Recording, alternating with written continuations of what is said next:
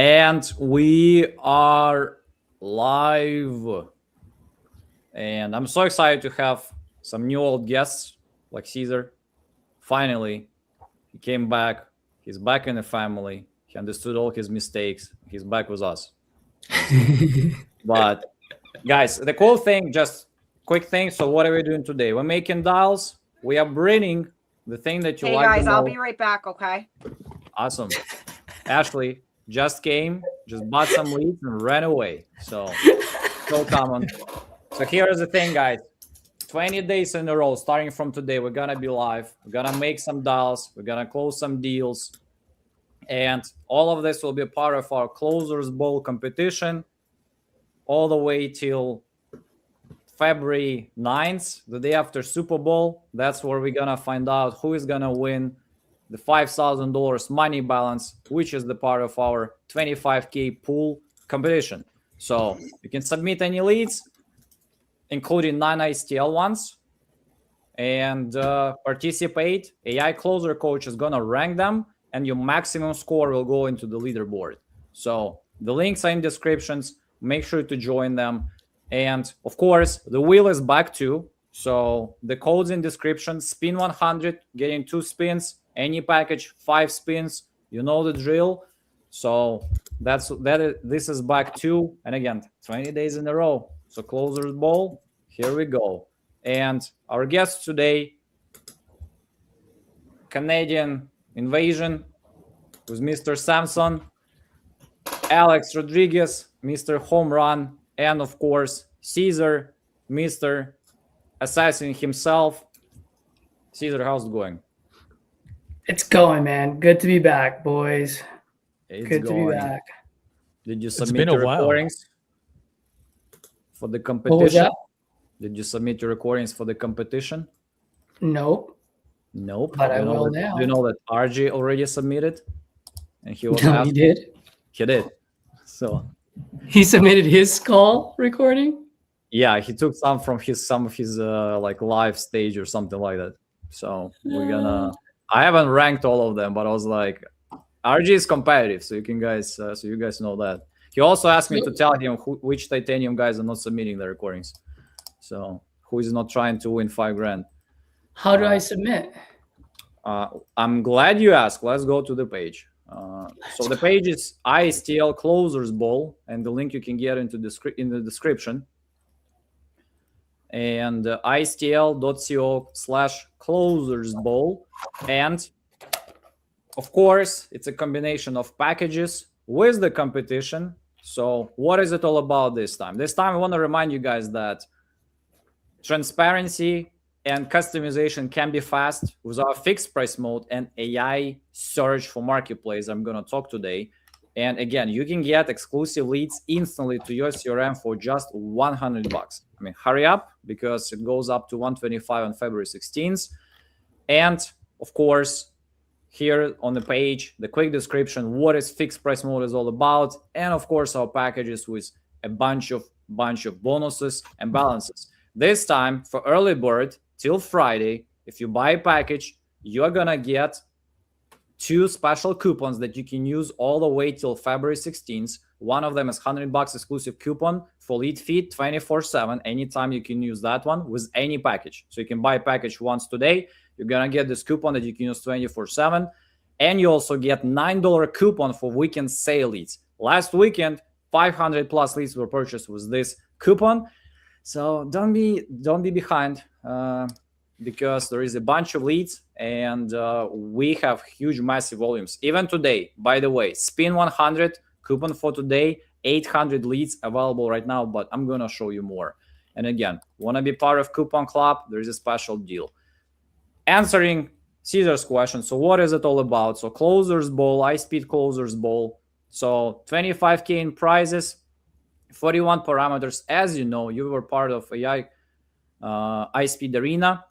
And the maximum score is 410 points. You just need to submit calls. Can be any calls. You can call on our competitors list. You can call on for sale by owner list. Like any sellers who you want, you can submit recordings. Recordings don't have to be like, special recording with your software. You can record from the computer, like I showed, like recorder online. So guys, don't be lazy. Online free, and you can find one. I'll even show you. Recorder online. Boom, online voice recorder. You can just gonna click allow, and you're gonna just save it, and after you can submit. You don't need to have a special software to do that. And again, any lead works. So how you do this? You click submission form, and here inside you have prizes, list of metrics. So if you wanna really play with that, and let me quickly show you the prizes. Again, 10 prizes. The top prize is $5,000 money balance. The top 2 prize is 2,500 lead pack, which is 5K value, and bunch of bonus balance, bunch of lead packs, and opportunity to join those lives where we're gonna give you some leads and you can submit those. How do we rank leads? List of all metrics with example on this spreadsheet as well. So it's 41 metrics, also with the explanation what it stands for and what is asking you to do, or how it ranks you. So 410 points is the max. Here is 2 additional things. Of course, we have iSpeedToLead. And again, we're gonna make it fair. So it will not make like that huge difference if you got closer, but it will make a difference in a close game. So if you bought iSpeedToLead lead, 25 points extra.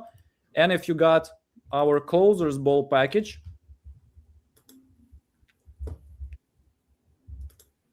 you're gonna get another 25 points with every submission. And here you're gonna get a total. You can submit any amount of times that you want, and we just gonna count your maximum score, not average, just maximum. So how to submit? Again, on this form, again, the winners are gonna be announced Monday, basically Super Bowl Monday, right after the Super Bowl, February 9th, 5 p.m. Eastern.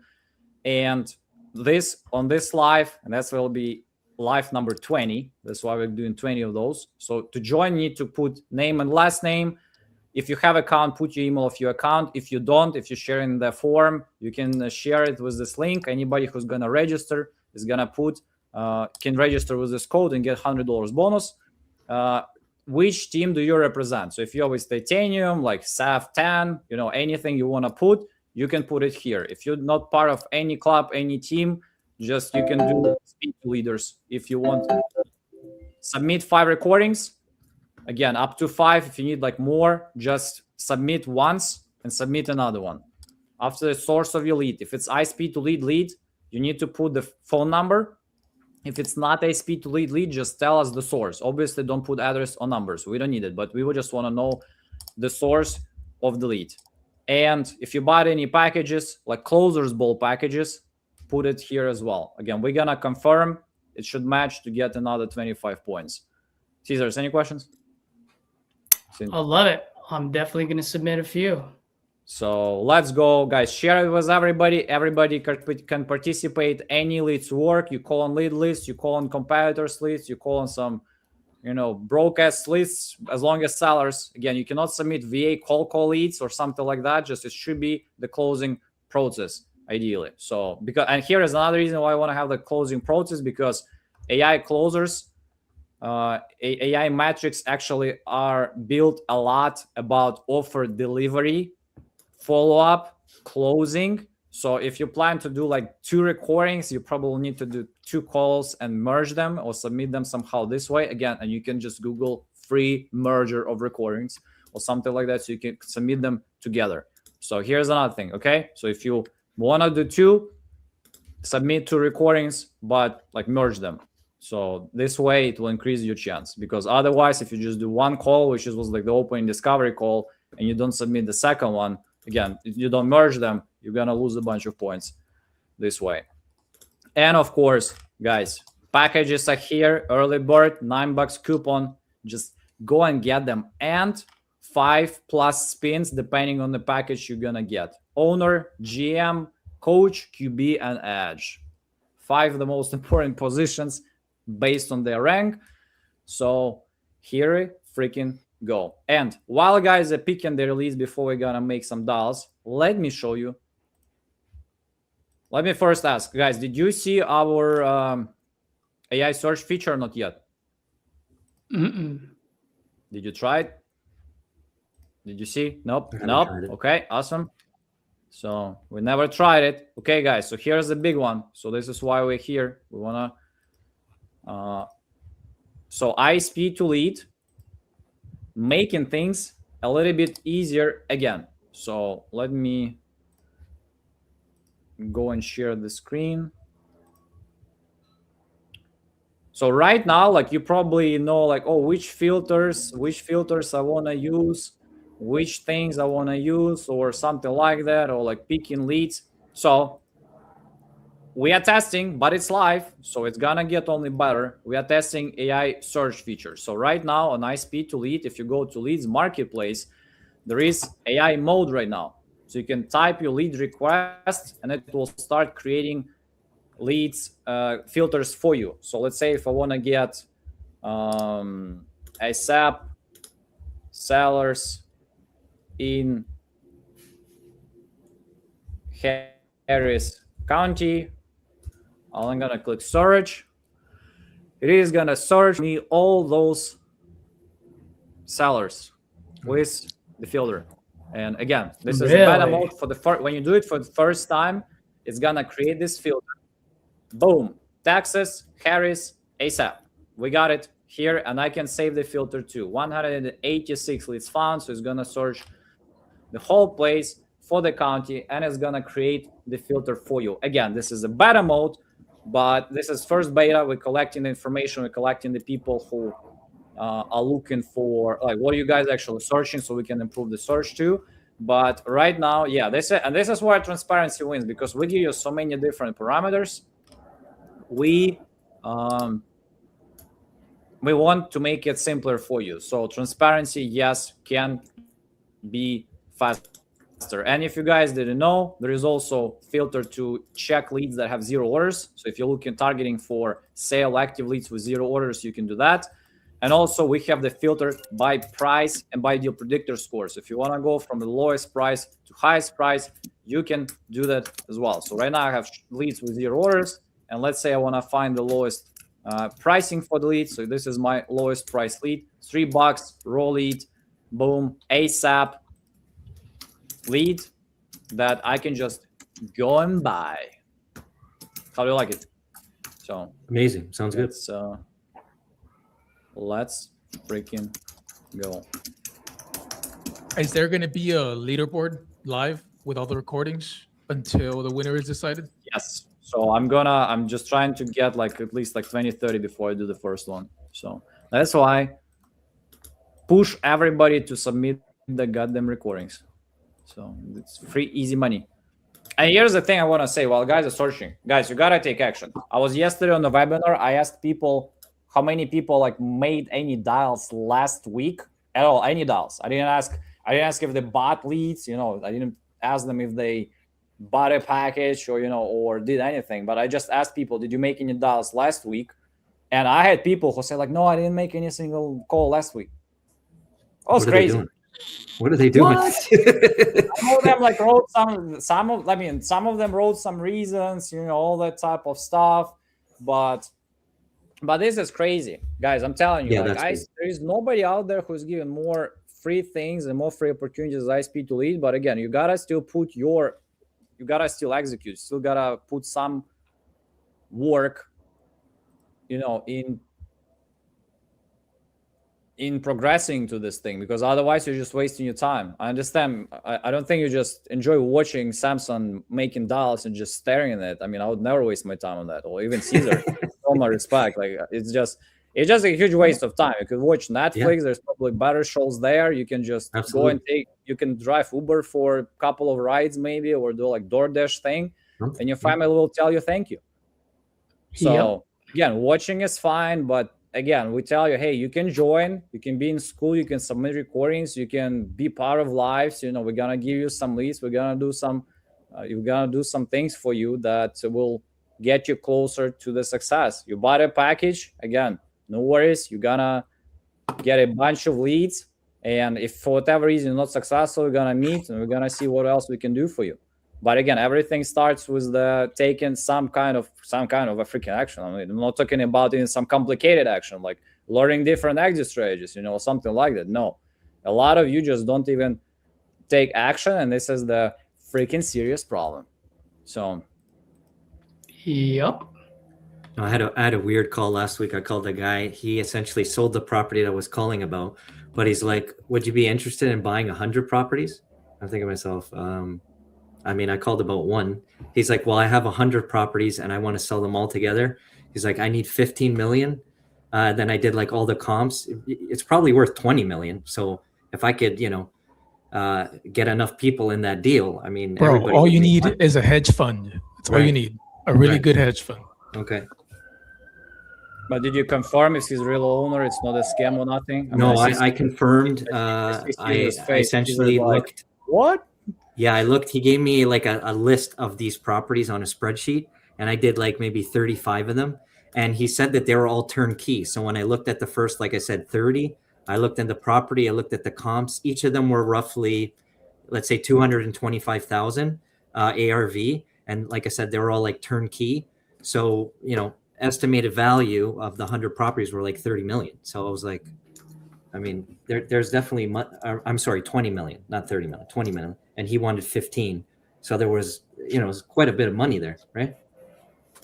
A hedge fund. I'm putting that in my notes. You shouldn't put in notes. You should drop out of this life and try to make this fucking deal work. That's what Yeah. I'm sure. Yeah. Where are these properties located? Oh, where is Robert? I'll tell you. Yeah, like, I will tell you. give him the information. Because I got Also- a good hedge fund Which- buying in Fort Which Worth. lead was that? So Go buy it right now.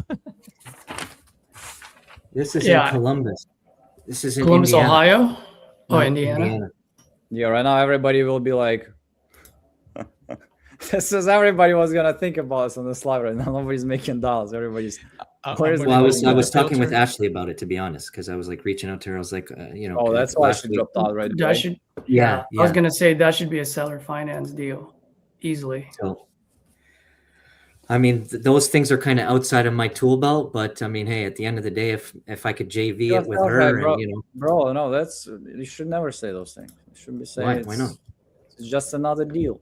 Under Yeah, the but I person. don't. Like I said, I would never even have thought of a hedge fund. Like, you know what I mean? It's like when he said You that guys to me, I'm like, see? yeah. I'm gonna go put Indiana on the filters and buy all the ones that have orders. Yeah, good. Well, hey, He said Columbus, but yeah, by Indiana. or you could partner with me, and I could give you all the information, and you know what I mean. We could split it. If it was Texas, bro, I would say let's bring it on. But I have no connections in Indiana. But I'm sure you Yeah. can find some in a bunch of the groups. I'm sure I could. Yeah. But here's the thing. Let me ask you that because I'm trying to be critical, but I also try to help out. Did you ask like GPT or Gemini or somebody like, hey, this is the situation, what I should do? Because hedge fund, yeah, that's where you should go first. I Like, kind of got this is- taken off guard, like, because it was so like a large portfolio of properties that when he had said it to me, he said that he had a few other people that kind of reached out to him about this one property that I'd called about. And when they essentially, when he brought up the terms of this 100 property deal, he had some interest, but obviously, they just say what they need to say to kind of, make the guy kind of feel like they're interested. But I took down all of his information. I reached out to him on an email. Like I said, he gave me a spreadsheet, and you know what I mean? I just wanted to at least have the contact in my back pocket in case, like I said, yeah. And this is huge, and this is huge props to you, by the way, because this is what we discussed. You remember some people, guys, whoever was watching this, like Samson made a follow-up call on one of our leads too, and he did like a lot of like research, and he called back lady, and he kind of explained a lot. And most people are like, why in the hell you spend all this time? Yeah, this is where like when we talk about bigger deals, you're not gonna just say, "Oh, here is a contract. Let's just sign it," and I'm investor. Okay, so this is Yeah, where but what it's I did, Yuri, you told me I had followed up with that lady that you had said, and I actually sent her a contract, and I said, it's a 48-hour kind of window, and then she wanted more than what my contract had essentially entailed. So then again, I was speaking with I forget the guy's individual. He was in our last group meeting here. And he did a novation agreement with his seller recently. It was on the board there. And I've never done a novation agreement. So I was picking Ashley's brain on it. And she was essentially telling me the process. And I think maybe that this one would be a potential novation deal. Essentially, the property, in my opinion, doesn't need too much rehab. But when I did my my spreadsheets, it like gave me a double rehab costs. So obviously my MAO on my spreadsheet is quite lower than probably, in my opinion, what I think I could get for that property. So I'm going to revisit that call, if not tomorrow, because I was kind of, like I said, reaching out to her again earlier today, and the numbers, she wanted maybe like 20 or 30,000 more. But if I give her what she wants, and then again, I do all the extra works to kind of just sell the property myself, I think there's a good deal there. So I'm going to do a little bit more understanding on the process of doing a novation agreement. And then, because again, the only way you kind of learn things is kind of on the job. So I'm going to do it kind of and learn, as I, fulfill that contract. So that's kind of where I'm at with that one that you told me that I should at least send a contract. And so at least looks like, I'm serious, right? I mean, at the end of the day, people look at it like, okay, this guy's serious, rather than, oh, these people are just throwing numbers out there and, they don't get a contract. Again, at the end of the day, it's going to be your decision if you want to sign the contract or not, right? So good job. And again, that's what we talked. It's just sales process. You worked in sales, plenty of things. Hey, we always try to progress, and we always try to create some sense of urgency. So just, simple as that. But I wanted just to acknowledge, here's one of the things, right? So, and Samson, that's actually really good, like exaggerated case. But this is what I talk about, like being always ready, having scripts ready, having things ready, because you'll go on the street calling like 10 leads and they suck. And here's what's gonna happen. 11th one is gonna be good. And you know who's gonna suck? You. So you want to avoid this, because again, we are not talking about closing every lead. We are talking about converting the right amount of leads and getting the positive ROI out of your investments. And the issue is that, especially when you're new, you like calling lead. And again, that's why I hope everybody can appreciate that Yurii always tells that you're not gonna close every lead. Okay, not every lead's gonna be closable. That's why we have refund policy. That's why we try to filter things. And still, not every lead is gonna be a deal. But the biggest issue, and that's why I want to have some scripts and structure and be in the right mindset, because you might call 7 leads and they all suck. And the 8th one, maybe you're already frustrated. Or maybe 8th one, this is where somebody gets you distracted. Or maybe you argued with your wife early in the morning and you started calling, and this is the right opportunity, and you're just gonna mess it up.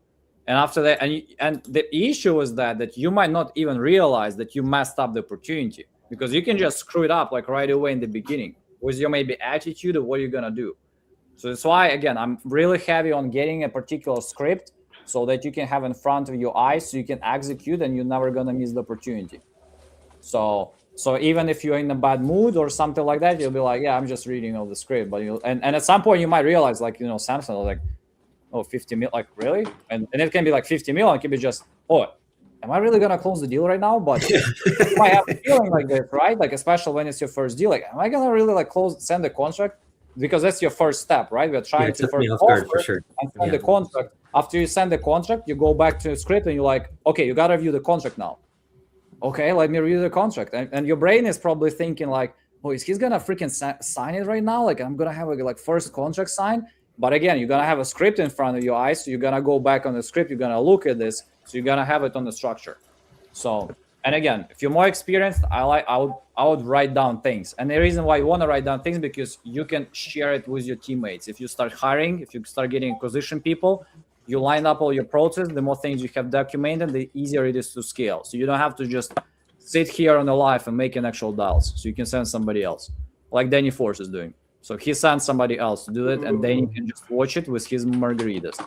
So that, and just did I miss anything? Yeah, 50. We were talking that about 50 million deal for Samsung. No, 15. I think, Ashley, I was texting you about it. Remember that I reached out to this guy for a property, and he had sold the property that I reached out for, but he told me he had a portfolio he wanted to get rid of 100 properties, and he evaluated it at 15 million. And I told you I was going to kind of do the comps on some of the properties, right? So he gave me a spreadsheet of these 100 properties, and I did about 15 or 20 properties, and he told me that they're all turnkey. right? Okay. So on the first, like I said, 20 properties that I did comps on, the averages was above 200, so like around 220. And then again, when I did the assessment, I equated it's probably a $20 million portfolio, and he's trying to get rid of it for 15 million. 50 or 15? 1.5. So that's a deal. Right, but again, how do I do that? How do I do that? It's 100 properties. He wants to get rid of them all together. It's in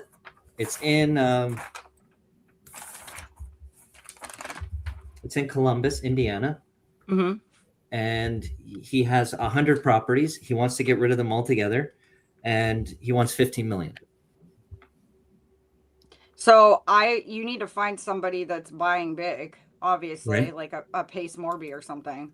Right. Okay. That's what I would do. I would start reaching out to people who have deep pockets. I like it. Okay. Yeah, Pace has that. He doesn't have deep pocket. Yeah, Pace does what you do, no? Creative financing, right? That's his big thing. Sub 2. Yeah. So now, is this guy want cash, or is he open to creative? It's a great question. Like I said, once he started talking about 15 million, he kind of scared me a little bit, right? But I was like, okay, let me at least take your information. He, I forget where he was vacationing, but he was on vacation, and I had to call him 4 times because every 2 minutes the phone would disconnect, and he's like, every time I called him back, he's like, oh, how it works out here is every time you call, you get cut off sooner. So like the second call was like a minute, it got cut off. Third call was like 45 seconds, it got cut off. So I just texted him, and I had a little bit of a text communication where I was just like, okay, if you could send me your email address and I'll reach out to you on an email so I could at least get some of the properties that you'd want to sell. I sent him my email. He sent me an email of the spreadsheet of his properties, and he had said they're all turnkey. He's like, they're all completely renovated. Da, da, da, da. I said, okay. So I just started going through like some of the comps from the beginning, and I did probably 20. I didn't want to do all 100. But on an average, they were about 200K ARV. So when I did the numbers, it was roughly 20 million. Hey, Samson, I'm assuming these properties are rented out right now? Yes, he said they were. So you want to make sure you get all the rentals, all the numbers that he pays rentally. The P&Ls. Whoever's going to buy this, they're going to need all of that. Okay. They're going to want probably a 12-month or 24-month rent roll. Pretty much the P&L, because what you're doing is you're buying a business at this point. Okay. So you're going to need that. Just FYI.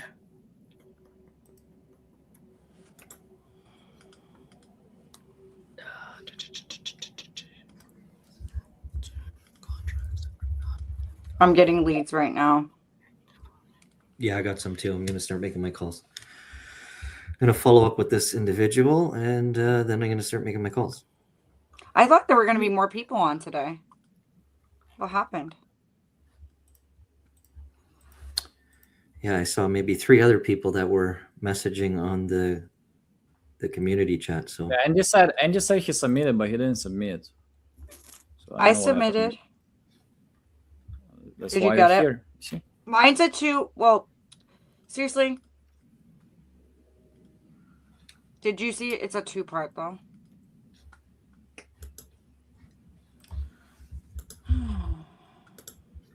Two-part call. I'm pretty sure I locked it up on the first call, but the second call was. I can rank those two. But here's, I was just telling to people, if you guys do like 2-call close thing, I suggest to go and merge them before you submit them. So because I'm not going to do it for you. So, but if it's like 2-call close, like, hey, let me. But that's why I wrote in my thing that I honestly, especially was like the biggest issue of second call is that you just sometimes you cannot get a hold of the seller again. So I'll be at least giving some offer where you're leaning towards to. I understand not being confident in the numbers, but I would always get some feel for, you know, hey, I'm leaning towards this number. How does it sound? Getting some objections, blah, blah. Hey, maybe you lock it. But again, maybe they get resistant. You're like, okay, I thank you for sharing. Play with objections and say, let me talk to my partner. Let me go over the numbers and let me call you back or something. And do second call. Even if you do calls. Like this is how I kind of prefer it. This will be better for AI too.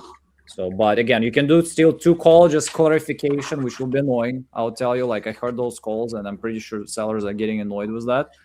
But if you really want to do like, oh, let me just get information and get back to you from my like super ass underwriting team or something, so you need to take those both calls and merge them and submit it as one recording. Hey, Yuri, can I have an MLS coupon? Yeah. Like MLS 99 or something. MLS 100 off 100. 100%. I don't know off. actually to do 100 coupon. I know, I'm joking. MLS free. Ashley free. Coupon works on everything. You get free leads here sitting. Come on.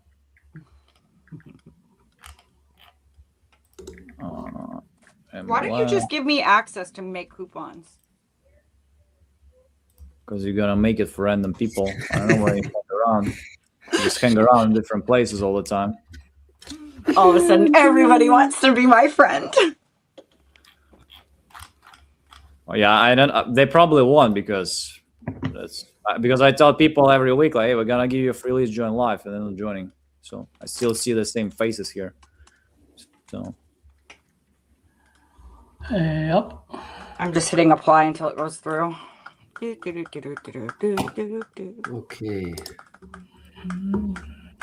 Start making these calls. Hurry up.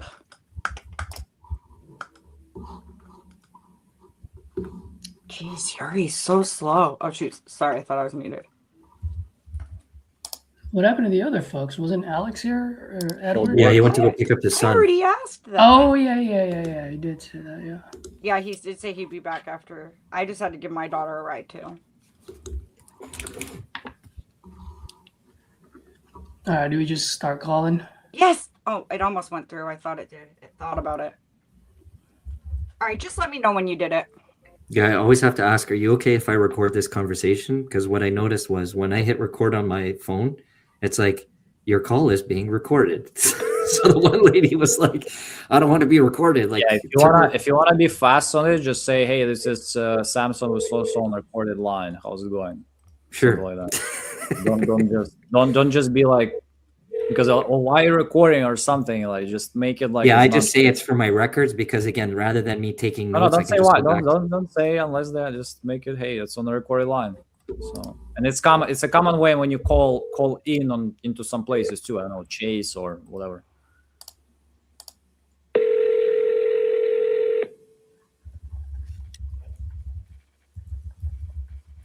Ashley, did you see there is the AI source? Hey, is Mr. Boyd?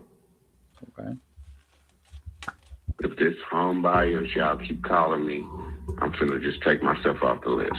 Oh, man. This is my first time calling you, to be honest. I already gave them, I told them my brother was in the hospital, we're doing stuff, and nobody's listening. Y'all ain't putting notes in the system or anything. Sir, this is... You guys call me.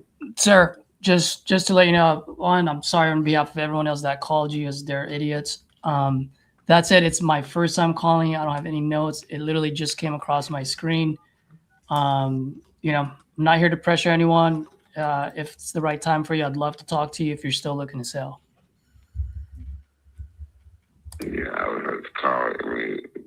I told you guys call me Friday after 2. All right, I'll call you on Friday after 2. All right, remember me. My name is Caesar. Caesar, got it. All right, you have a good one, man.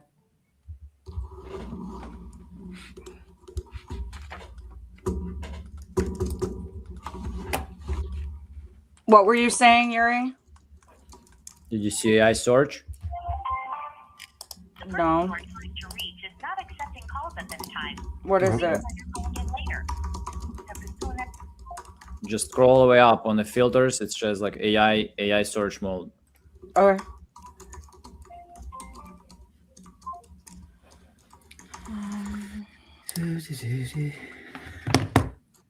Not accepting calls at this time.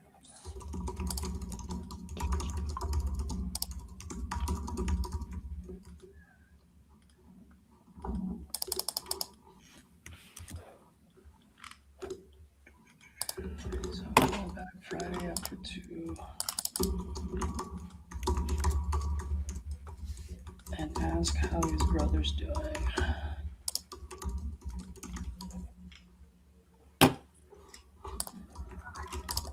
What? Come here. Come here. Perhaps getting a surgery. Alright, that's good enough notes for me.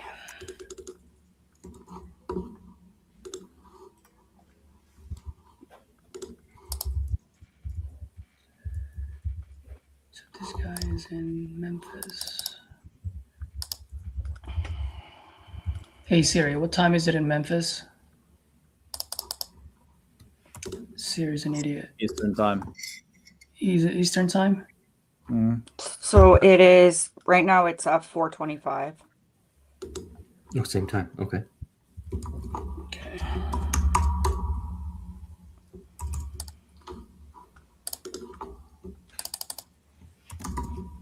Oh, I'm so sick of the cold. Maybe not. Hold on.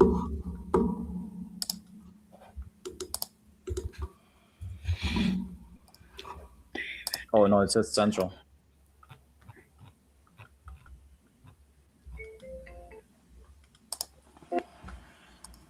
Oh, Tennessee has 2 different time zones. I didn't know that.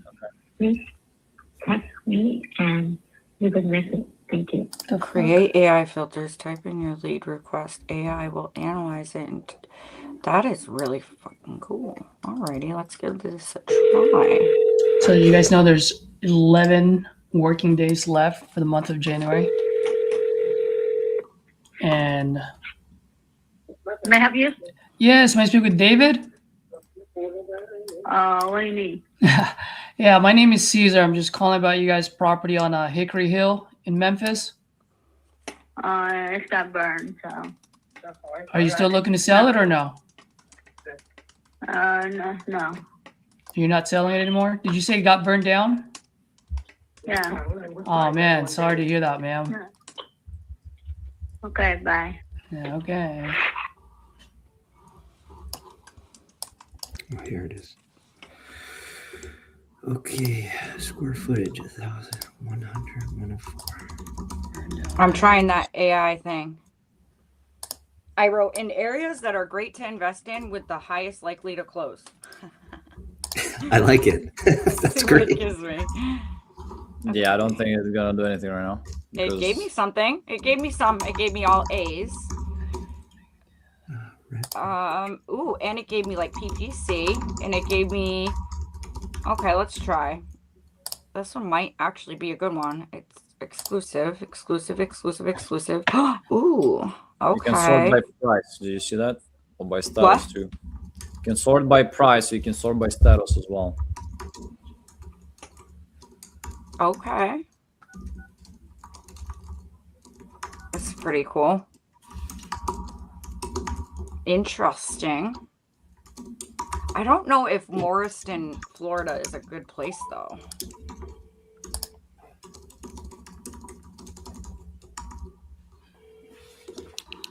Hello. Hello, this is Rodney Bird. It's not available. Please leave your message after the tone. After you have finished your message, just hang up. Or to hear more options, please press 1. Hey, Rodney, my name's Samson. I'm actually reaching out to see if you're still interested in selling the property 53 Bird Avenue.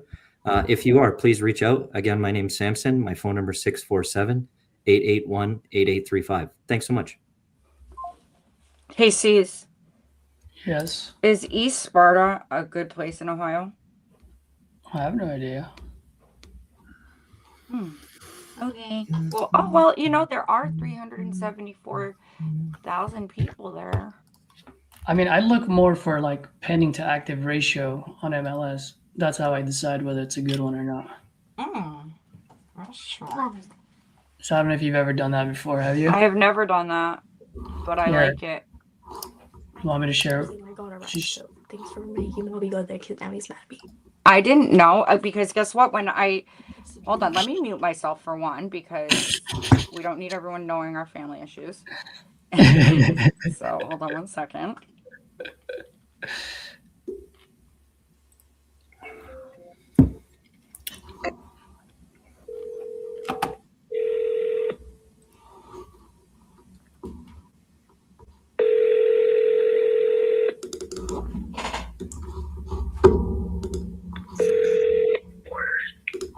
Hello. Hello, am I speaking with Ed? Yeah. Hey, Ed, good afternoon. My name is Caesar. Just calling about your property on South Columbus out in Beverly Hills. Yeah. Are you by any chance still looking to sell that property?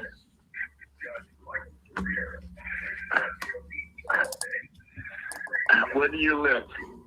I'm actually pretty close to Beverly Hills, California. But I do buy quite a bit out in Ocala and other parts of Florida, like St. Pete's and all that. Just pretty much buy all over. Yeah. Well,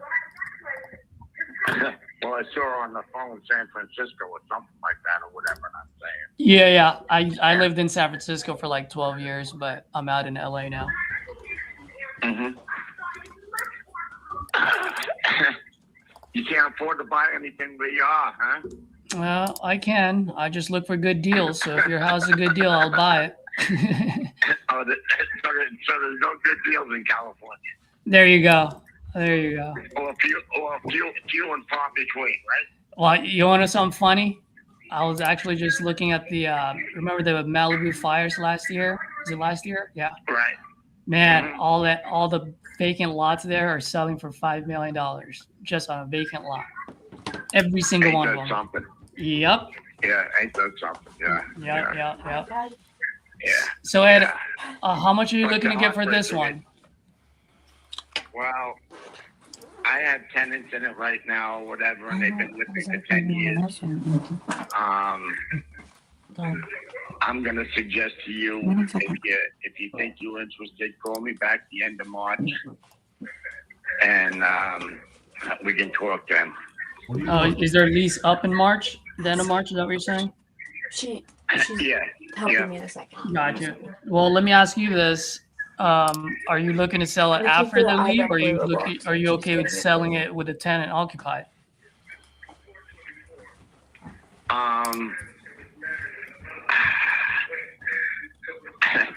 I don't really want to sell it. My wife wants to. I don't know. I really, the house is up for sale, I guess, but I don't know. It's been up for sale for the last year or whatever, but the tenant told me that they wanted to buy it. So they went to the bank to get a mortgage, and their credit isn't that good. So I've been giving them time or whatever to try to straighten out their credit. And I'm more or less getting fed up with them too or whatever. So I gave myself to the end of March or whatever, and then I would really, figure out what I'm going to do with it. Yeah. So if I'm hearing you correctly, and I just want to make sure I understand you, Yep. You're waiting till the end of March to give your tenants a chance to buy it from you? Right. Is that what I'm hearing? Exactly. Okay. And then once you know that they're no longer buying it, then well, like I say, they've been trying to get a mortgage for almost a year now. Yeah, how long do I wait? How bad is your credit that you can't, or how many bills do you have that you have to pay off before the bank will even talk to you? Mm-hmm. I have no idea. All I know is they're good tenants. They pay every month, and they're just working class people or whatever. So I hate like hell just to throw them out. Yeah, I got you. Sell a house out from under them. Well, Ed, why don't you become the bank for them? That would be a pretty good cash flow for you. Well, I own 7 properties, and like I say, I'm going to say something that nobody ever says. I don't need any more money than what I have. I don't want any more money than what I have. I have enough. I know it sounds crazy, but that's just the way I am. Well, why don't you sell it to me so I can sell it to them, and I'll be the bank. I'm just saying, man. Yeah. We can. No. I understand what you're saying, and I'm even okay with that. But in my mind or in my heart, I told them, and I told myself at the end of March. So Yeah. Well, I mean, I'm not here to pressure you, my friend. So yeah, we can definitely talk at the end of March. But just to let you know, like I said, I don't mind. I mean, I don't mind buying it off you and then just selling it right off to them on the same day of closing. you know, And I'll be the bank. like I say, Huh? and give me a call back at the end of March. So. All right. You sure you're not going to sell it from anyone else, right? No. All right. I had 4 people call on it yesterday. All right, Ed. And I told them the same thing. Well, Ed, if you don't mind, man, right, if you don't mind, I'll just send you a text once a month just to say hello. You don't even have to respond back. I just want you to remember me and see my face and my name so that at the end of March, you know who to talk to. Fair enough. I thank you for that. All right, brother. You be good. Yeah. Okay, Bye-bye. bye.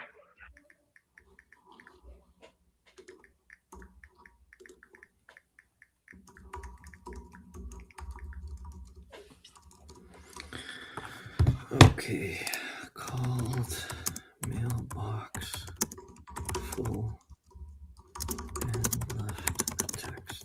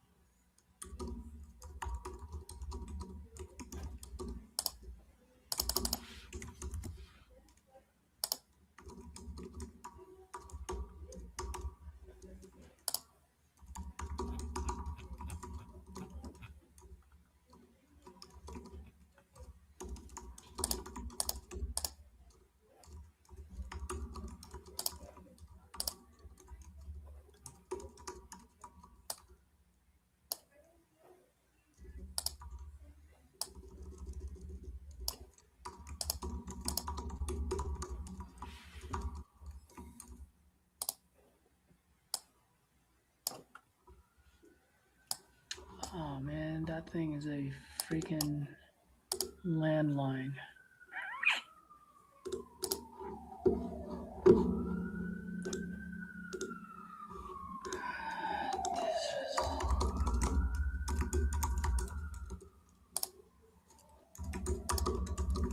Dude, this is almost like one of my deals last year. It was the same scenario. It was like, call me back. And I did not end up closing it until 7 months later. And it started at 40,000 and we ended up buying it at 5,000. It was crazy. On a seller finance too.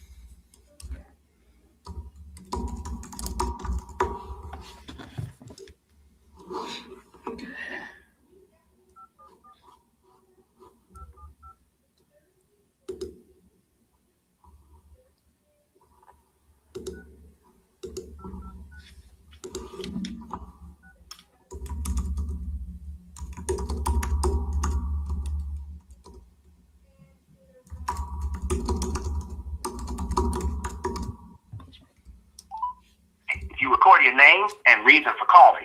I'll see if this person is available. Samson Fergoso, in regards to a potential sale of 1121 North Olive Street.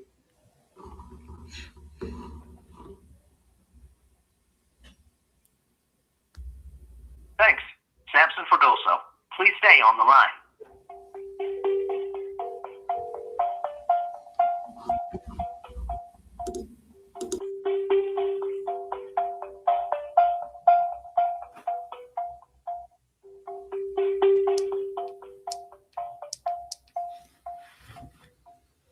Hey, Robert. Good afternoon, man. My name is Caesar. I'm just calling about your property on Southwest 5th Street Would like to leave an additional message. out in Ocala. Hi, this message is sorry? from Mr. Clark.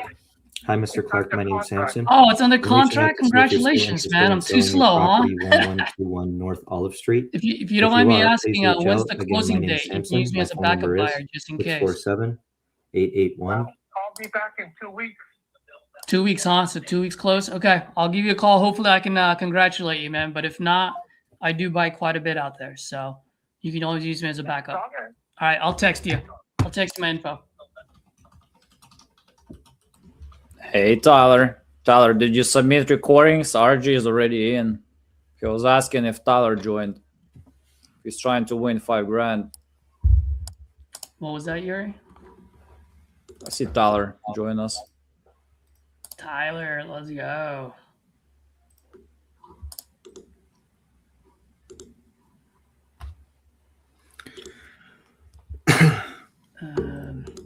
Under contract, Yuri. Is that a refund?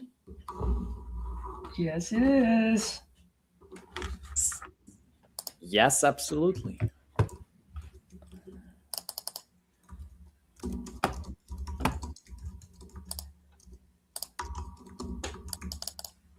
But I'm touching base in 2 weeks, baby. Because most likely that deal is not going to go through. Calling that guy on Monday.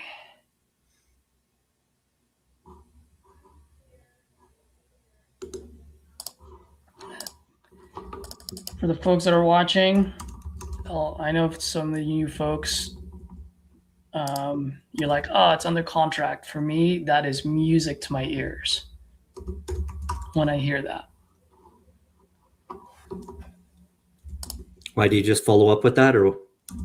Yep, because most likely it's not going to close because most people don't know how to comp and they overpriced it, and most people don't know how to renegotiate. So the chances of that coming across the finish line is pretty slim. Really? Okay. Oh, 100%. Because I had a few calls where the guy's like, it's currently under contract. And I was like, okay, crossed it off my list. But no, you always ask when's the closing date. Okay. You always ask when's the close. So if someone says, oh, it's already sold, congratulate them, kind of like what I did. And then just say, hey, by the way, just curious, is it under contract or is it close and funded? Well, what was the second part? Is it under contract or close and funded? Oh, okay. Right? Because if it's closed and funded, then you're dead, right?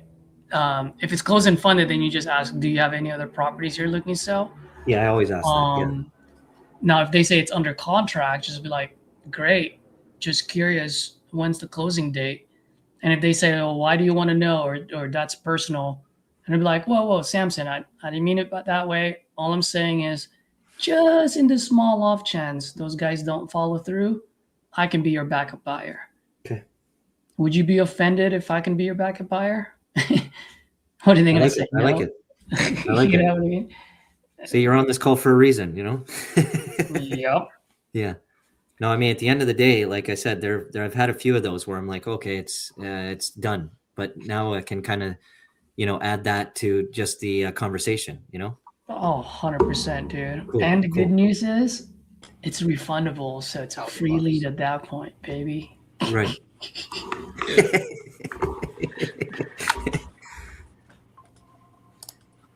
Yup. Okay, Eric. Let's see what's going on with you.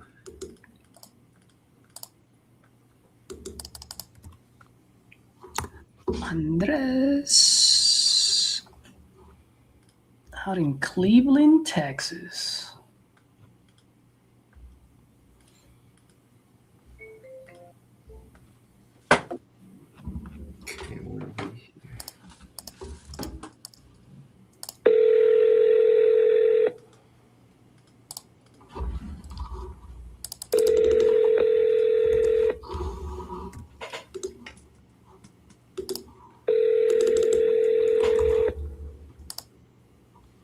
llamada se reenvió al buzón de voz. La persona con la que intentas comunicar.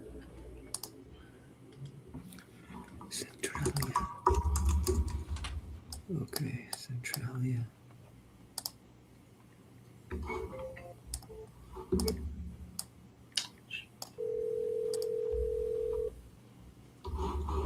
Hello? Hello, is it Andres?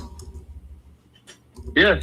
Andres, good afternoon. My name is Caesar. Just calling about your property out in Cleveland, Road 5262. Are you still looking to sell that property? Yes, sir. Oh man, I'm glad I called. How much you looking to get for it? Yeah, I took the G45 right now at this moment. How much? 45? 45, huh? Okay. Yeah. Can you tell me what you got going on over there while I look this up? The what, sir? Oh, can you tell me a little bit what you got going on over there while I look this up? Yeah. Baby? Hey, can you call me a little, like, around 7? You can talk to my wife. My wife is better to hear the property and sell it right now. Okay, around 7 p.m. What's your wife's name? Yeah. What? I was asking what's your wife's name, so when I call, I know to say hello to her. Francisca. Francisca? Yeah. You can call me at 7. Yeah, 7. I'm here. Okay, I'll call you around 7 p.m., man. All right. All right, bye.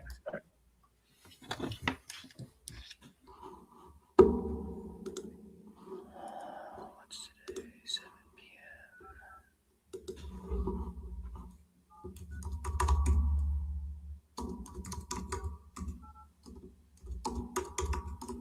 Francesca.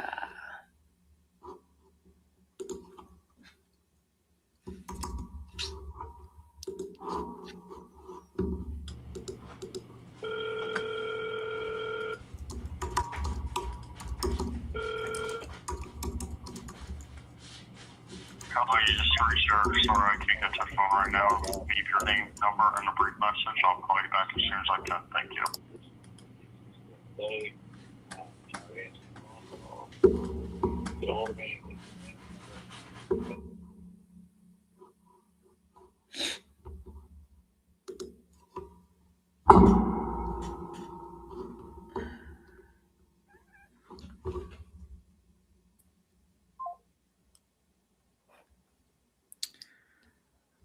Okay.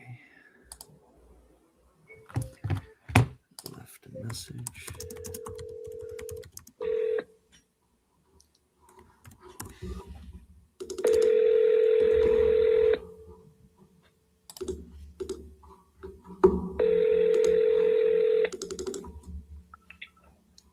Hello. Hey, is this Joe? Yeah. Joe, good afternoon. My name is Caesar. Just calling about your property on Wilcox out in Springfield. I think you might have spoken with one of my guys. Well, not one of my referral partners, maybe a day or two ago. Are you still looking to sell this property? Yeah. Oh, you are? Okay, great, man. I'm glad I called. How much you looking to get for this?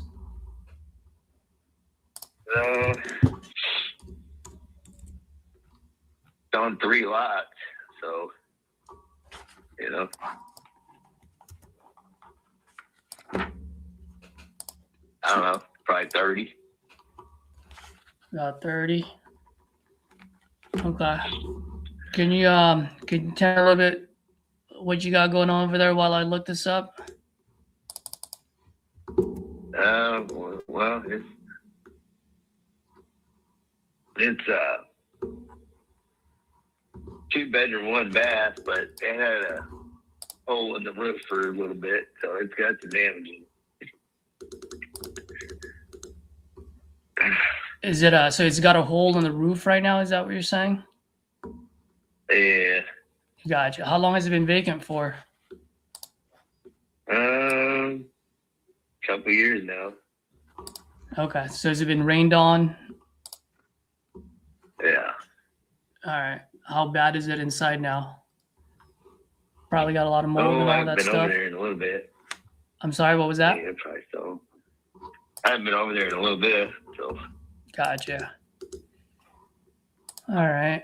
I'm just looking at the market right now. But if you don't mind me asking, man, what got you looking to sell versus fixing it up? I got another home and another piece of property I want to consolidate, get rid of that one, and build out there in Girard and Gotcha. You getting rid of your ugliest one, huh? Is that what you're saying? Yeah. I gotcha. And you say you have some projects you're working on. Is that what you're saying? Oh yeah. Got it. All right. Well, I mean, sounds like you're an investor, man, and I'm an investor too. So, I want to make sure that you cash out. At the same time, I got to make sure that, it's got enough meat on the bone for me. Yeah. So you said there's 3 lots. Like, what's the total acreage on that one? It's just about an acre. So those 3 lots are about 1 acre total. Is that what you're saying? Yeah. Okay. Yeah, so it's essentially you can put 3 trailers on there if you want. Okay. And then the house that you have on there, is that an actual house or is that a manufactured home on it? No, it's a house. Mm-hmm. Okay. How much do you think it's going to cost me to build this and get it rent ready? Well, I'd say if you wanted to keep the cabinets inside, the appliances, and the double vanity sink and stuff like that, I mean, it was, I would say if you spent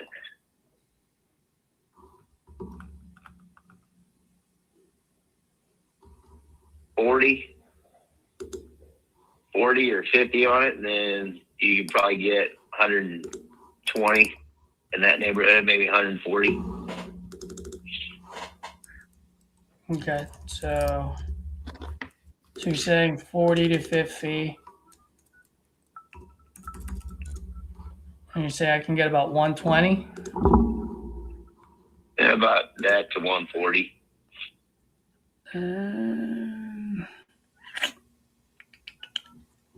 All right. Were you able to like see those comps? Is that how you came up with that number, or are you just kind of guessing at this point? No, I remodeled that whole house at one time, and yeah, I've done my fair share of remodeling and all right stuff like that. So I got a rough estimate of what, Yeah. All right. I'll believe you. So 120. And then you say about 40 to 50. 5133283. Looking for? I mean, is what needs to be done? Yeah, I'd say. So a couple of things that I just look at, man. So let's say the ARV, right? Which is what you're saying, so about 120. Let's assume that for a second. When I hear 40 to 50, and you know this, you've remodeled homes before. $10,000 to $15,000 easily evaporates. So when I hear 40 to 50, I'm really looking at probably anywhere from, 55 to 65. You know what I mean? Just to give myself a little bit of cushion, just in case something else comes up. Yep. Right? That's pretty fair. Yeah, for sure. Only thing is, if I buy this off of you for 25, put in 65, and then sell it for 120 after paying all my closing costs plus any holding costs I gotta do, my all-in number would be. And that would be all on you. Well, I understand, but I mean, just like if I were to sell you one of my properties, I got to make sure you got to eat too, right? Yeah, man. Yeah. So I mean, do you have any wiggle room with that number? Like, how'd you come up with a 30,000?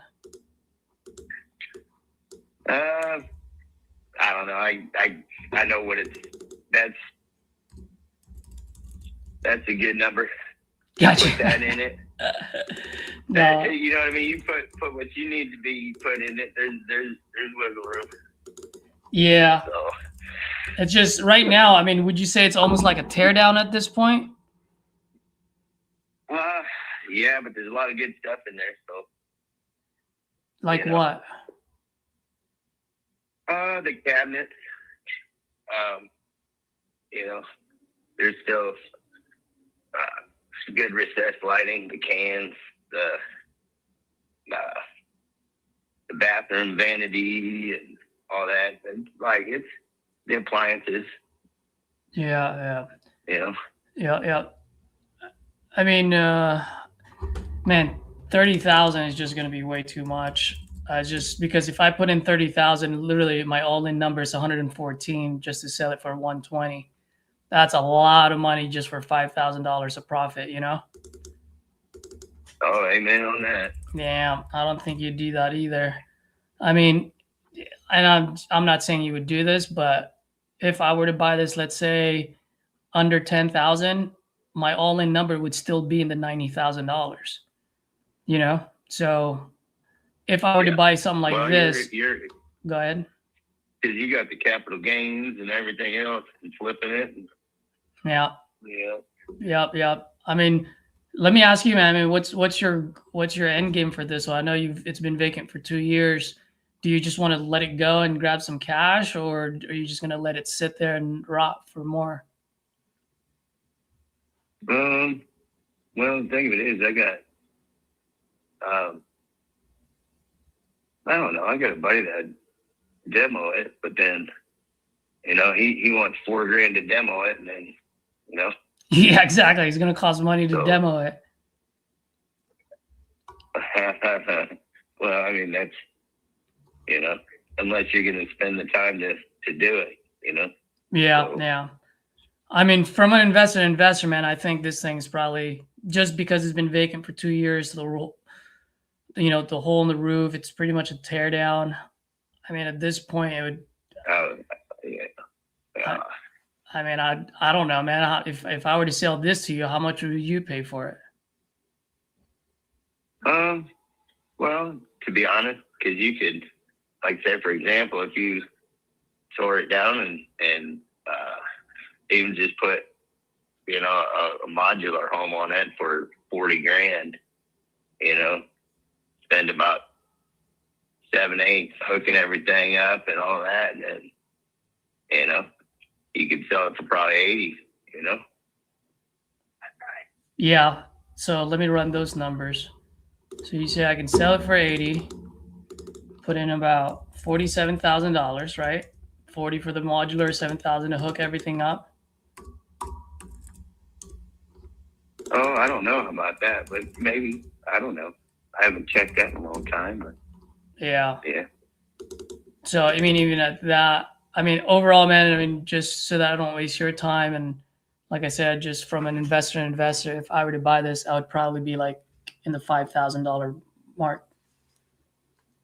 Yeah, that wouldn't even be. Yeah, that's pretty much all profit for you, you know. Not all profit, but I mean, you're taking all the profit on it. Well, I'll tell you this: if I buy it at 5,000, I still got to put in 65. You know, anywhere from $40,000 to $65,000, and just to profit 30. And then the other one, if I do it the other way, with the modular, I'm still only like at 13. You know, but I'm the one that's picking up the hammer. You know what I mean? So. Yeah. Well, there you go. Yeah. All right. Well, let me ask you: do you have any other? That's what it is. You have any other houses you're looking to sell? No. No, not right at the moment. Gotcha. Well, let me ask you, man, because I mean, obviously that 30 is just, you throw a number out there, and obviously 5 is too low for you. What's a good number in between that's still going to put a smile on your face?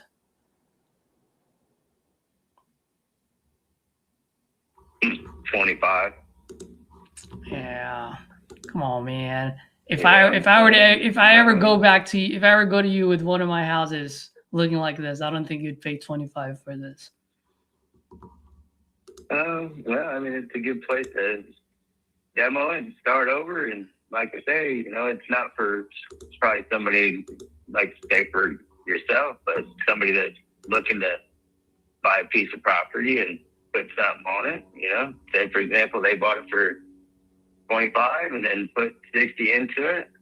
They just got 25, 30 in equity. I don't know how that math works, but it's more like 10% equity. But just to let you know, there is a piece of land that sold near you for 25,000. It's 1 acre, and so even that one just tells me a 1 acre land is worth $25,000. And if I buy land at retail price, then that makes me a spender, not an investor. You know. So even then, I'm still going to need this at 30, 40 cents on a dollar, which still lands me around that price point. Yeah. All right, Joe. Well, it was a pleasure talking to you, brother. No worries, my friend. Absolutely. Yeah. No worries. Yep. Right. You have a good one. Bye.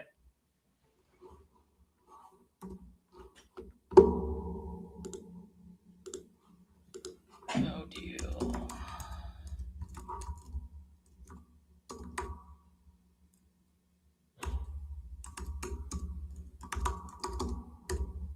Shit's worth 5K.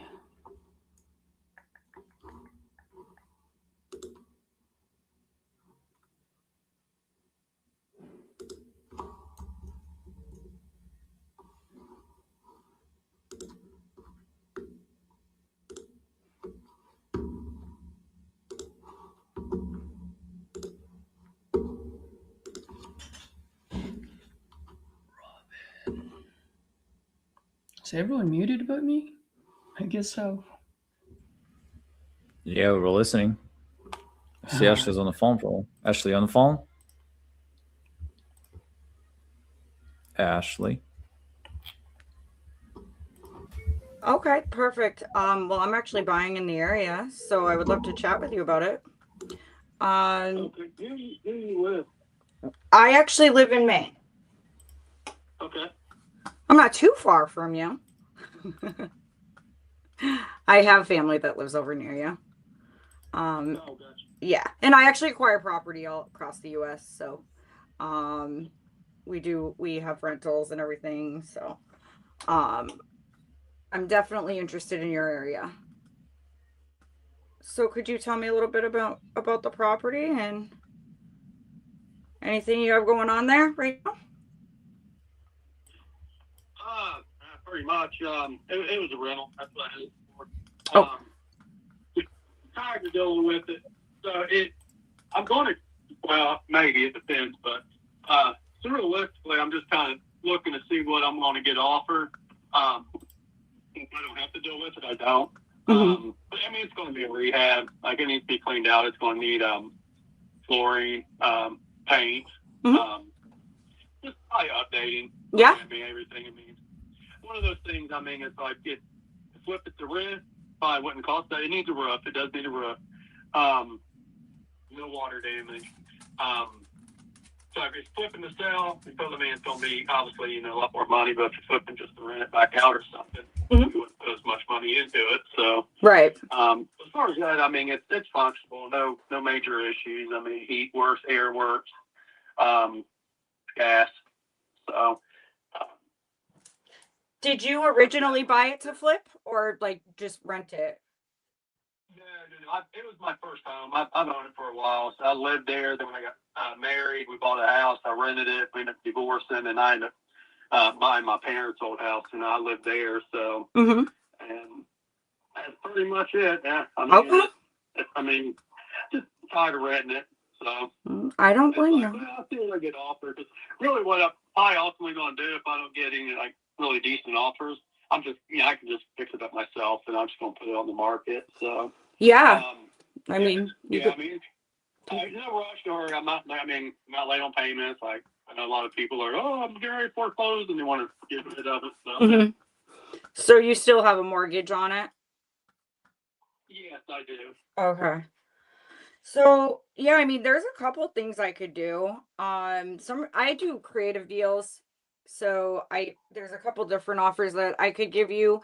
It just really depends on what you want to do. It doesn't sound like you're, in a hurry, from what you're saying. But if you wanted to get it done fast, a cash offer would be the best way to get it to the finish line the quickest.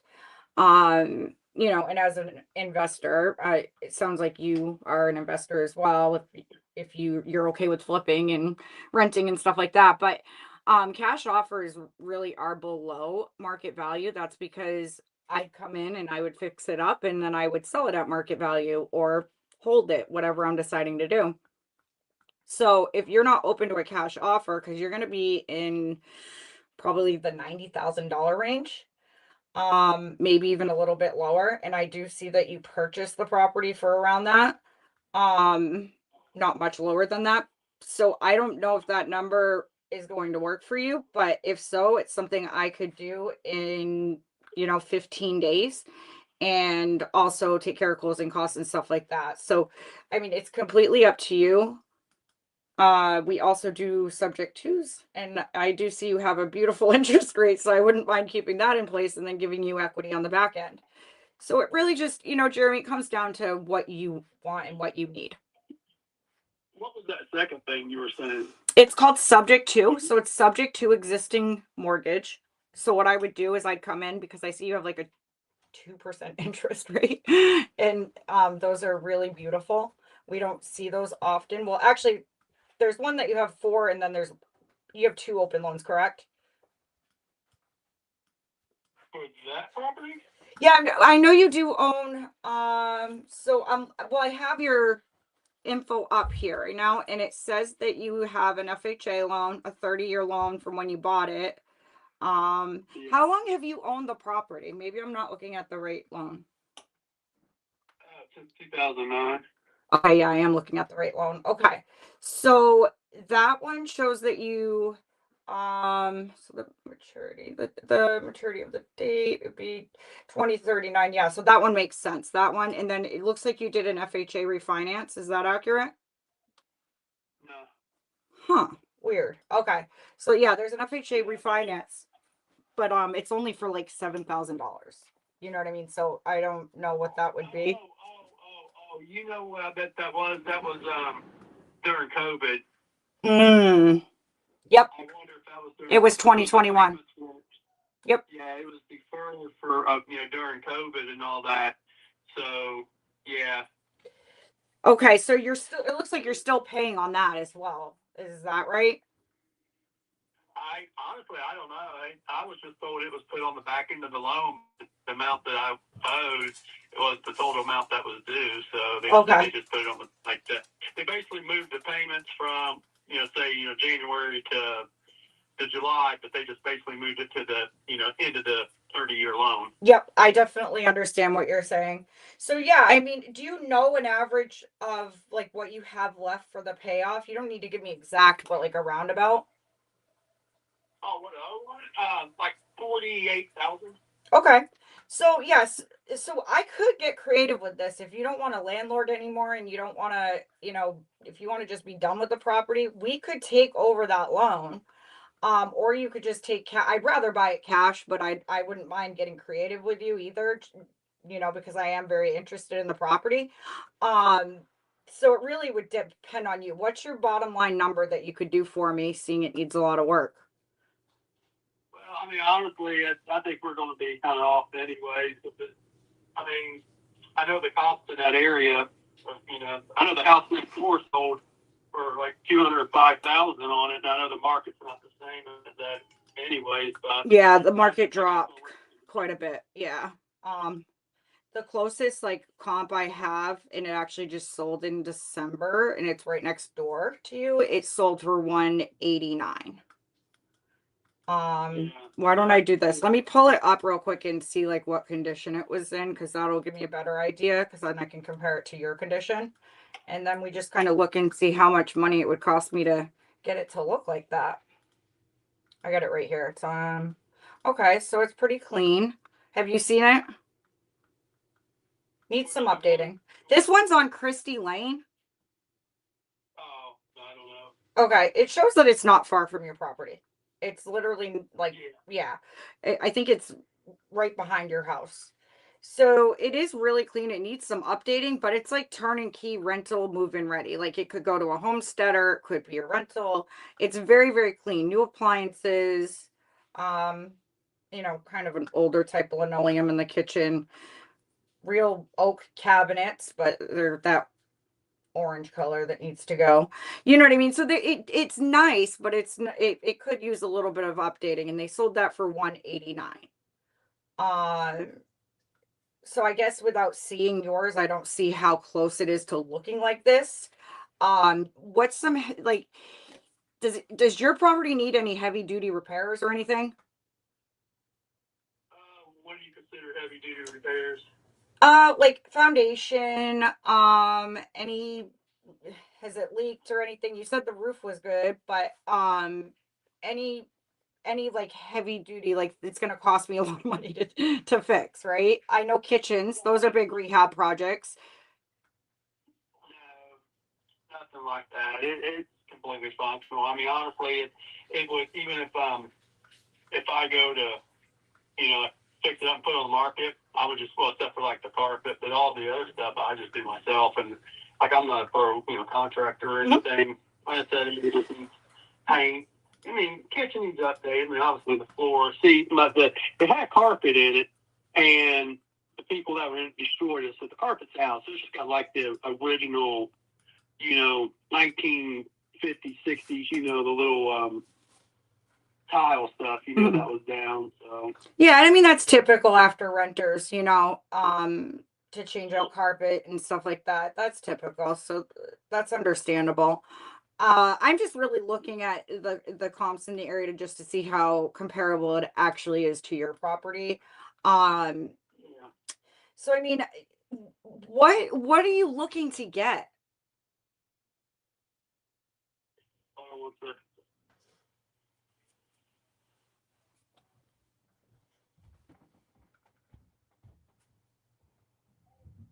So it's not even really going to be worth even pitching anything creative at this point. He did tell me to hold on. Hold on a second, I'm sorry. No problem. Take your time. Yeah, it's not going to be worth pitching creative. He only has 40K left on the loan.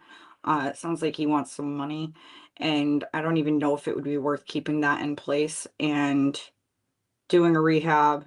If he wants too much, it's not going to work because, I mean, the comps aren't going that high in the area, you guys. And I think even 90K was too high. I was trying to anchor him, and then that would have... No problem. So what number are you looking to get? Well, as much as possible. Well, yeah, we all want as much as possible, but let's think, if you have an investor come in, investors need to make money, investor to investor, like what's the best you could do for me where I could come in and flip the place and make something on it, right? Like, if I have to sink $50,000 in it to bring rehabs up, is it worth it? Yeah, I mean, ideally in my mind, I was wanting to try to get 130.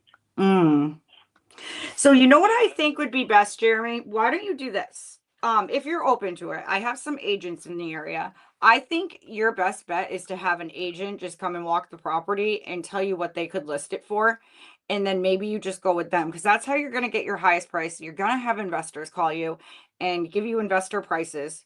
Investors have to make too. So I don't think I'm going to be your buyer. It just doesn't make any sense, right? So, I mean, I could send one of my agents over there and you could get, a full CMA report from them and see what they could do for you. Yeah, no, I get it. I mean, also, I got the, I'm also looking too. I mean, 130, put 20,000 into it, you're still making 30. So, I mean, well, like I said, I was looking. It's not a big deal. Like I said, I mean, I'm not in a hardship. If anything, I'll fix it up. I know it's got a lot of potential into it, and so I just hate to give it away. So no, and I understand that. When you're working with investors, we can get it done fast. So it really just depends. That's why I said in the beginning, it's really going to depend on what you want, what your needs are, right? Because a lot of people will choose to work with me because I can get it to the finish line fast. And I take care of closing costs, and there's no commissions or anything. So the number we agree on, you get. You have to remember, when you work with an agent, you're going to have closing costs, you're going to have commissions, and you're going to make a lot less than your asking price because of that reason. But if you work with me, you don't have any of that. you know, and then you'll have showings. You might have to fix this. An agent might have you fix that. So it is a lot more of a hassle to work with an agent. Am I trying to tell you not to go that direction? I'm not. If you think that's the best for you, then I say give it a try. Keep me in your back pocket, and you know, we connect if it doesn't sell on the market. Yeah, definitely. Yeah, I appreciate it. Yeah, no, I'll send you my card right now, just so you have my information. Jeremy, is it okay if I check in with you, let's say in a few weeks, and just see how you're doing? See if you've changed your mind, see if anything's happened, or Yeah, sure. Feel free to text me too. So perfect. I can do that. And I'll have my agent give you a call, and I'll just let them know to tell you that I sent them, and just give them a chat and see if there's anything that they can do, and run a CMA report and give you a little bit more information. all right. Sounds Okay. Awesome, Jeremy. Thank you so much. Thank you. All right. Bye. Yeah, I can't buy it for that much. But let me tell you guys something. The reason why I'm pushing him to go to an agent, because I don't even think his property would sell for that much on the open market. It doesn't sound like it's as clean as those other ones. And he needs to understand, if he's going to sell on the open market, he's not going to get that number, right? Like, he's going to have commissions. He's going to have realtor costs. When he just said that somebody had room to make $30K if they bought it for that much, what is he talking about? It doesn't even make any sense. So I'm going to let him list it. And by the time he comes back to me, because he has me in his back pocket, because I'm going to stay in like contact with him, my price is going to be a lot lower now, because the market just told him it's not worth that.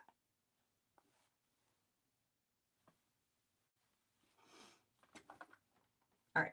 I'm going to text him. And hey, if I can get an agent over there, you guys, it's an agent referral. So, try to make something on it. By the way, Caesar, I just spoke to Briscoe. Everything's all signed. I think I told you that, but Nice. yeah, that one's, I got a sub 2 in Gatesville, you guys. Ooh, I can't wait. Hello. Hey, Mr. Curtis. Yeah. Curtis, good afternoon. My name is Caesar. Just calling about your property on North Taylor out in St. Louis. Uh-huh. Yeah, I think you spoke with one of my referral partners a couple of days ago. Just want to see if you're still looking to sell that property. Yeah, I mean, if somebody want to buy it, yeah. Yeah, how much you looking to get for it? Whatever they want to give me. I want them. I mean, I don't have it for sale. It was in a tornado. Half the roof gone. You know, I've had people call me and ask me about it, but they always back out. Yeah. Well, I'm different. A lot of these guys have fake underwriting departments, can't make the decision. I can make a decision in 15, 20 minutes. But I mean, if you are looking to sell, I'd love to know how much you're looking to get for it so I can run some numbers. All I want to do is somebody make me a fair offer. And what would that? I'm not going to tell you. I just want you to make me a fair offer. You make me a fair offer, I'll sell it to you today. And what would that fair offer be for you? That's for you to come up with. Okay. All right. So you're saying the roof is gone. So is it pretty much a tear down at this point? No, half the roof gone. Oh, half the roof is gone. I was gonna go, half the roof gone. I was going to fix it, but I was fixing on another house. I just completed the other house. And Okay. it needs a lot of work, yeah. It was a 3-bedroom, 1 bath, 2 stories, 1,560 feet. Okay. We took the basement. I'd already started work on this house. It's framed up downstairs. It's framed up for a full bathroom. It's everything is roughed in already. We was gonna make the garage a bedroom. I had ductless heaters in throughout the whole house. Well, somebody came and stole them. This was before the tornado. Mm. Stump pump in the basement.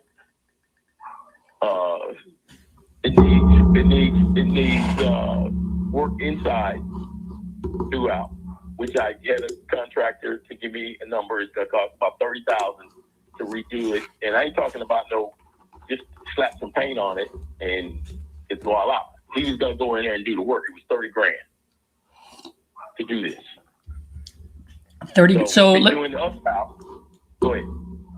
I'm sorry to cut you off there. So you were fixing this. Were you fixing this to keep it as a rental, or were you fixing it to flip it? I was gonna keep it to fix it as a rental. Okay, so I have another one. I have another one around the corner that we just got through doing. Let's see what we finished up. We just finished it up in November. Got it. All right. So let me ask you a question. If you were going to fix it as a rental, let's say I finished the fixing, how much can I rent it out for? The one around the corner, I have a 3-bedroom, 1 bath. I rent it for $13.50. Okay. This is a 4-bedroom. Section 8 would give you about $2,000. $2,000. What if it's not Section 8? How much can I rent it out for? I'd say $1,500, $1,600. All right. So let's say $1,600. I'll give you that extra $100. And that's on the small end, because this is like I said, it's a roughed-in bathroom downstairs for a full bath. A bedroom downstairs, two exit doors to go out, one to the backyard, one to the street. And if you do that, and I'm saying on the low end, $1,500, it might be more like $1,800. Okay. Bedroom. So question for you, how much do I need to sink into this total in order for me to get $1,600 to $1,800? I would say 80 would do it. 80,000? Yep. All right.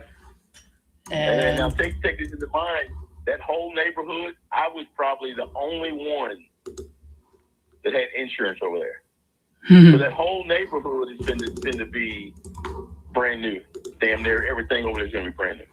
Has every house in that neighborhood got destroyed? Pretty much. Yeah. The guy who, and the reason I know this is, the guy who had that house, my wife's grandmother bought that house in 1941. It was completely not drywall, plastered, the whole house. Oh. And this is the corner house too, right? It's the corner house. It's the first house on the corner. Yeah. You have a bus stop right there too? Yes. You know? And they're rebuilding over there. They're putting $82 million over there. The house where I have my other house is, I just put $72,000 in. And I have a renter in there now. She wants to buy it. I told her I won't sell it to her for at least 4 or 5 years. I got to make my money back. I need to make my money when I pay for it and what I put in before I can sell it to her. And she's cool with that. Because her mom lives one house over from me. That's the reason I chose to do that house first, because it was quicker. It was quicker for me. Absolutely. Now, question for you. Let's say, I'm sorry, Curtis, you were cutting out. I didn't mean to cut you off there. No, that particular house, everything from the roof all the way down to the floor is brand new. Inside brand new. Came with a washer and dryer, brand new. Because they stole the washer and dryer. Not the washer and dryer. They stole my air conditioning unit and my furnace. Jeez. They poked holes in the wall. They cut the electric and stole $30 worth of copper. Wow. I've been sitting on that house since I've been having both of them since 21. Dude, you want to hear a funny story? What was that? One of my buddies out of Detroit, he bought a house. He was fixing it, and he got a call that there was like someone stole the HVAC or whatnot. So he goes over there, yeah, and he sees that the HVAC is gone. But this happened during the winter. So the guys that stole it actually dragged the damn thing. So he actually knew exactly who stole it. Yeah. Because they brought it in their house, which is like half a block away. So my good old buddy Todd just knocked on the door. He's like, man, I know you stole it. Let me just pay it back. I'm like, I'll just pay you whatever. It's just like some people are just dumb as hell. You know what I mean? Like They stole it and they decided to drag it. But Damn. yeah, and he was just like, you know what? He's like, it's gonna cost him X amount to buy a new one. So he's like, let me just get this for cheap and just not even have to fight these guys. You know what I mean? Yeah. Yeah. And you know, like you said, I'm hanging on to it. If somebody wants to buy it, that's fine. If they don't, after a certain period, I'm probably gonna fix it up. I just got too much stuff on my plate right now. Yeah, I was gonna ask you, man. I mean, it sounds like you don't really need to sell this. Sounds like you're okay holding on to it. But you said you got a lot of. So is the proceed gonna help you with some of that stuff that you have on your plate? That house, the house that I got. You talking about the house I got? The one that I'm looking at. Yeah, the Taylor one, North Taylor. Yeah, if I have to sit on it, I sit on it. Right now, people call me about it. They want to buy it. That's fine, but just be fair. Yeah. Now let me ask you. Let's say I do put in the $80,000 in there. How much do you think I can get that appraised for? 180. 180? Yeah. You're dead on that one? Dead ass? Yeah. No way. If that house is brought back to where I was going to try to buy it, it's going to be right at 180. You can't build that house. That house brick. Look, if I knock it down and I could go over there and do the work, clean the bricks up, the bricks alone, 1,000 bricks. Let's see what it is. 1,000 bricks are $7,000. It takes 12,000 bricks to build that house. Between 8 and 12,000 bricks to build that house. Them bricks was built by hand. That's why they're stealing bricks all over St. Louis. 180, huh? That's so you're saying ARV on this one would be 180. I said 180. It takes 300,000 to build that house. If you had to build that house from the ground up right now, it's gonna cost you 300,000. All right, let me just look at some comps. Have you found comps in there, or you just know the area well enough for you to say 180? I know that was my wife's grandmother's house. We've been having that house since 1941. It was built in 21. And we bought it from her cousin. Mm-hmm. All right, just bear with me. What I'm doing right now is I'm just looking at the comps, just like you would if you were to buy a property. I'm just trying to make sure that all this makes sense. So 180. Let's assume for a second you're wrong on that one. Let's bring it down to 150. And you said I can rent it out for 1,600? Easy. You can't in North St. Louis. There's very little four bedroom houses in North City. Mm-hmm. Like if you got it, you might want to change what I had going on down there. It was a 1-car garage, and we closed it in, and we was making that a bedroom. Okay, so let's. I'm sorry. Go ahead, Curtis. Go ahead. Yeah. So I mean, it sounds like you obviously know what you're doing. You know the market well, and from an investor to investor, I think we can just talk numbers and figure this out if this would make sense for you. So here's how I'm looking at it. I can't find the 180 as a comp, so let's just say ARV is 150. Is that fair? Just to give myself a little bit of cushion, just in case you're wrong. That's fair. All right. Repairs, I'll just put $80,000 on there because you were pretty confident about that number. So 80,000 is on the repairs, right? And so when I look at rental properties, which in that market, it's more of a rental than a flip. So when I look at rental properties, I really look at just two things. And I'm sure you do this when you buy your rentals. Got to make sure that my rent rate is above 1.5%. So in other words, 1,600 divided by my all-in number, right? Just need to hit 1.5 or higher. The other thing is that I just want to make sure that I have at least 25% equity, 20 to 25 after my all-in. so that way I can burn it out. You know what I mean? I can just pull my money out. Right? Does that sound fair? Right.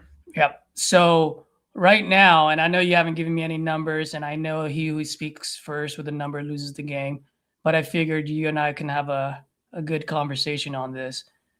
I mean, in order for me to hit 25% equity and actually 1.43%, man, it's under 1.5, but I'm willing to forego it just because I'm getting the equity part.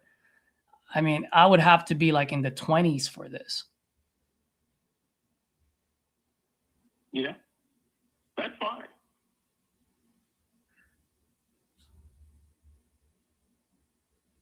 But like I said, that 80 is top of the line stuff in there. If you don't want to do that, I mean, the walls, you can keep the plaster. I'm talking, when I say 80, I mean tear all the plaster out of it and put drywall the whole thing. Yeah. And rewire the whole house. Well, that's probably what I'm going to do anyway on that end. Because I rewired the downstairs. That was my first mistake. I should have just went ahead and rewired the whole house. But going forward, I was going to rewire the whole house. Now he's selling. Yeah. And I talked to one of my HVAC guys. We were talking about putting standard AC in it instead of ductless units. And he said, well, you'd have to tear out the part of the wall and get behind there and put the ductwork in. That's the reason I said, well, we just tear all the plaster and stuff out all the way around and get downstairs. But yeah, 80 is all in, everything brought up to date 100%. Yep. So, I mean, I gave you my number, so let's dance. Yeah. Say that again? No, I'm just saying, so I gave you my number. Does that work for you? Yeah, it can work. All right. So 20 is what we're doing at, and you're saying that I can get this thing appraised for 150, put in the repairs at 80, and about $1,600 of rent, right? That 1,600 is the low end. I believe once you get it up and going, it depends on how you want to go. I would take it both of them Section 8. That's where I got my numbers from.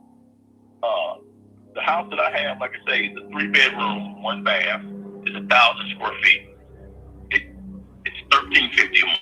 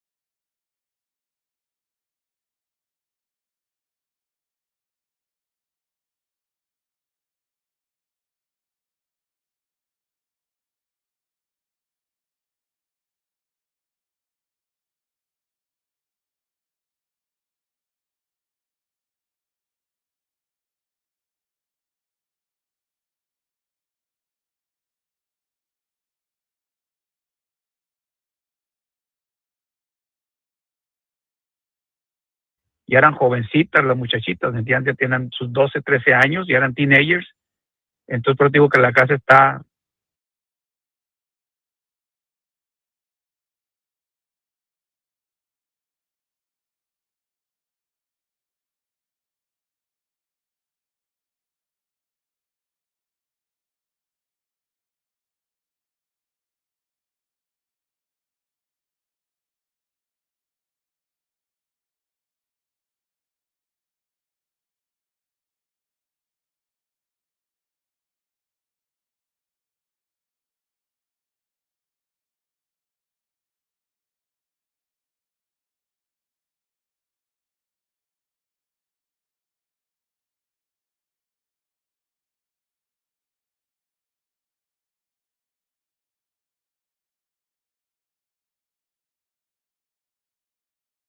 1800s, so all the doors are narrow.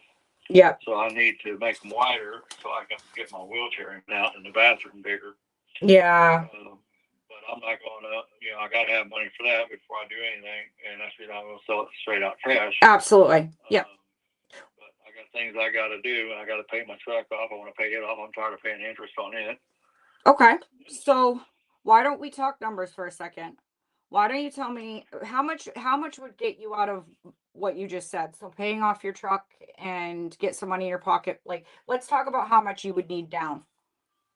I need 16,000, 17,000 for the truck. Pay it off. I don't know what's going to cost me for construction on the doors and the bathrooms. I ain't done nothing yet, but I ain't going to put the cart in front of the horse until I find out what's going to happen. Because yesterday, the way my lawyer was talking, that she don't sign the dismiss the case, that was going to take and go longer. Because today was just a status hearing. Mm-hmm. And her lawyer is going to excuse herself from the case because she hasn't talked to Mary in 3 weeks. And so I couldn't do nothing until I found out. But today I found out that she dropped the case. And,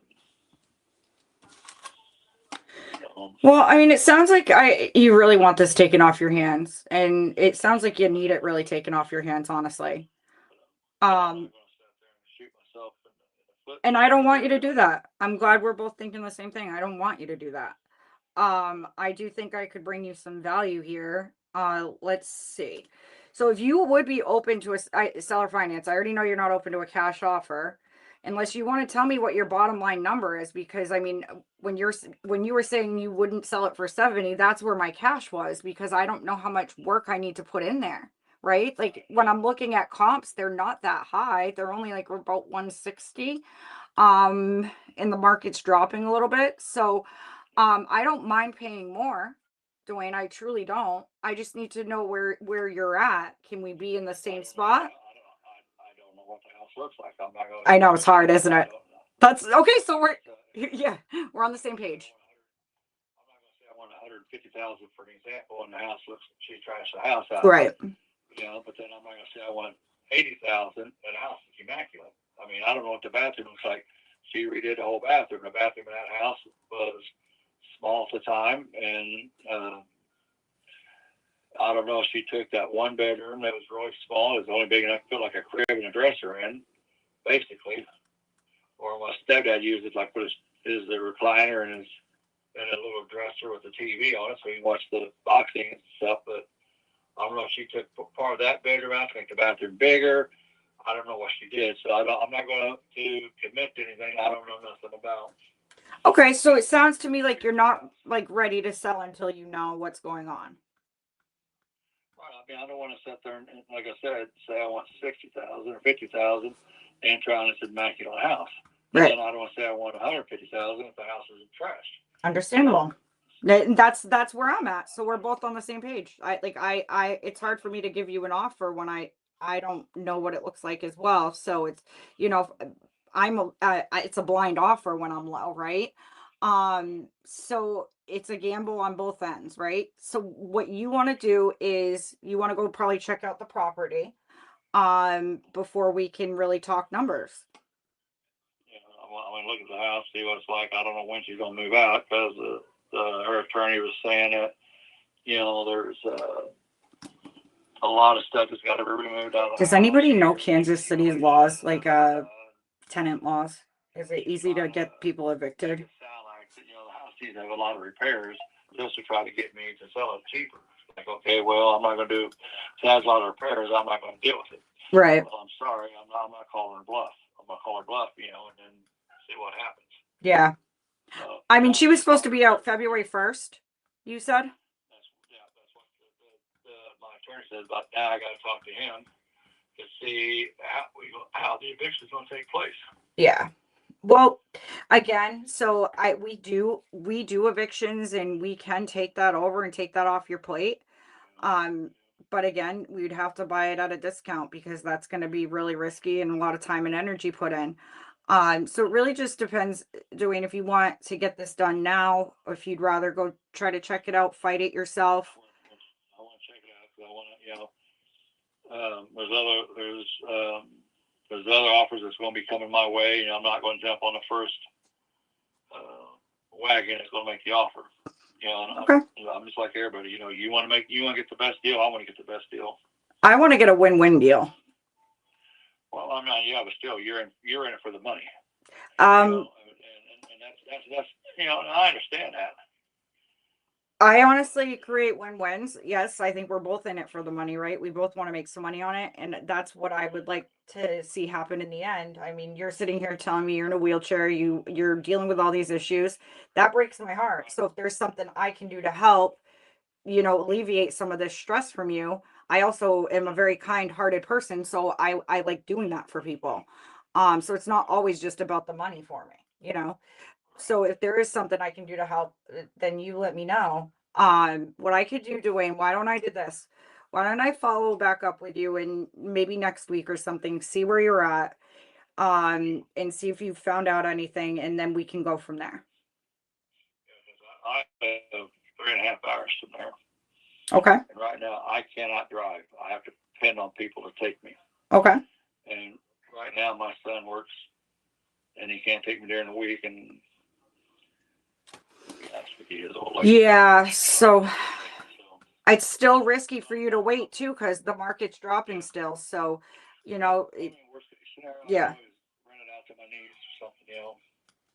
Yeah. Well, I mean, that's completely up to you. Yeah. Call me in a couple of weeks and see what happens. I will do that, Dwayne. You have a wonderful night. You too. All right. Bye-bye. Thanks. Bye-bye. Oh.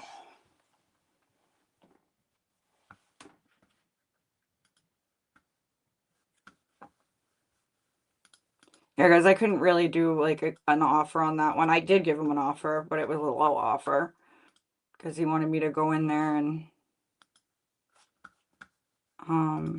he doesn't even know what the property looks like. He has a tenant in there that won't leave. They were supposed to be evicted on the first of the year, and they're still there. So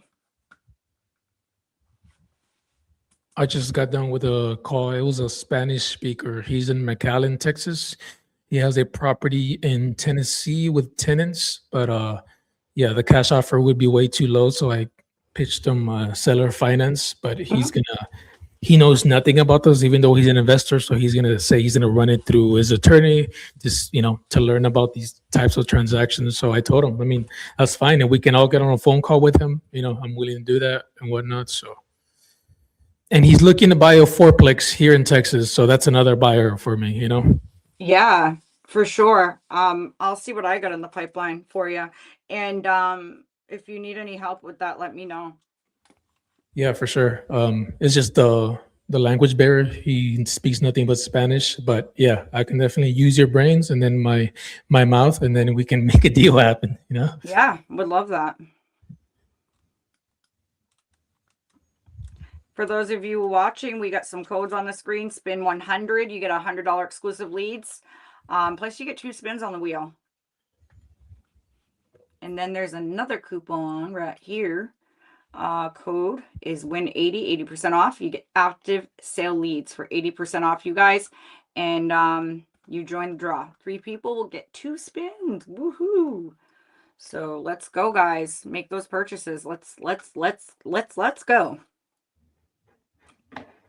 Don't ask why I stuttered like that. I have no idea.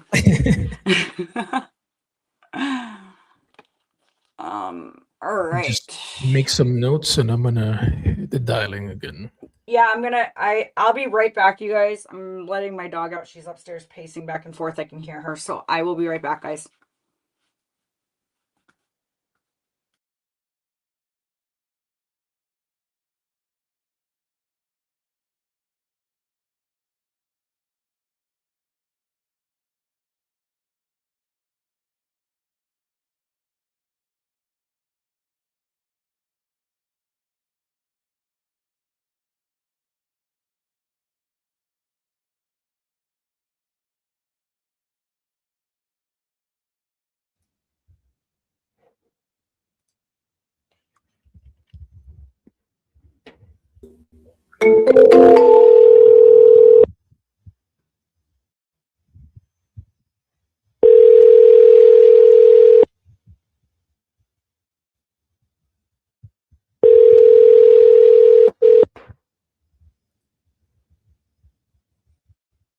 Hello.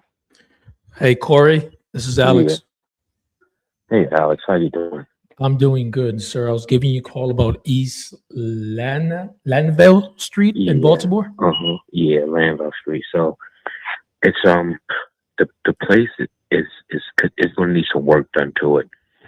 The neighbor's wall collapsed, so the wall collapsed in between the houses. Got it. Is it? But you are looking to sell, right? Yeah. Okay. And how much are you looking to get for it, sir? Well, I gave a quote of 65,000. Okay. And is that how much properties are selling in the area for, or how we come up with that Yeah, number? that's what the price the props are selling in the area. Yeah. Yes, sir. That and more. Got it. And if I were to, give you a number that made you happy or came up to that price, or is it something that you're willing to move forward today? Yeah, I'll move forward with that. Yeah, that'll be fine. Perfect. Well, yeah, let me just just tell you how my process works. So, I would just ask you a few questions about the property. You already told me the wall fell down, right? But just so I can make sense of more of the property and get accurate figures, and I'll get you an offer on this call. I know you might be getting a lot of phone calls with knuckleheads that waste your time and don't call you back, but yeah, I'll get you an offer on this call for sure. And if we're both good with that number, then I'll send you an agreement, and as long as we're both good with everything on the agreement, then we'll sign it, send it to title, and title protects you as the seller, me as the buyer. And then, sir, the easiest part after that is just choosing a closing date, so you get paid, wire transfer or certified check. Sound good? Right. Yep. And can you tell me, I know you mentioned the wall, can you tell me a little bit about the overall condition of the property? Well, the basement wall collapsed, and it's the most damage is next door to the house. So it's a house that they were doing work on, construction next door to my house, and they underpinned it too much and collapsed the wall. Okay. So can you just paint me a picture? So is it the basement and then the wall adjacent above? Yeah, the basement wall and the living room wall had tilted it as well. Okay. Got it.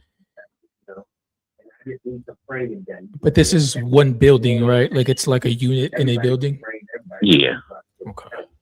But they can't, and you gotta be on the site all day.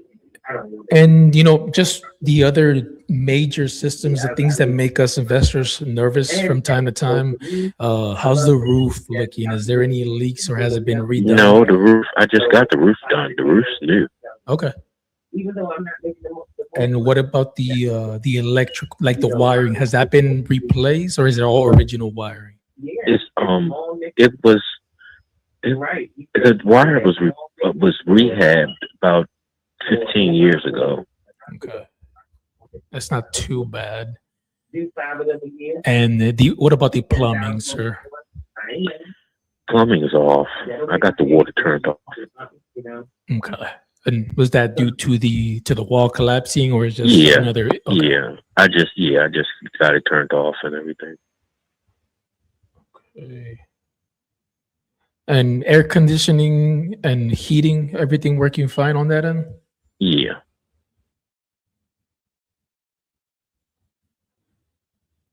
And for some reason, I'm having a hard time seeing the bedroom count as well with the square footage.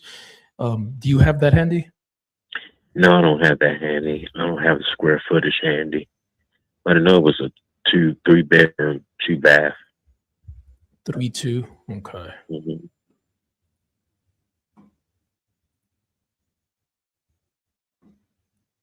And were you renting this, sir? No, own it. No, I mean, were you renting it out, or were you living in it? No, I was living in it. Yeah. Okay. Yeah, I'm just asking because I would like to see what this would bring in to see what it makes more sense for me to do with this property. Do you know what the rents are in the area by any chance? Like, talk about $900, $1,000 a month. 900 to 1,000. Okay, let me see.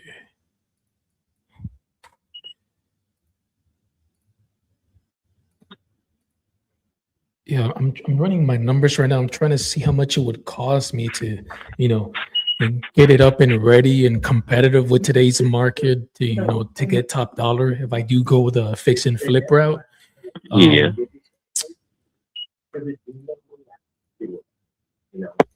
Have you got any quotes or anything like that, or do you know what the damage entails entirely? I'm not sure. I can't really. I don't build houses and stuff. I couldn't tell you what the damage would cost. But I know everybody's buying houses on my block. They're buying up everything. That block is almost brand new. It's everybody's, for some reason that block is really hot because it's close to transportation.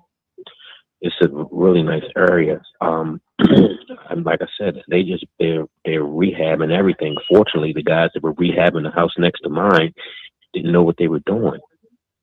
So, and it messed my house up. But at the end of the day, I own the house. So I'll probably get a chance to sell it and move forward. But yeah, I don't know what the damage price is going to be for you. Got it. And like if you don't sell it, do you plan on fixing it and sell it yourself, or will we I may do that. I may just do that if I can get a hold of the people that messed my house up. 9 times out of 10, they probably fix it. Then I'll probably sell it after that. Yeah, because just me running the numbers conservatively based on what you're telling me, we'd be coming in anywhere from 40 to 50 on something like this. Yeah, I understand. And you're talking, 40, 50. Yeah, then on the price, 65. So you're going to be spending over $100,000. Yeah. Especially with all the repairs and correct me if I'm wrong, but if you've talked to other investors, we're kind of around that area, some probably even lower than me. And the difference is I'm not trying to hit a home run on every deal.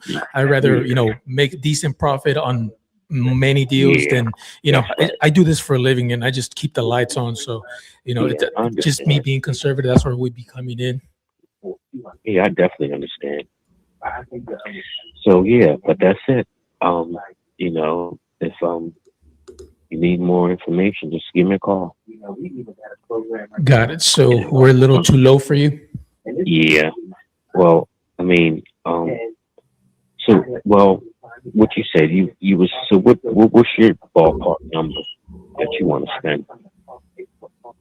I mean, if you're asking me and us as what makes sense for us, we would rather pay 40, right? But I'm trying to make a win-win situation for the both of us. So, I mean, just how much closer can you get to my ballpark figure that I gave you? What did you say? 55? 40 to 50. That's where we'd be coming in between there, right? How much closer can you get to a number? Well, can I call you back at this number? Yeah. Okay, let me write your number down because I'm gonna give you a buzz back here. What's your name? My name's Alex, sir. Okay, Alex. And what's your number? Is this a cell phone that we have on here? Yeah, just my cell phone. I can go ahead and go ahead and shoot you a text so you can have my number saved. That's fine. Okay. But let me ask you this: do you have to discuss it with somebody, or you just don't have a number? No, I don't have to discuss it with anyone. But I am thinking about other options before I tell you. Give you a solid yes. It's not, you're not the only one that's been trying to buy this property. So, okay, just let me see if this other guy's not, it's not full of it. I'll give you a buzz back and let you Yeah, know. well, what have they been offering you? If it was more than mine, then why haven't you sold it yet? Yeah, well, exactly. I'm still taking offers. That's why I'm trying to see what the most I can get for it. Got it. And you're not willing to negotiate with me here and see how close you can get to our number, or do you have higher offers than me? You have a nice like I said, I like the offer. It's fine. I just want to think about it before I, give me a second before I just jump off the roof. Absolutely. No pressure. So it's just about the number then? Just meeting you at the right. Okay. Yeah. Cool. Yeah, because I was about to say, a lot of people tell me, well, I need time, but I tell them, time's not going to help you, information. So if you have anything you need to know from me, just let me know so I can be better prepared for our next phone call, right? If there's any information that you need to help you make a better decision. All right. You got it. All right. So let me give you a buzz. Shoot me over text, Alex. I'll get back with you in a second. I'm at work right now anyway. Alrighty, sir. Sounds good. I'll shoot you a text with my name, and just let me know where your head's at, and hopefully, we can do business and put some cash in your pocket and help you move from this headache, because I know it's not easy to deal with, No, it's not.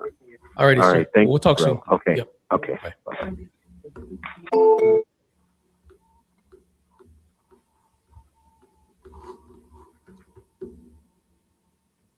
Yo, good call, Alex. Shopping around, bro. Shopping around. What is this guy thinking? For real, dude. What is this? The pulga, the flea market? Hell no, bro. When you come back, my offer is going to be lower. Right. That's how it works, though.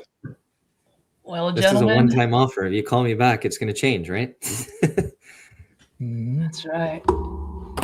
Gentlemen, I know my computer froze, so you guys didn't see it, but I locked up the deal. So Nice. contract Good job. signed. Let's show us freaking the go. proof. Haters won't believe you. I want to show you proof. I'm not going to show the address. Nope. Just show us maybe some little part of the signature or something like that. Little part of the signature, huh?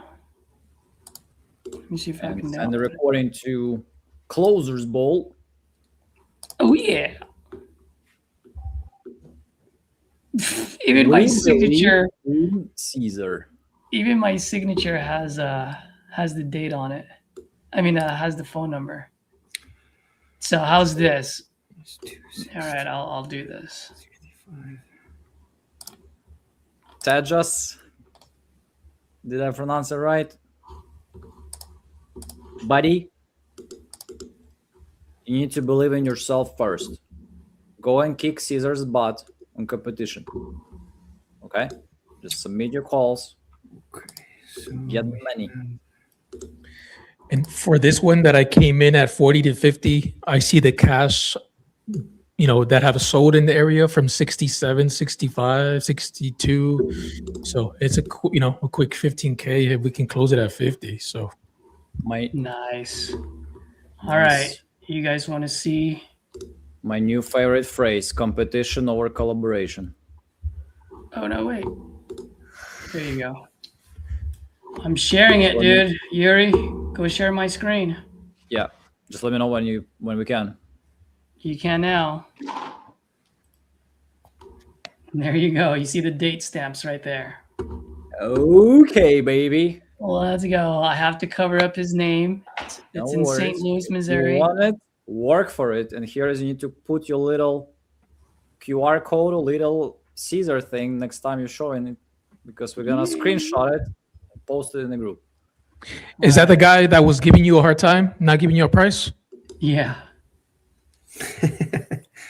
Yeah. I'm a little, I gotta be honest, I'm a little bit afraid because he took my offer very quickly. So you think you could have gone lower? Yes, there's definitely gonna be, probably more repairs than he said. So there's going to be renegotiations involved here. A tornado, right? It's like, bro, it's not the roof. But he was, he was honest about the 80,000. Yeah, I did hear that. See that? Yeah, like he wasn't bullshitting. You know what I mean? Yeah. Now the ARV, that's a different story. That's why I told him, like, I'm gonna call realtors and figure this out, because if that ARV is nowhere near 150, you know that number's not going to work. And he was like, yeah, he goes, I know.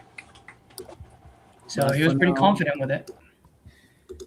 But for now, it's first life of our closers, balls. Balls. And we got the contract signed. Congratulations. Let's go, Caesar. Hell yeah. Let's submit So what the I was call. telling you guys earlier was within Titanium, I made a post the other day, Sunday. I said we got 11 days left for January, or 12 working days. I'm counting out the 2 Sundays.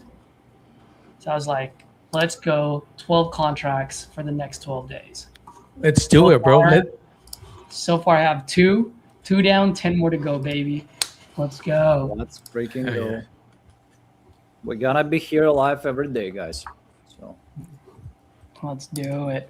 No, I just called this guy right away. He's like, he had an offer of 220. And I said, well, did they send you the contract? The guy's like, no. And I said, okay, well, you know, to get an offer is different than getting the contract. So he's like, there's comps in the areas of 369. So I was like, okay, you have time? He was like, no, I'm at the mall, or he was shopping or something. So he's like, well, do your research and call me back. So that's what I'm doing now. If 220 makes sense, I mean, I'll send him a contract for 220, but clearly the person that offered him 220 hasn't sent him a contract yet. So He might have just said that to see where you're at. You know, you still gotta come back and anchor him and tell him why. You know, and tell him why these other guys are just throwing numbers out there, and they won't come to the table. They'll leave you hanging, right? Be like, I give you realistic numbers of real offers that I can stand behind, right? Because I know what it takes and how much the amount of work and rehab and all these things, and I do a real deep, market analysis. And if these guys, they didn't give you, a right offer, it's just not going to make it happen. yeah, so this guy says he's a contractor. He says the property needs 50K. Just me looking at some of the comps, I do see one that was 370. It's a little bit smaller than his place. The property, let me see what the property is like. 1365. Because sometimes they just throw numbers at you to see if you'll bite. You know what I mean? Yeah, it's so true. You got to come back and tell them no, bro. Like, well, I got to do the numbers, and if they make sense, then they make sense. Yeah, absolutely. just get back to him, tell him you have 200K left to spend this month. So yeah, it's either his or somebody else's. So okay, so that's one. So Samson, can I ask you a quick question? Absolutely. And this is not for you. This is not necessarily for you, but for anyone that's new that's watching too. So when he said, do your research, why not just be like, I can make my decision now? Well, I mean, from me telling you how I operate, if I'm looking at something based on numbers, for me to just throw a number out there, I don't know if that's, again, sure, I could say 100K or I could say 150, but you might scare the guy away if that's too low. You know what I mean? Leaning towards 2. If you the reason he's asking is saying, why didn't you try to keep him on the phone? You know what I mean? That was my goal. My goal is, why not comp it while you guys were talking? Or were you comping or were you not comping? Yeah, well, again, I was comping at the same time he was giving me his estimate. But then again, I was saying, like, do you have some time to, discuss the numbers? And he's like, well, he was currently shopping. If you could call me back. And I said, no problem. So that's kind of what I'm doing now. And you could hear, like, there was a lot of, he was like in the store, like there was like, people in the background and, shopping carts and the whole shabam. So, but now what I'm doing is seeing if the number that he had said that this individual had offered him was something that I could, if match or go, if the number is, I need to make a different offer, I will. I just want to see if 220 makes sense. And what I'm seeing is, that number, I feel like well, again, I got to put in my my information in my sheet just to see if that makes sense. But I do see one that was, if those numbers are correct, it does. Yeah. So I see one here was 370. I see another one that was 330. I'm just seeing if that was bigger or smaller. Yeah, just be careful not getting back and just saying like, let's do 220, because we'll go back to the guy and say like, okay, can you do 230? So that's why what Alex told you about anchoring. So you might want to, hey, even though I don't do it often, I typically close deals over the phone right away. I did a little bit of research for you, Bob. So here's what I see: this and this and this things, that and that thing. So is there any wiggle room of what you shared, just in case I want to make a profit? So we're gonna do the inspection, all the type of stuff. It's 220. Is there any way we can do better than that? We cover all the closing costs, 100%. all this type of stuff. Well, yeah, I know. Okay, after we go into pre-closing question, let's imagine, we can match it to 20, and I'm gonna send you the contract. Are you ready to sign to get the ball rolling? Or is there anything else who might stop you? Wait, we probe. Okay, are you ready? Oh, I need maybe to, and we keep silence. We're silent because I don't know, and then you talk to somebody, throw in some directions and whatever. Maybe talk to another investor. Here's Caesar calling. Maybe he wants to give to 25. So, and okay, let's just stay there. And we are listening to this. And again, hey, sorry, you're talking to me. I did the research. I'm serious. We have a little bit of cash to spend. Want to close some deals locally in your market. And we are ready to send you the contract and get the ball rolling so the cash can be in your pocket within the next 2 weeks, 14 days, or whatever the range you say. So, and just a reminder, the other guy who told you to 20, I guess he didn't call you back and didn't give you any serious offer, aka the contract, correct? Yes, or agreement. I think you guys all say agreement instead of contract. Contract sounds scary. Or any kind of commitment agreement. Okay, let's send it. Let's get the ball rolling. So, okay. Little breakdown from Yurii, who never closed deal. So, that's. And don't be afraid to be a little ruthless, Samson. Like, never ask them if they have time. Just keep them on the phone until they say, I don't have time, call me back later. I never give them an out. It's always, hey, let's get it done now, unless they tell you no. You know what I mean? Just it'll help you get more conversations, more talk time and stuff like that. So yeah, I would appreciate it. And again, if you're not comfortable, so here I'll give you like another balance. So you might want to just get a little bit more information. You don't have to make him sign when he's shopping the mall, but you might want to plant more seeds. Like, what you do? Who is the other guy? Like, how did that happen? What is this stuff? Like, and did he share how he came up with those numbers? And again, you can still go by this whole script and ask you, hey, is that the best what you can do? Because we're gonna cover all the closing, blah blah blah blah blah. And yeah, I know. And if you really need to push him on that, like it's you go into mortgage, all that type of stuff too.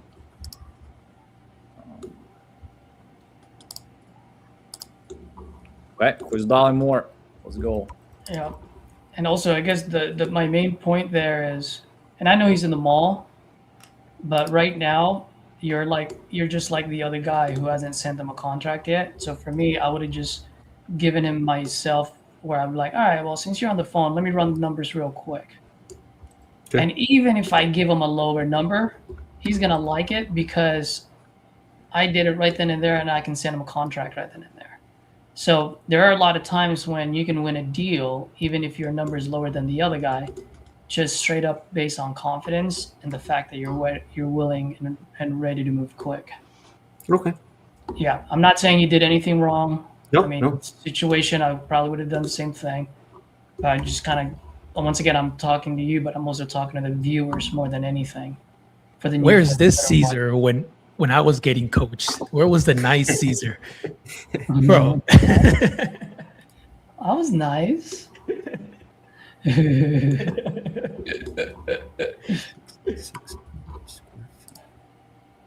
What's Ashley doing over there? Caesar needed to say, that's why you're closing now, Alex. That's exactly. Right. Tough love, I was baby. buying leads.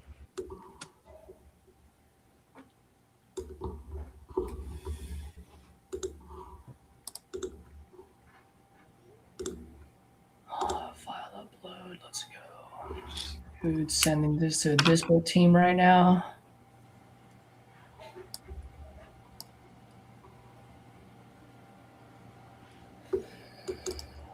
Let's see how I do this one.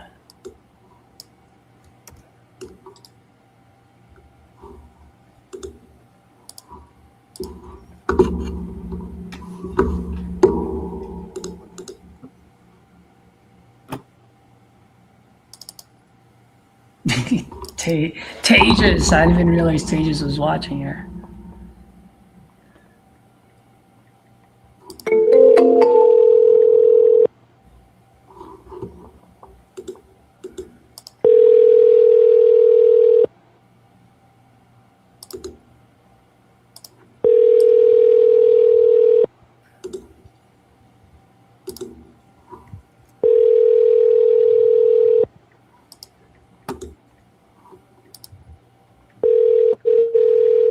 Your call has been forwarded to voicemail. The person you're trying to reach is...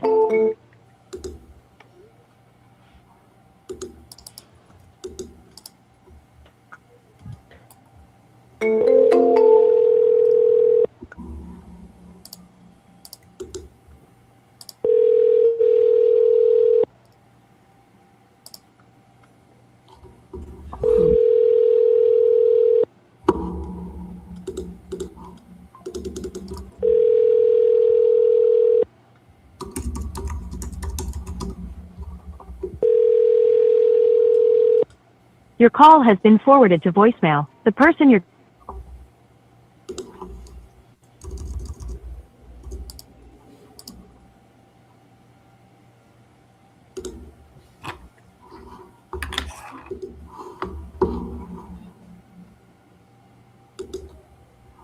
All right, boys. Let's call California. Oh no. Your call has been forwarded to voice... I'm so scared. Any luck with Cali deals recently, Caesar? Nope. Your call has been forwarded to voicemail. Still haven't The person figured you're it out. trying to reach is not available. At the tone, please record your message. Who is this person? Can't.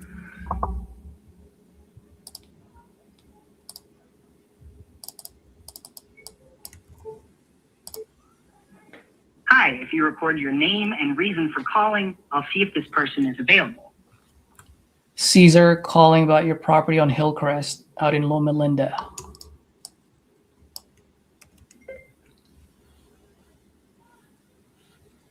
Thanks. Please stay on the line.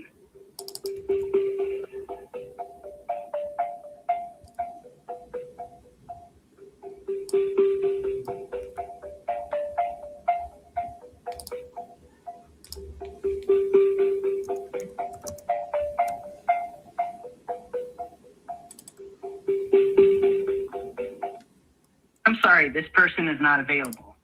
If you would like to leave an additional message, please reply after the tone. Hey, Kim, good afternoon. Caesar here calling about your property on Hillcrest. Looks like you might be looking to sell this property. I believe you spoke with one of my referral partners. I'm always looking to buy out there, and I am here in California. So give me a call back when you get this. You can reach me at this number. I'll shoot you a text as well, okay? Thanks.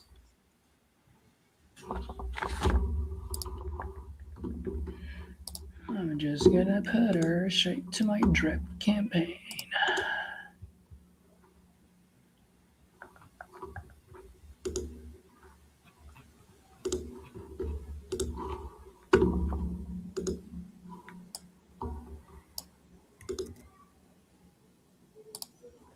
Umberto.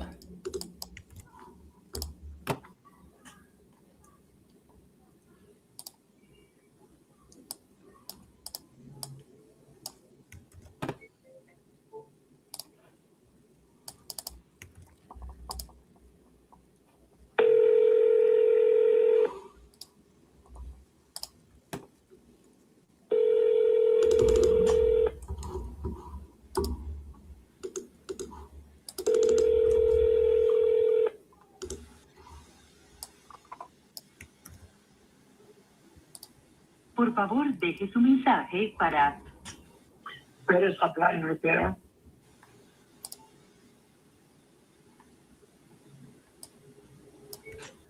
Guys, I am starving, dude. I am on my 48th hour right now. Hello.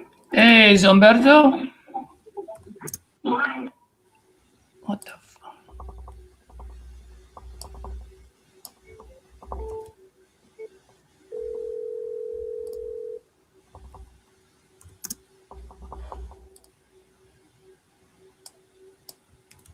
favor, deje su mensaje para...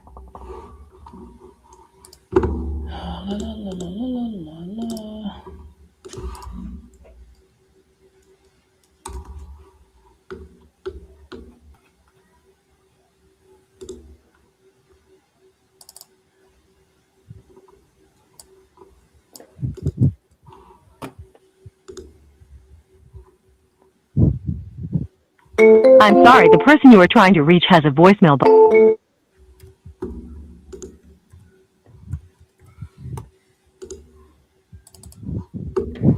I'm sorry, the person you are trying to reach has a voicemail box that has not been set up yet.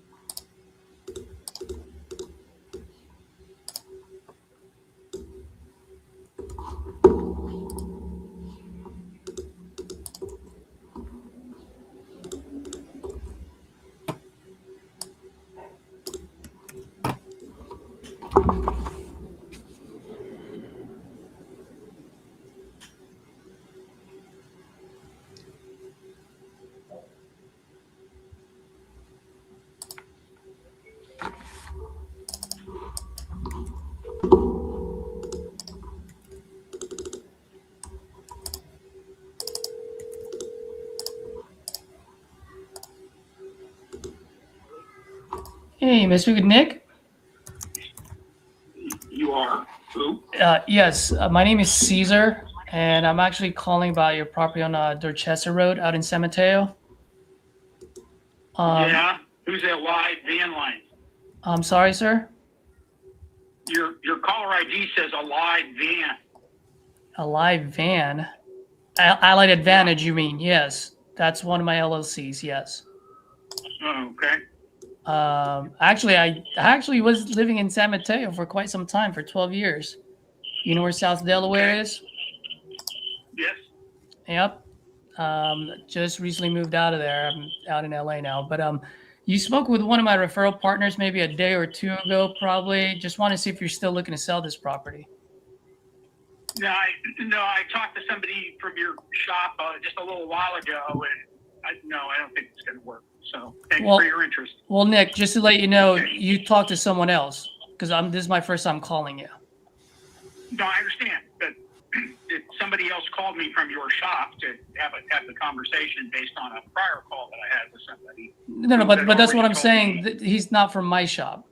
You talked to one of my referral partners. They're not part of my team. I'm a solo guy. I'm just buying properties. So if you didn't make a deal with the other guy, let's talk. If you're still looking to sell. Okay. Pardon? I'm saying let's talk if you're still looking to sell, and if you're not, that's totally fine too. Yeah, I think now not. Okay. Did the other guy piss you off, or did they give you a lowball offer? No, there's too much to do and think about right now. Gotcha. All right, sir. Well, I mean, I'm not here to pressure you in any way, shape, or form, but if you can, add me to your contacts just in case you decide to sell again. I do like to buy out there, and I can close pretty quick, and I'll pay all the closing costs, no realtor fees. Got it. All right. Thanks. All right, Nick. Appreciate you. Okay, bye. Let's go, man. Not letting them go that easy. Be like, yo, did they piss you off? Just always ask questions. I learned that is always try to just keep them on the phone as long as possible.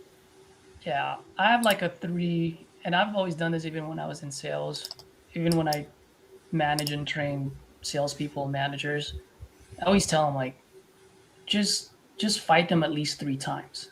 Yeah. Have them say no to you 3 times. Then at that point, if you gave them 3 rebuttals, then you did your job. But if they just said they told you no, and then you just backed away, like, what am I paying you for? Because he could be totally lying and still wants to sell, right? But because of the way the phone call went, he probably just doesn't want to be on the phone right now, you know? So you always just got to try your hardest. Yep, exactly. As long as you try a few times, then for me, as long as you go to belly with someone, you battle it out. Because you can't control who's going to sell, who's not, when they're going to sell, but you can control your actions, you know? Sometimes I piss some sellers off because I ask them all these questions, you know? Yeah. Same here, man.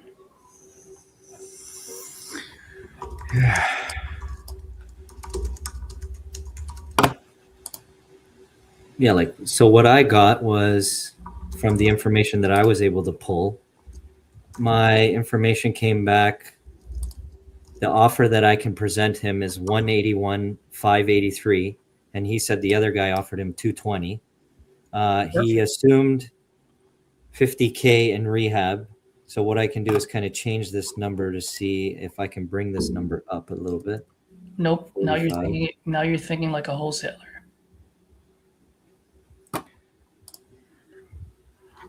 And I'll tell you, earlier when you were telling me about the stuff, I already had the price to seller at 180 based on the numbers that you said. And how do you come up with that so quickly?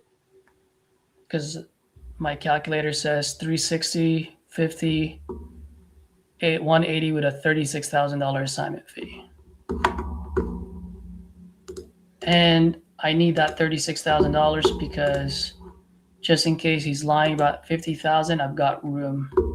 So when you say this calculate, what calculator are you using? Is there one that is on? I got it. So I'm in TU. I'm in titanium, so it's their calculator. I see. Okay. You can get it if you want. It's on their website. But pretty much what it is we're taking closing costs, holding costs. So there it is, Samson. Do you go by Samson or do you go by Sam?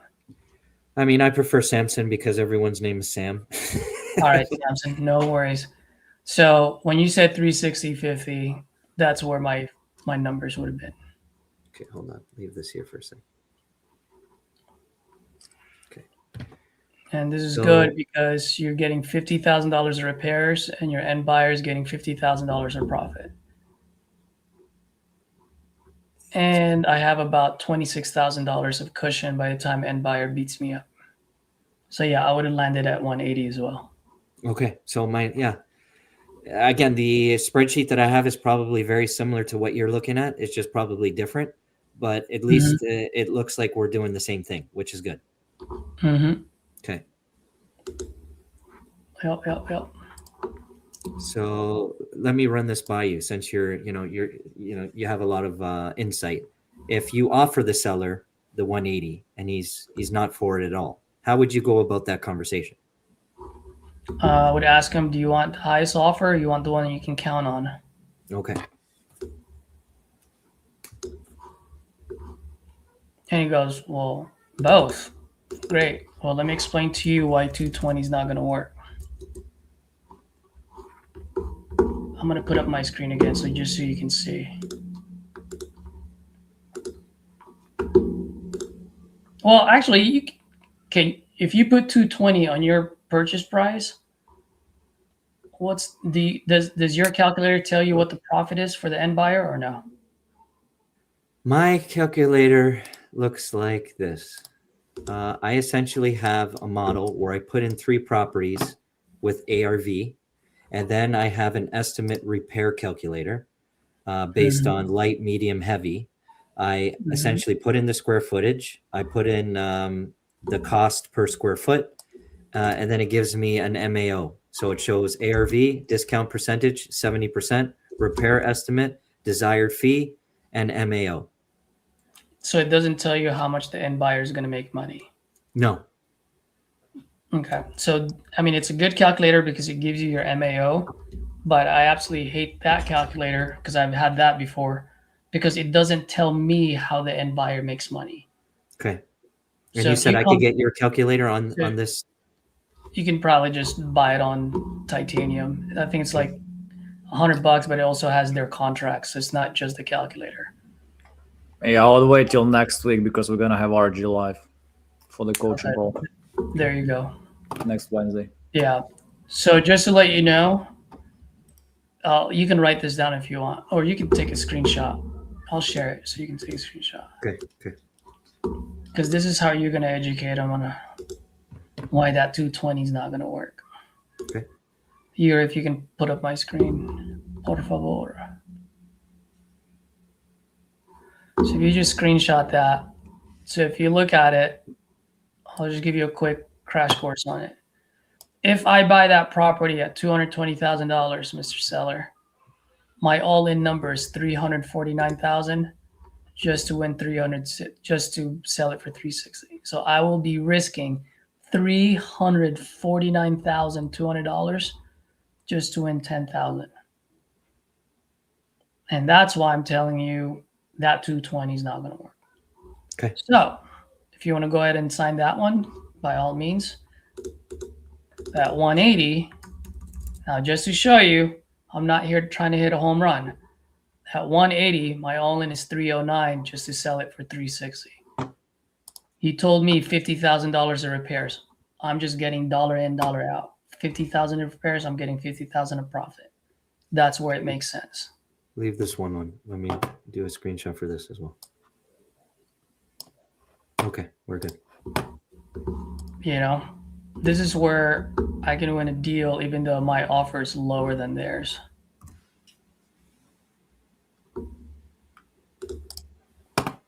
Just out of confidence, and I can share how I as an end buyer will make money. Okay. And how the other offer doesn't make me any money. And so you can scorch the earth, be like, hey, you feel free to go ahead and sign that. But just to let you know, most likely they're a wholesaler and they're going to come back to you every week trying to lower that price down to 180 because 180 is where it makes sense. Okay.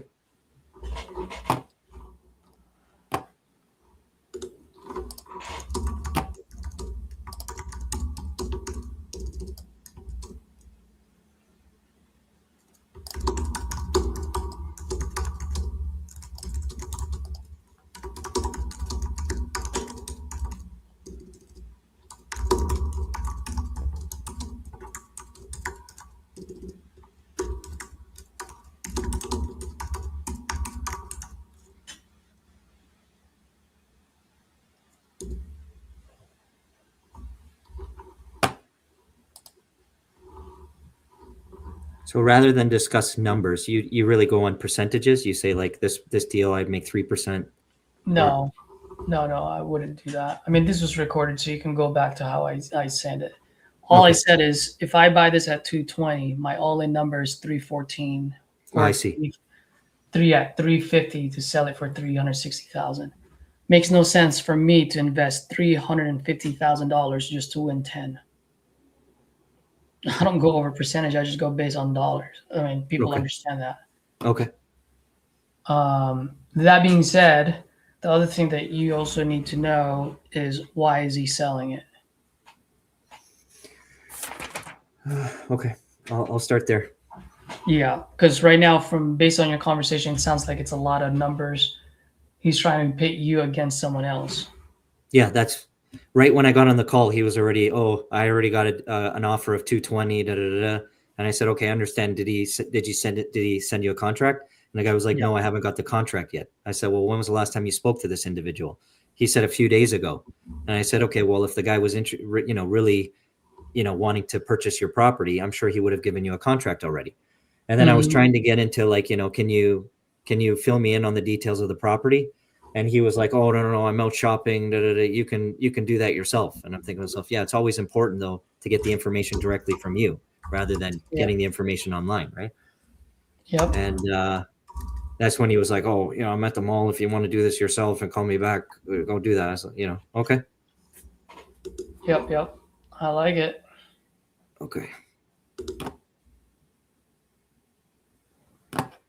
But definitely ask how much he's looking to sell. Oh, not how much, sorry. Why he's selling.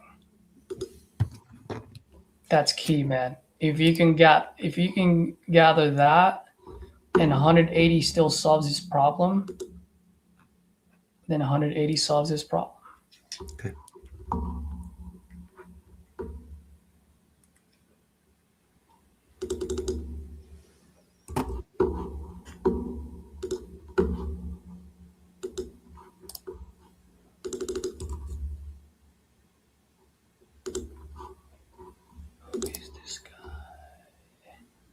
Man, how do you say his name? Oh, I'm gonna call him Abe. His name is Abelardo. Oh, that's a mouthful. I'm pretty sure his name is Abe. I'm gonna bet on it.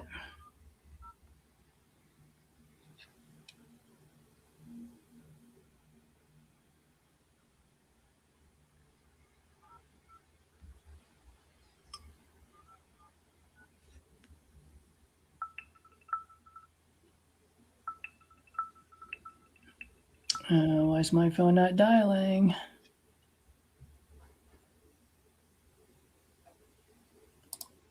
Could not place the call. Why? All right, I'll call from my cell then. You guys probably got me for 15 more minutes. I got jiu-jitsu at 7 o'clock, so Nice. let's end this on a good note. Let's go.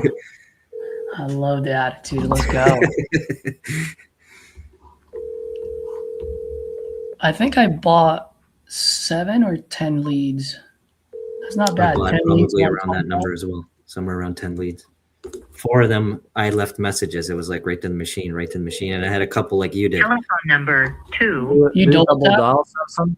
I always sometimes triple dial. Yeah. Nice. Good job.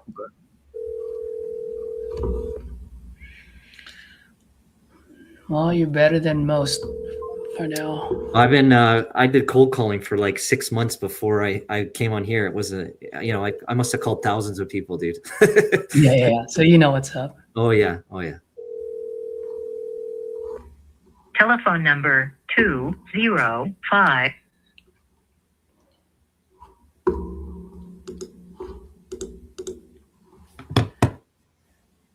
I don't know what's wrong with my. I must have downloaded something.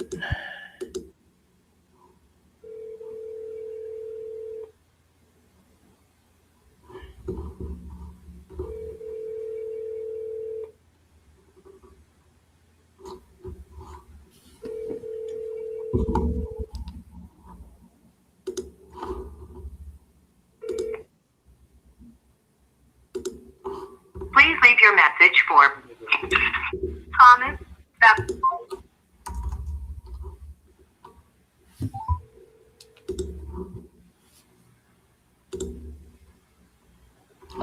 Why did I not change his name to Abe? What an Please idiot. leave your message for Thomas.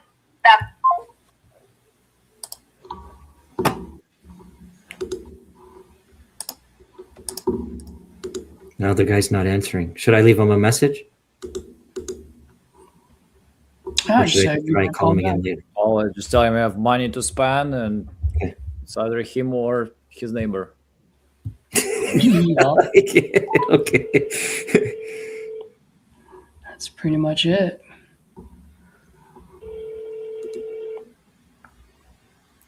Call me back if you want a Please piece of leave your that. message for Thomas Beverly. Hi, this message is for Mr. Green. Hey, Mr. Green, it's Samson calling you back. Looks like I have come up with a number that we potentially would want to purchase your property for. If you would rather take the money from me, let me know, or I could potentially give it to your neighbor. If you want to call me back, my name again is Samson. My phone number is 647-881-8835. Thanks. There you go. Maybe his neighbor will get it. I don't know.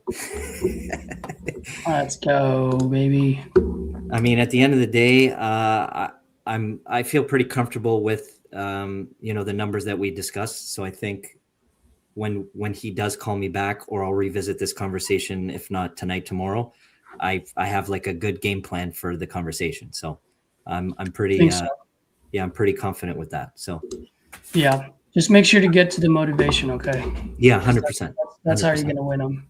Yeah. That and explaining why 220 doesn't work, and explain how those guys are wholesaling it. And he's most likely going to get stuck for 30, 60 days with his you-know-what in his hand. Yeah, absolutely. No, I appreciate the insight. I mean, at the end of the day, I'm all about, learning. So, and again, I'm obviously new to this field. So everything that I can kind of learn, I kind of take it and I run with it. So I appreciate it. Bro, you're doing a great job, man. Keep it up. Keep it up. What time is it? 3, so 5. Okay. Follow up.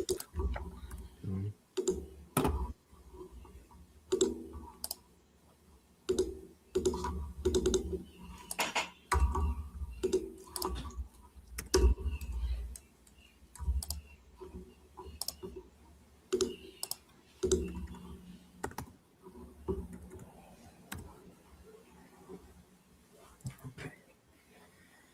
Now I can do this one.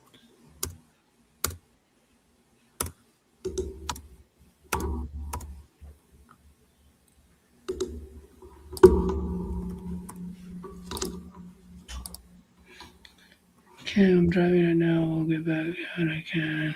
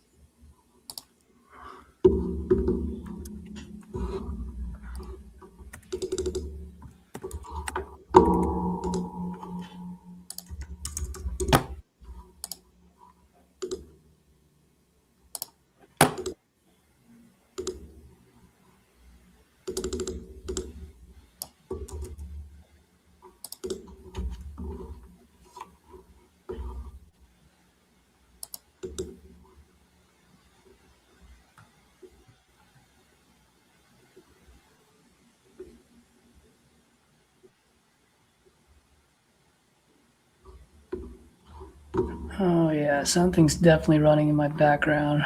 Why is this? This is crazy.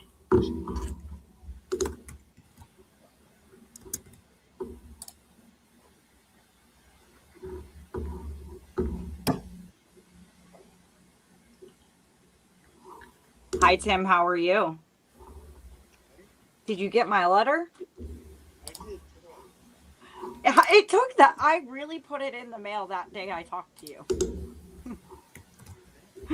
Jeez. I don't see the short term ones. So I didn't send you those ones because I just wanted to talk numbers, and I figured so you can see how I structured it.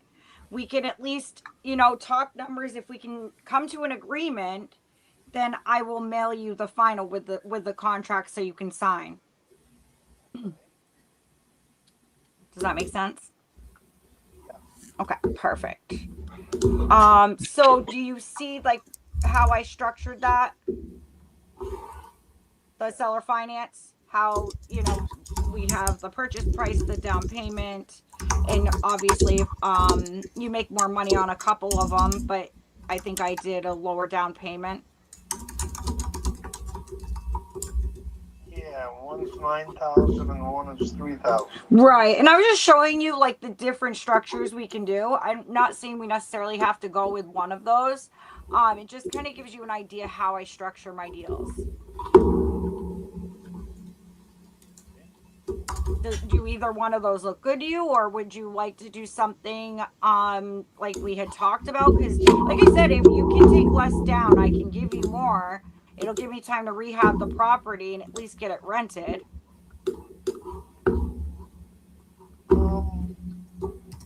Why don't we go like this, Tim? So you sell tomorrow and you get some money. What would you first do with that money?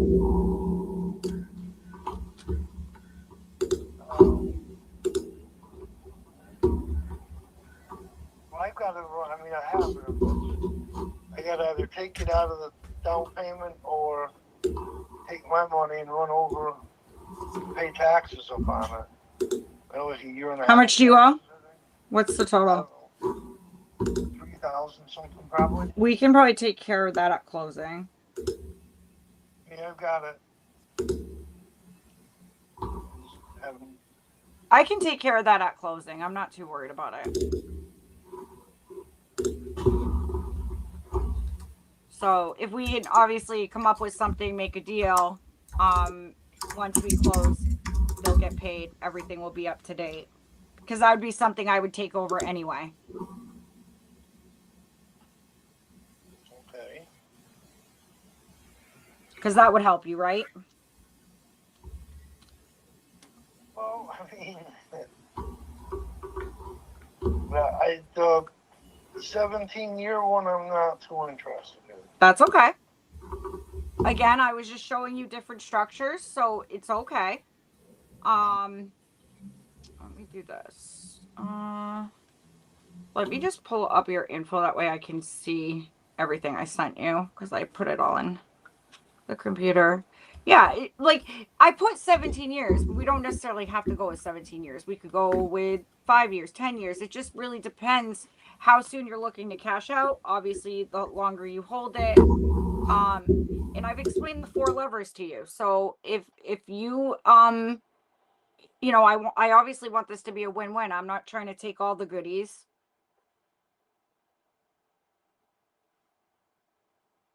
Okay, right here. You're right here. Okay. All right. Okay, perfect. So yeah, so there was one for the 9,000 and 10 years. So I think we had talked about you holding it for 10 years, right? Or did you want it sooner than that? Because remember we did the shorter term. We were talking the shorter term as well. Well, you were going to send me, you said you could get it down as short as even maybe a couple of years, but. Mm-hmm. Yep. Send me the extra things to see. Right. So what about this? What about this, Tim? What if we did, if you wanted to have it back in like 24 months? I could do a 24 month if you're open to taking less down. So it sounds like we're going to at least need, no matter what, 3,000 because we have to pay the taxes. So I have that okay. stuck aside. I just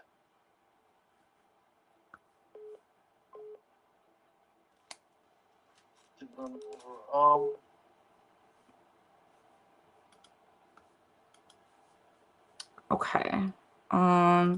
What are you thinking? I know that I didn't send you the short-term ones because I want to just send you all that at once. I figured you could see the structure and that way we could, you know, I need to see where you're at. What do you think would be best for you? Because for me, like taking the money like that doesn't leave me a lot to, if I wanted to go and reinvest in something. Right. You know, the 301 thing didn't help me a lot like that. Nope.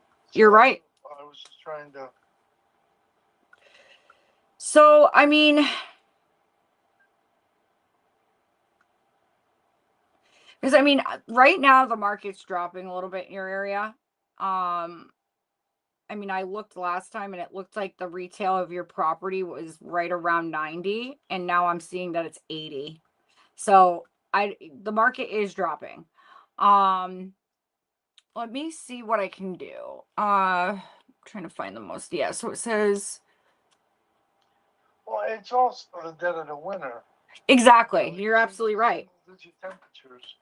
So it's not the best time to sell. Stuff will start bouncing back up. Yeah. So what I'd like to do, I would love to get an agreement done with you today, but I don't know if that's necessarily going to happen. I want you to be able to think this through. So if you had a big chunk of change, you just go reinvest it into something. Is that what you're saying? Probably, yeah. I mean, wait, how much, if you had to guess, if I said, all right, Timothy, let's rehab the place. Let's get it up looking pretty. How much do you think rehab would be? If you had to guess. If you're doing a new kitchen, cabinets and all, Mm-hmm. you're gonna spend some money there, Mm-hmm. and it's quite a few of them. Mm-hmm. And you're doing, I mean, I don't know. You're probably gonna end up putting.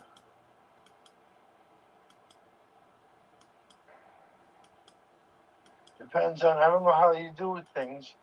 Right, you might end up dumping 20,000, 30,000 in Mhm. the way you want to go with Yeah. time and stuff.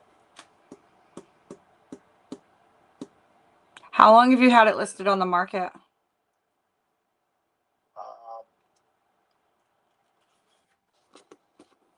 I don't. Approximately. Has it been like a few months? A year? Maybe. I mean, would it stop? I mean, if like back in September, she pulled it off because this woman wanted to rent it, Mm-hmm. fix it up at their own money, pay me to rent, fix it up at their expense, and then buy it at the purchase price within 2 years. Mm. Yeah, and that didn't work out. No, she paid in the first month's rent. Yeah. He hasn't paid anything since. So that deal's in the toilet. This is vacant right now, right? I don't know if she left or not. She got paperwork to leave. I have to get down there and look. So this is what I'm going to explain to you, and I'm just going to be honest, okay? So I mean, I do see the pictures online, and the ones that I do see, it does need a lot of work, you know? And the reason why it's been on the market and it was sat on the market for so long is because the market's telling you that you have it priced too high. And when you get an investor that comes along, they need to buy it at a discount, because I'm going to take care of closing costs for you. There's going to be no realtor fees with me. The number we agree on, you get. And I need room, Tim. I need room. I can't, if you want to I'm just almost thinking a cash offer is going to be your best bet, because you could take, a big chunk of change and put that into an investment rather than receiving small payments. Hearing you talk, to me, it sounds like a seller finance really doesn't even make that much sense anymore. Well, that's why I was hoping to hear what the other options were. So I could do a cash offer for you. You might not like it, but you have to keep into consideration it's really what's fair with the condition of the property right now. And I'll take the risk if the tenant is still in there. But I'm going to be at about 45,000. Yeah, no, that's not going to fly. Okay. Yeah, see, I didn't think you'd like the cash offer, but at least I could have that to you in 2 weeks sooner. It's just, it wouldn't even make sense. I'm looking at the market right now in the area, and I'm actually really concerned with if it looks worse than these pictures now with the tenant. If she already didn't pay rent, you know what I mean? Sounds like she's a problem tenant. Check the private chat. How's the roof on that property again? Well, part of it's standing seam. Part of it's a rubber roof in the back, one room. Mm-hmm. And then the steep section is shingle. How long has it been since the roof has been done?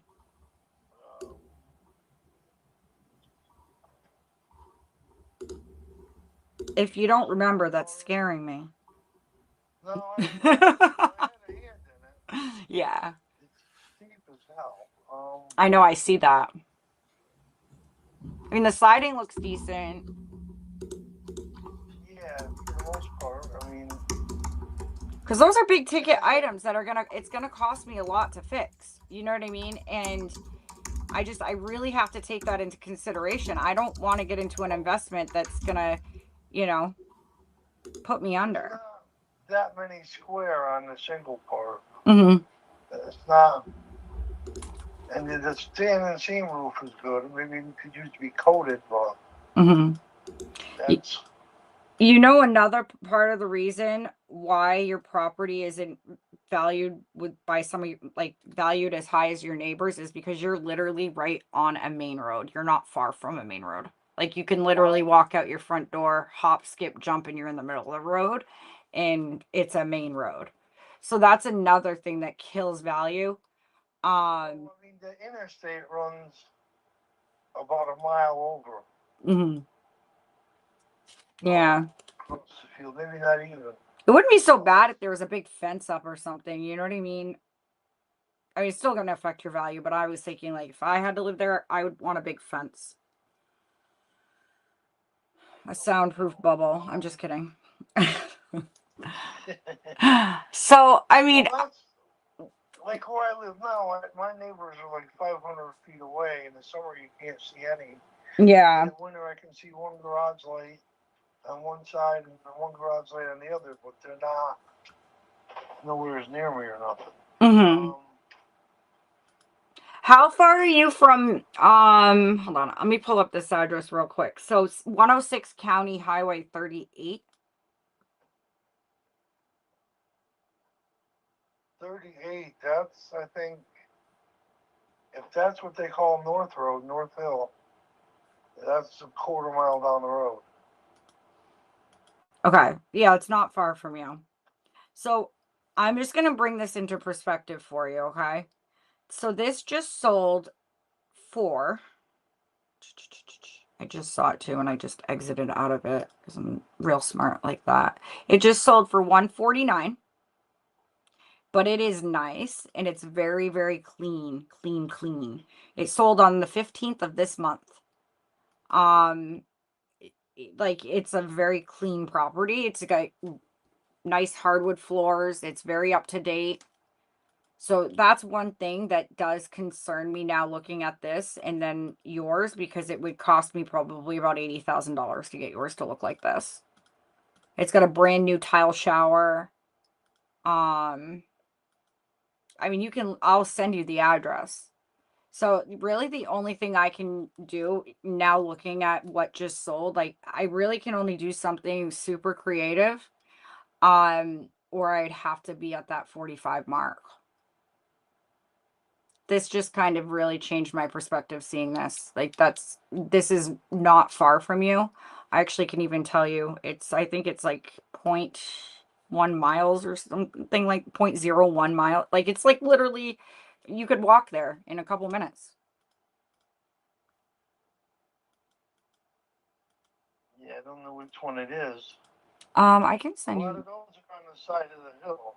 You know what's crazy too? It says that this one did sell for above what it was worth, which is good. It sold for 33,000 over, like, above value. So someone really wanted to live there. They might have multiple offers. Yeah, possibly. It was only on the market for 5 days, so that's good news. So maybe people really wanted to live in the area, but I can't be too high on the price of your house because there's just no room. I mean, I could bring the money down to do the rehab, get it fixed up. We could list it together and I could get you a little bit of a higher number. But I need to make two. But I guarantee most investors, they're going to call you and they're going to be right around my number that I just said.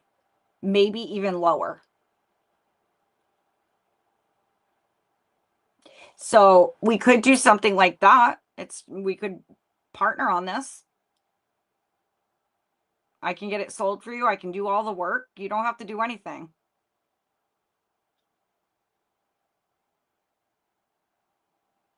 And I could probably get an extra 10 to 15,000 extra in your pocket.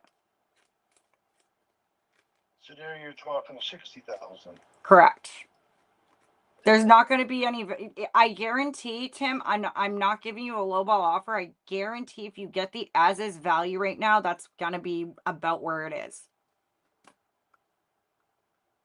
I promise. Look at the market. Or you can you'd fix it up yourself and do it that way. You know what I mean? Yeah, I mean, originally my thought was if I rented them, I just didn't trying to find decent tenants is horrible. I know. It's like a 1 in 40 shot. It is. Yeah. I mean, the best bet for you to do is, do a background check, have them pay to get like a whole like background check done. It's honestly better to have like a property management company, but if you don't have a lot of properties, I know that doesn't make any sense. I get that. But it also alleviates you from having to manage the property. Well, I have a friend that's a realtor that I've done a lot of business with, but she's really kind of. She went out and, I mean, she's found me a few tenants. They haven't been what they should have been, really. I haven't had a lot of luck with her with that. And she's supposed to be doing background checks and everything on them. But, yeah. I mean, they tend to stay a little while, but they're not clean. They're hard on the property. And then they end up burning me in the end anyhow, at least for some. Well, I can tell you right now, like, you got to make sure paperwork's done right. Me and you've had this conversation before. I'm not trying to hassle you or anything, but you've got, like, I had to learn the hard way too. You have to make sure your contracts and everything is done right, because if it's not, you'll get burned. And that's one thing I like to do, is make sure that there's protection in place for both you and I. I'm in this for a win-win. I'm not in this just to win myself. I'd like you to win as well. And I think the best bet to do, I'm not going to be like, if you were to list, well, your house is listed and the market has already told you it's too high. Is it still listed? Because I think it is. Yeah. once you rented it. No, hold on one second. Let me see. Yes, it's active. Oh, wait, no, this is, hold on. Let me see. I apologize. I was just looking at the wrong one. Let me go back to results. There we go. There it is. Nope, it's an expired listing. I see. Okay, so yeah, it was listed until the 1st of the year. So it's only not been listed for a couple weeks. Yeah, I think it was listed 6 months with her. I think that's what our deal was. Yeah, well, she still had it listed because it says 1/1/2026 is when they took, like, when it expired.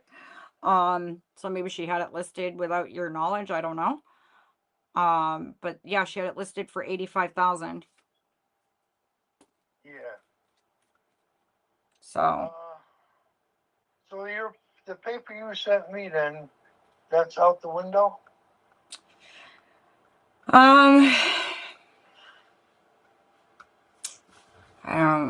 You know what? Just looking at the market, I don't know if I'm going to be able to do it. It doesn't even make any sense.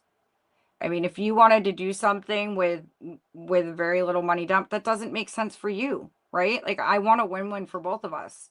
It doesn't, what I need doesn't make sense for you. Out of the 2 options you offered me, option 1 would be the only one. The idea. Okay. So why don't we do this? Let me talk to my partner. If option 1 is the one you're considering, let me just reevaluate things harder and see if that works. If it's, and right now it's 50-50. I really don't know. I have a few things that just concerned me that I just saw, that I didn't see the last time we talked, obviously, because it just sold literally less than 5 days ago. So what I'd like to do is just reevaluate things. And let's say this doesn't work for me, Tim. Are you just open to do a cash offer, or do you want to do like where I can get you an extra 10 to 15 and I can do the work? Huh? I wouldn't do 45. Okay. So what do you think is your best offer for me?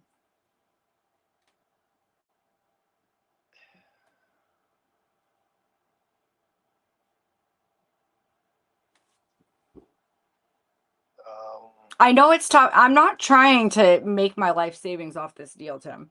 If I had more room to give you money, I 100% would, because I feel terrible that you've been burned so many times. There's not enough room. It's super, super tight. Um, like the only way I really see this really working, I'm really going to check option 1 for you, but I think we should just partner up. I'll bring the money down. I'll rehab the place. I'll get it listed and I'll get it sold.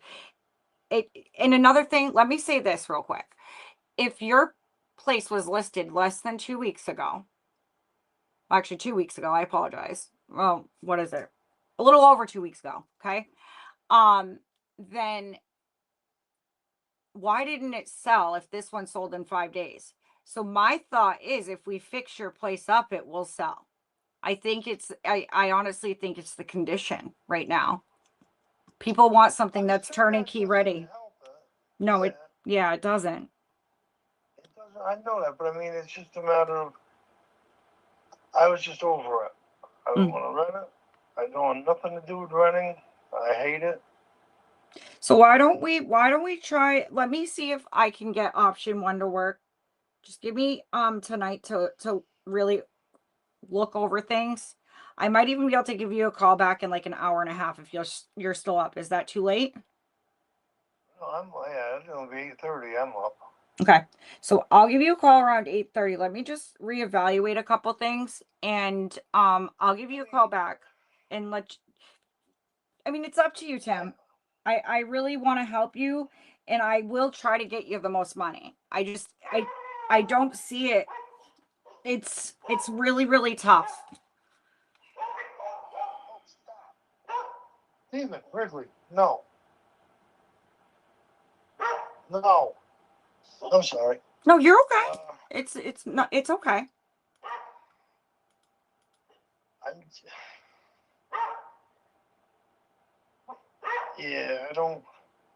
I mean, renting it was just, if I buy a house and I clean it up and I fix it, and then I put it on the market and sell it, I do fine. But trying to rent was horrible, and I just wind up with a mess. So I don't know if I want to go in there and. I mean, are you open to a lower purchase price and like a month? No, I'm not talking that low. I'd even be willing to go, like, start at 80 with an interest rate, or we could even do like if you wanted to do something with, what would help you, like a higher monthly payment? That wouldn't hurt. So like if I could like bring your payment up to $400 to $500 a month, I know it's not a ton more, but even if it was $500 a month, would that be better? Or Well, I mean, it pretty much goes on the overall deal. I had to put everything together, and Tim, also look at it this way. This is going to be consistent for you. It's not like, even when I don't have anyone in there, you still get your 500. So this is going to be something you haven't had in a while, is the consistency of payments. yes, I know. I mean, I know there's a couple other houses. You asked me about that before. Yeah, you did say that. Yeah. There's and one is in East Worcester. It's not listed yet. Okay. I don't believe, unless it's the one that just sold, maybe. But that's not on North Road. The other one. So. Oh, you're looking at the ones that I'm comparing? No, I ain't looking at anything. I'm just sitting here with your paper in my hand. Oh, gotcha. Deal.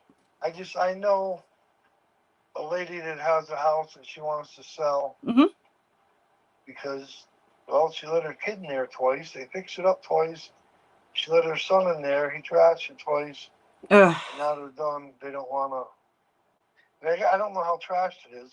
It was a decent house. And then there was another one. up on the hill that I know there's a couple. I don't know what you're into fixing or.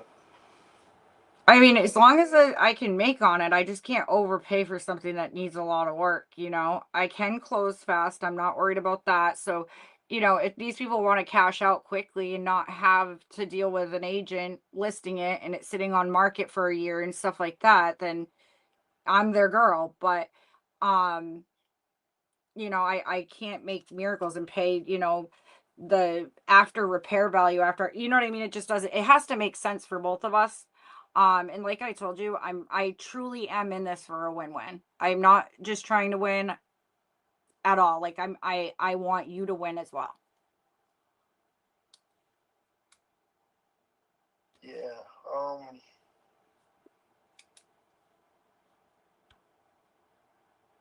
I honestly think that the best bet for you is to do the, if I can get you 60 and get it rehabbed. I mean, if I can get it rehabbed and sold for a lot more than I thought, I'd be willing to put it in a contract that if I make certain over a certain amount, it goes in your pocket. I've done that before. I'm willing to do something like that. But I don't have a crystal ball. I don't know what the market's going to look like come Mayish, when the, you know, it's the market starts to get a lot better, you know, April, you know, sometimes even March, but it gets better and better towards the summer, obviously. And you know, I guess it just really depends. It's a risk for me too. I mean, real estate is a risk, right? So I think if you're looking to get a large chunk, why take, you know, $300 to $500 a month payments when you could just cash out at, like, let's say 55, 60, and have that in your bank account to invest in whatever you want, live off for the rest of your life, whatever you need to do. I don't think I should live off 60 the rest of my life. Well, I'm just saying, like, for savings, you know, I'm not obviously, you know, you have other means of income, right? Like, I'm just saying, like, have it as backup or invest it. Yeah. Well, right now I'm off for the winter. I've got myself set up with a construction company as long as they got work next year. They're a big company. Okay. And I work from like basically somewhere around April until November. I mean, 60, anywhere from, you know, 60,000 in your bank account, you could always put that in. I have a bunch of different things I could show you. If you put that in certain accounts, you could get a 4% interest rate on that, and you get it monthly. You know, something that could make it grow.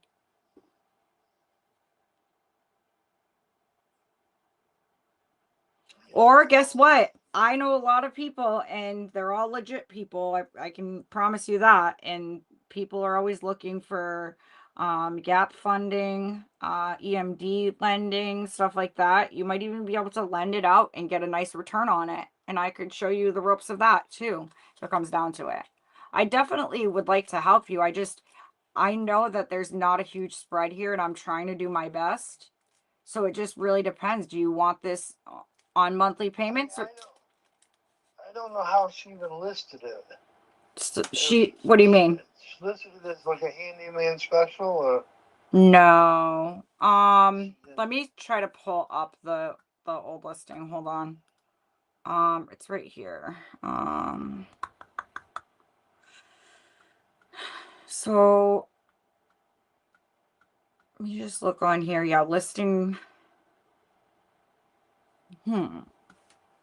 Yeah, she might have done that, because let me see what else, because I have software that can pull up when the last time there was a status change on it, and it shows me the first of the year, but Zillow is telling me something else. So hold on one second. Let me go to Realtor.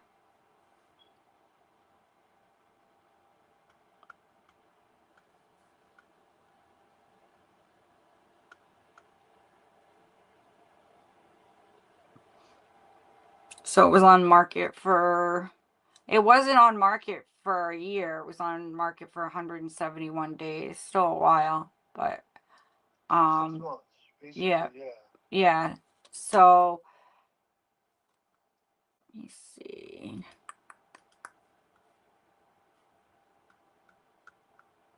I'm just pulling up a couple more comps real quick.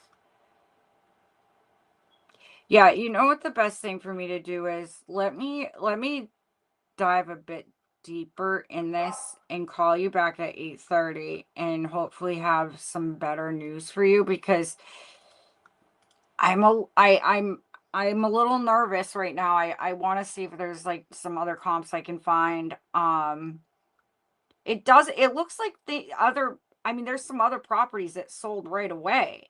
So yours is just definitely wasn't priced right, which if I would have been your agent, I'm not an agent, but let's say I would have never let you list it that high above value, because that's just silly. You're not going to get people interested if it's that high. Well, I started out at what, 114, 114.5 or something. Mm-hmm. Came down to 85 because, well, you would think somebody would have some ambition, and the price of houses now, you know. The market's dropping though. The price of houses, like, they have to be turnkey ready to move in. It depends who your buyer is, right? You don't make the price of your house. I don't make the price of my house. The buyers make the price. It's what people are buying at. And if it needs a lot of work, people aren't going to want to pay upwards to that amount, because they got to invest a lot of money in the rehab. I'm looking at houses that sold, that were listed when yours was listed, and they don't need any work. They're turnkey move-in ready. That's the difference, and I think that if we rehab the place, you could definitely get a higher number.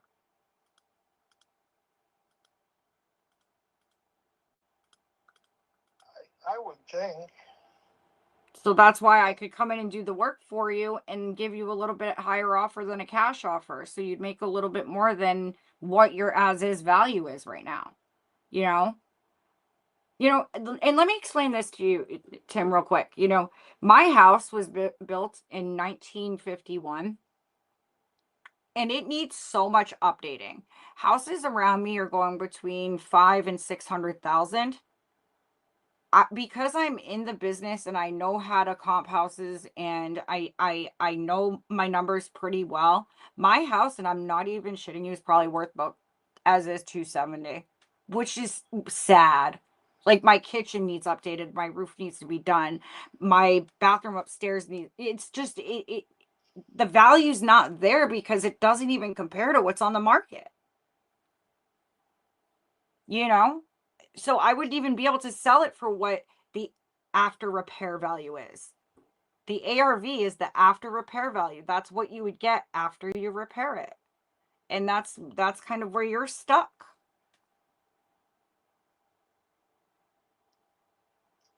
You know what I mean? So it just really, it depends if you want to get out from underneath this, or is it something you want to, go over, get that tenant out. I know you don't know if she's out or not, but and take your weekends and fix it up here and there and get it all fixed up and then list it. I guarantee it'll sell then.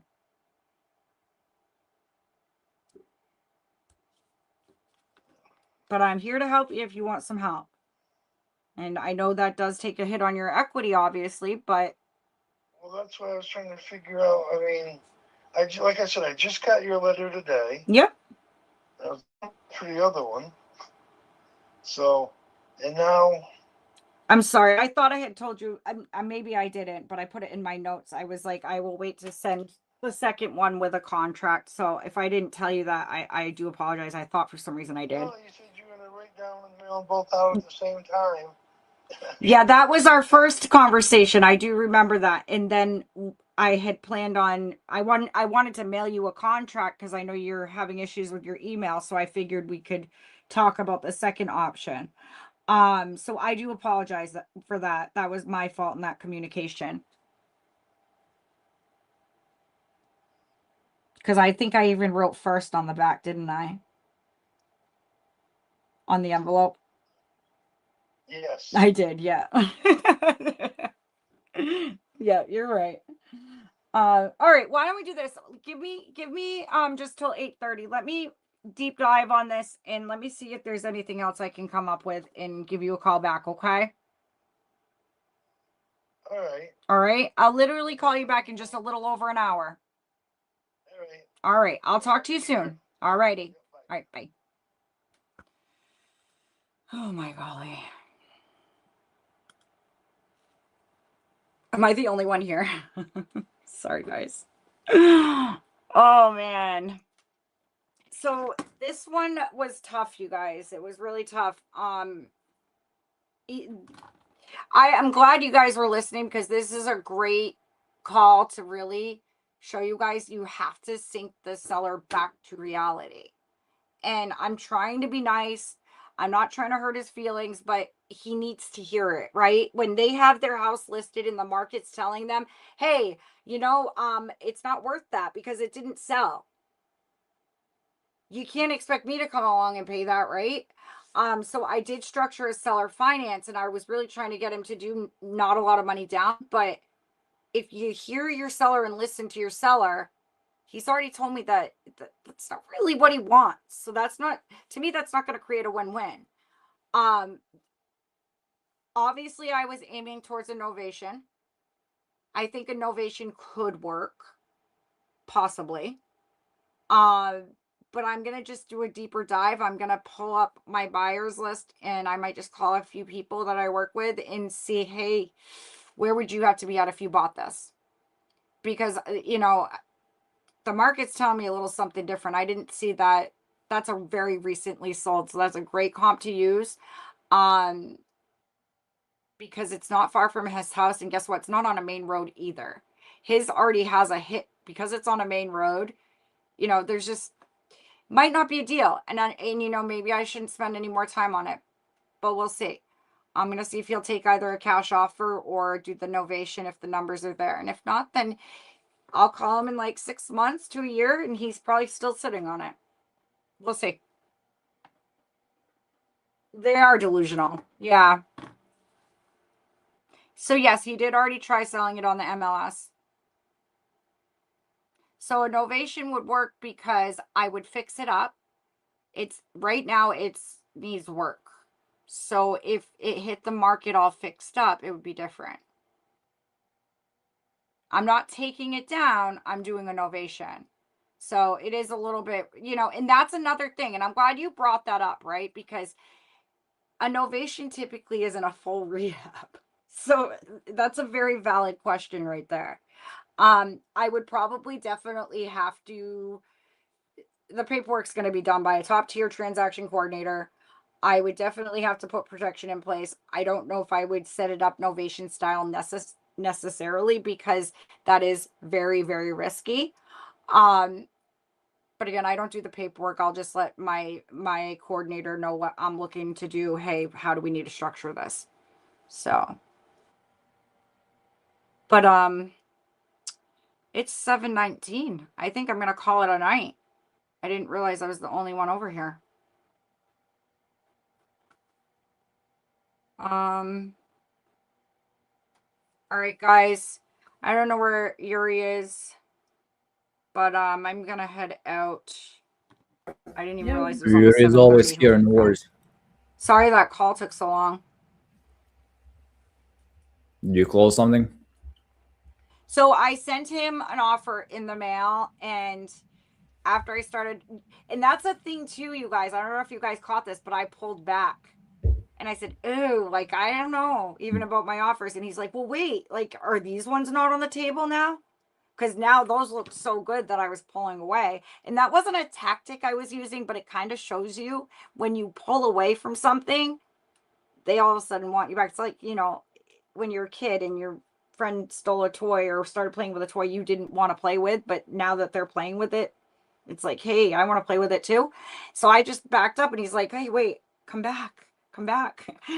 So we'll see. I will keep you guys posted on that. If you're a lady that's here, I do have a Discord channel for women. I'll put it in the chat, so please come on over.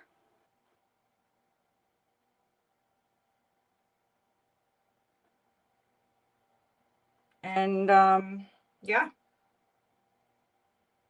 I will, I guess I'll see you guys on, you're going live tomorrow. Yurii, what time?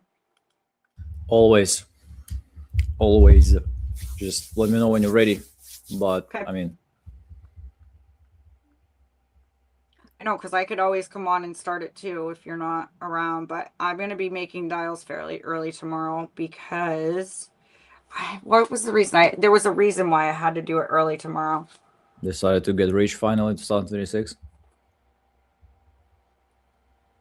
Yeah. Mm-hmm. Can you ask Andy if he submitted his calls? Is that why he wasn't on today? Well, he told me he submitted, but I wrote to him. I didn't see his submission on the Get forum, so I don't agreement, know what happened you there. can overnight or 2-day contract. Oh, he messaged me. Let's call him. We're going to call him real quick. Guys, we're calling Andy. We're putting him on YouTube. Hey, buddy. Hey, you're live on YouTube. Say hello. YouTube. Yurii wants to know if you submitted your recordings. I did. So when he messaged me, did you hit submit? I did not, but I did when he said that. Okay. He's looking right So now. yes, it is submitted. I'm going to submit more. I think I just put one in there, but it's going to be a two video or two close. So I'm going to submit it again with both recordings because that was like a pre-verbal close, but I got the actual close the next recording. Okay. Ask him to merge those. Merge those, please. Yeah, before you submit, go and merge them. Like just put audio merger or something. Yeah, merge them because I didn't merge mine. So I think, And I heard him earlier when he said, make sure you merge them, which I'll do. Okay, perfect. There is just online merger, free live or something. Yeah. So Andy, I just tagged you in a lead because it's the one I was just on the phone with. Take a look at that, and I want a second pair of eyes on it. I'm gonna give him a call back in like an hour.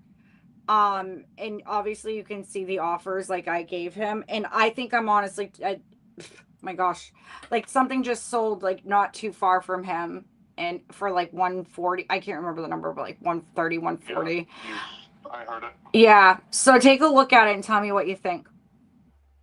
Yeah, I'll take a look at it. All right, cool. All right, I'll talk to you in a bit. I'm gonna say bye to everyone. All right, bye.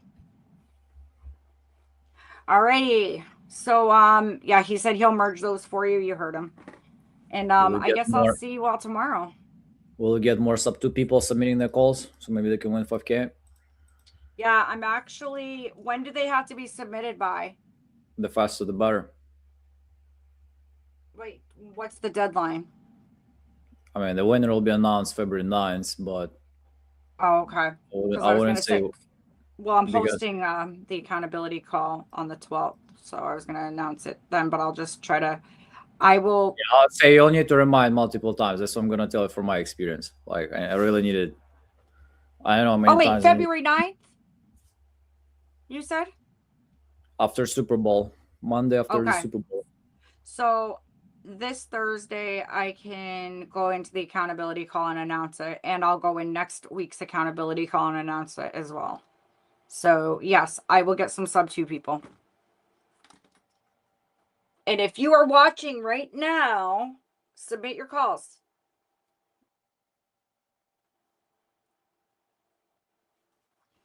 All right, Yurii, I'm out. I've been live almost 4 hours with you. Look, my ear's red. I don't know why. Got a red ear. All right, guys, I really am out. I know I've said that like 10 times. Much love. I'll see you guys later. See you later. But you guys are staying with me because right now, finally, the fun part starts. So here's some cool things. Again, we're going to go live 20 days in a row. So here's the thing. And we're going to bring some guests. We're going to close some deals. Today, Caesar actually signed the contract live. So congrats. Spins are back as well. So we're going to spin the wheel in the end of the day for people who get coupons, who buy packages and do all this type of stuff. Okay. So this is the second thing. The third thing, make sure to submit your recordings to iSpeedCloser's bowl competition.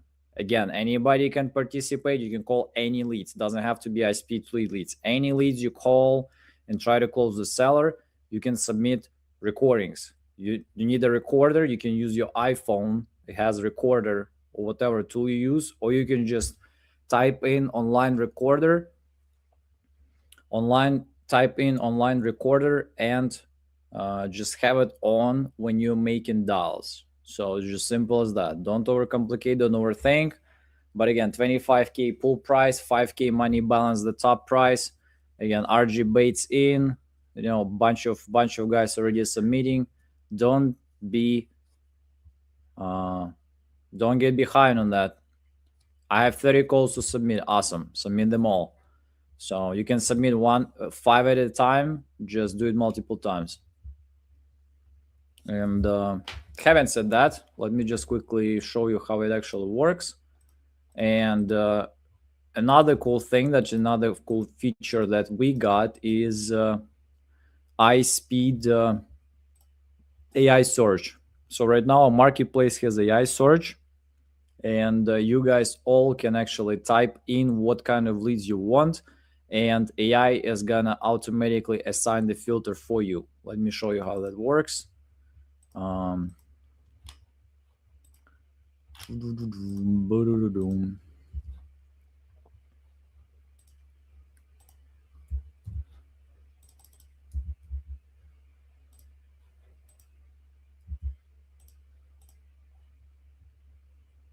And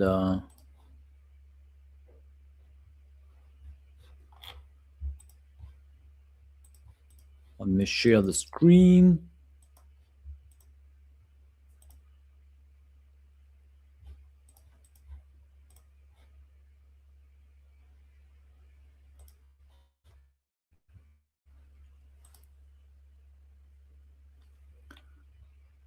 Boom. So on our marketplace, guys, as you know, there's been always some filters that you put together and do that type of stuff. So right now we have AI mode. So when you click on AI mode, again, 2 modes, AI mode right here that you click. And after that, you can type your lead request to start creating filters. So for example, in my case, if I want to find a SAP sellers in Shelby County, I can just punch it in, click search, and it's gonna create for me the automatic filter based on my request. For the first time, it will take some time, but after that, after you save it and after you create it, it's gonna be saved and it works faster. Again, this is the beta version, and it's okay. So here is why we say it, because it's probably too many Shelby counties out there. So let's do Shelby County, Tennessee. And boom. And we got Shelby County, Tennessee, ASAP seller, 69 leads available. Also, if you guys didn't know, we have a bunch of different leads and option pricing structures. So if, let's say, you want to find just leads with 0 orders, you can just click here on the filter and you'll find 28 leads. Here's another cool thing. Let's imagine you look at this and you think $199 is too expensive. Okay, let's see what's available we have at a low price. So we can sort by price, low to high, boom, and we got here ASAP lead, vacant with remodels. How about that? Look at this, ASAP, and the one that will just cost us $3. And this is available on the marketplace right away.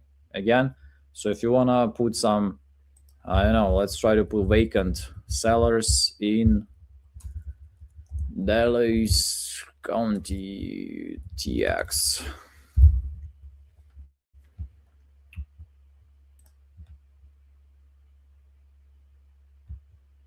And I might stop the search.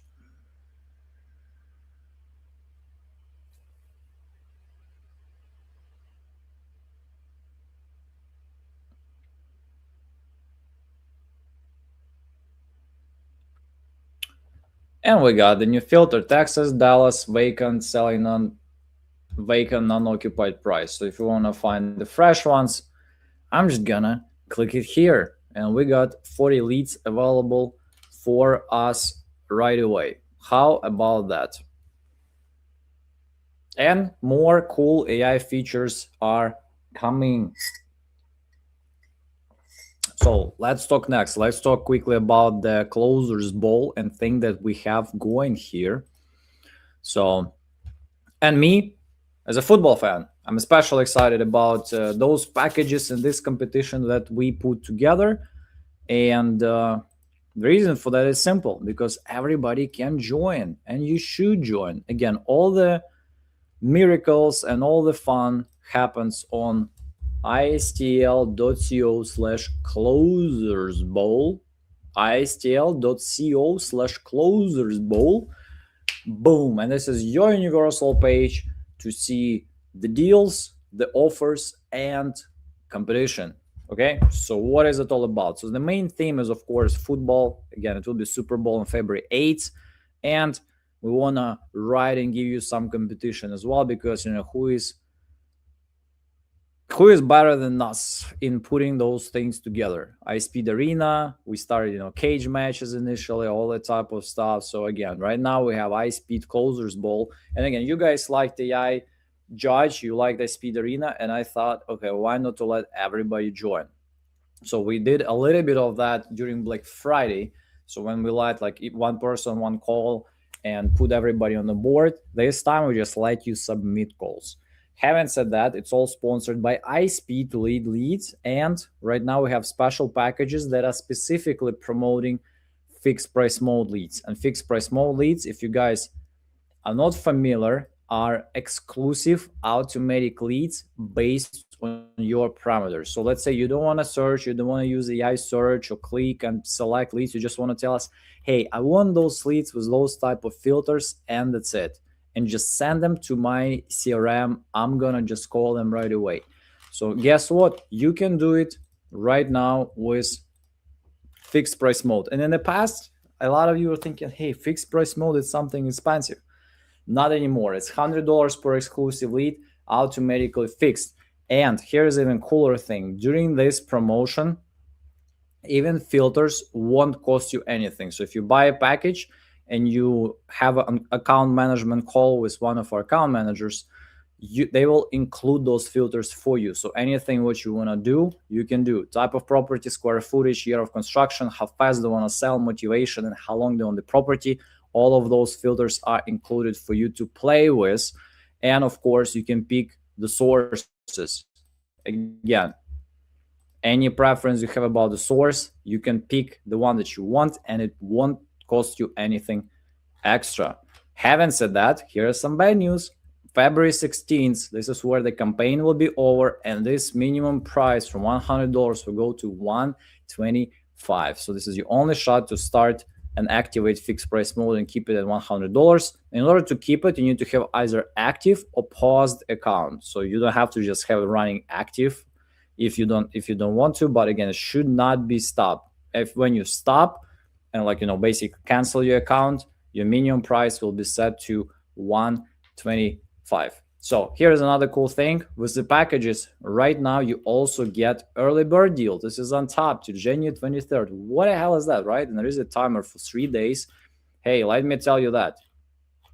The cool thing this time that early bird includes 2 coupons. One of them is 24/7 exclusive coupon for lead feed at $100. So 24/7, you can buy any lead for $100 till February 16th. So it doesn't matter if you have balance or don't. Let's say you bought a $1,000 package, you're out of balance, you want to keep using coupon one by one, you can do that.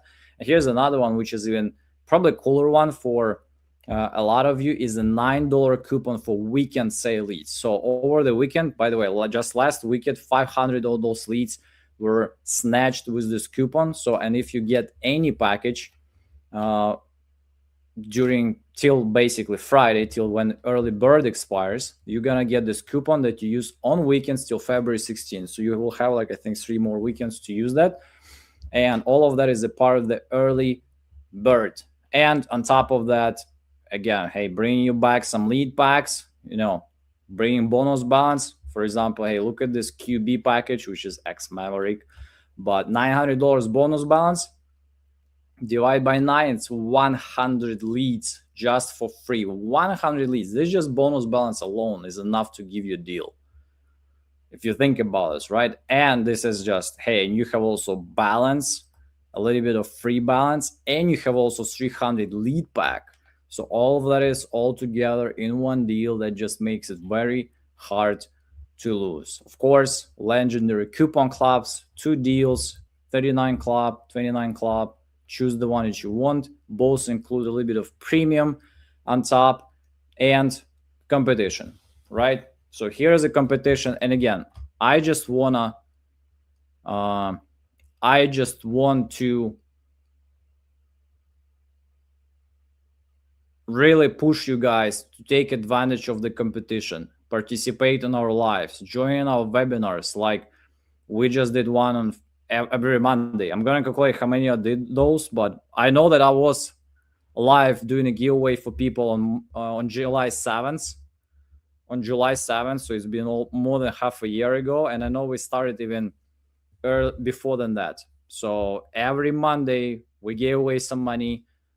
Right now, those accelerator calls, you can join those too. We give a little bit of balance. You can join, you can make some dollars. So you just gotta show up, right? And right now, this competition, hey, I made it as easy as possible. Hey, you can call any leads. You want to call for sale by owners? Your choice. Go ahead. Try to play with that. Again, you don't have to lock the contract to win the competition. We give you the matrix, how AI scores. Again, just call some sellers and try to make it work. So this is the thing. So what is it all about? Let me just cover this quickly for you. So again, on the same page, istl.co/closersball. And so what is it all about, right? It's 20K in total prizes scored by AI closer coach, 41 parameters, total of 410 points. You can submit any PPL, any calls that you want. Of course, no VA calls. You cannot just submit a bunch of call recording or something. So, and the winner will be announced on Monday, February 9th at 7 p.m. Eastern. So 7 p.m. Eastern, as we're going to go live. And again, this is why those 20 lives in a row. So this 20th one will be on February 9th, right after the Super Bowl. That's where we're going to announce the winner, right? So, and so how you do this. So here is submission form. Just click submission form. So all information is on this form, right? So you can check the prizes. So if you want to. So what's the prizes? Number 1 prize, 5K money balance. So price number 2, 2,500 lead pack. Price number 3, annual subs plus 500 lead pack. Price number 4, 3,000 bonus balance. Again, subscription plus 250 lead pack, $2,000 bonus balance, 250 lead pack with annual coupon club, 500 lead pack, $1,000 balance, $500 bonus balance. So all of that's available. If you already have a subscription, like coupon club, you can replace it also with the bonus balance. So we can, so that's available as well. So having said that, so what are the metrics? So you can see the metrics here too. Again, make it as transparent as possible. Again, as I promised, 40 different metrics and particular example. Also, first time you guys see the explanation, what every metric means. So you can see how it is assessed. And so for example, this particular call got 313 points out of 410. So here is a way to get 50 more points. So you get 25 more points, which is good enough bonus, but it's not like a huge deal breaker that, really makes it impossible to win if you don't call iSpeedToLead leads. So if that's iSpeedToLead lead, you're getting 25 extra points. And if you bought a closers package, you also get 25 additional points. So this is your total score, and it goes to the leaderboard. So we are calculating the maximum score. So you can submit any type of calls you want. You're looking to hit that maximum score to win. So how does the submission form looks, right? So name and last name, your email account with iSpeedToLead. Also, if you share this form with someone who doesn't have account, he can use this link to register, app.iSpeedToLead.com/bonus100, and he's gonna get $100 during the registration. So also write down which team do you represent. So again, Titanium, Sub2, if you have little team inside of the team, that's up to you. If you don't have any team, you can always put speed to leaders. So, okay, so that's available for you. Submit up to 5 recordings. So you can do it here. So you can submit up to 5 recordings. And yeah, if you need to submit more, you will click here on big button, submit, and submit it one more time. Also, there's a question, what is the source of your lead? So if it's iSpeedToLead lead, put the seller's phone number. So we need to confirm that it's really our lead. So not just everybody says, oh yeah, it's iSpeedToLead lead. If it's not iSpeedToLead, just put the name of the source. No other information needed. We're not asking you for phone number or address. So, and also if you buy the package, if you buy the Closer's Ball package, just put the note which package you bought. And actually I need to change the way how it's said. But yeah, this is it. Just go submit, participate, and try to win some prizes. So it's just simple as that.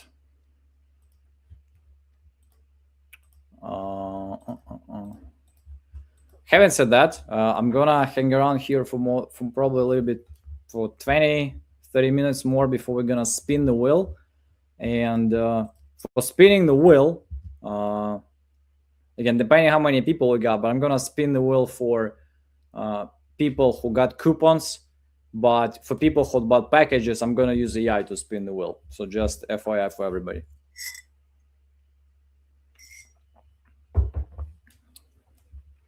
But again, take action, use this opportunity, and close some deals. Let's go.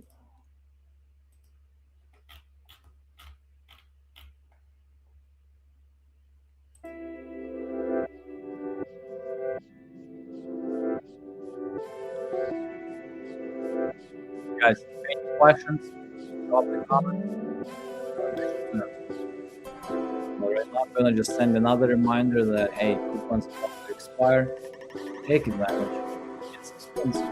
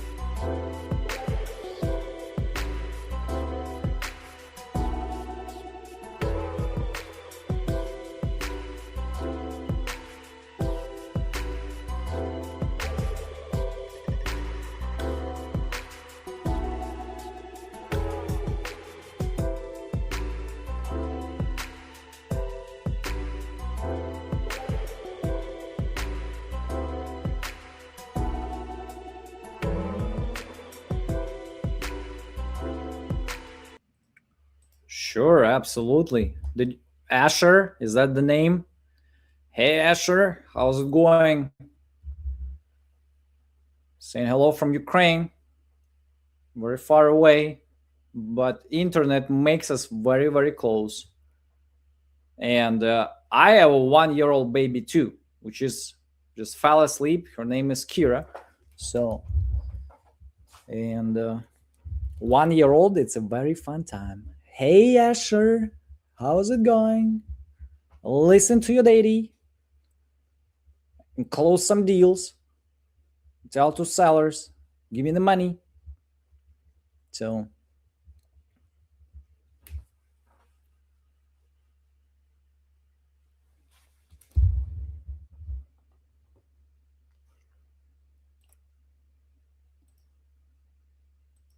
Let's go.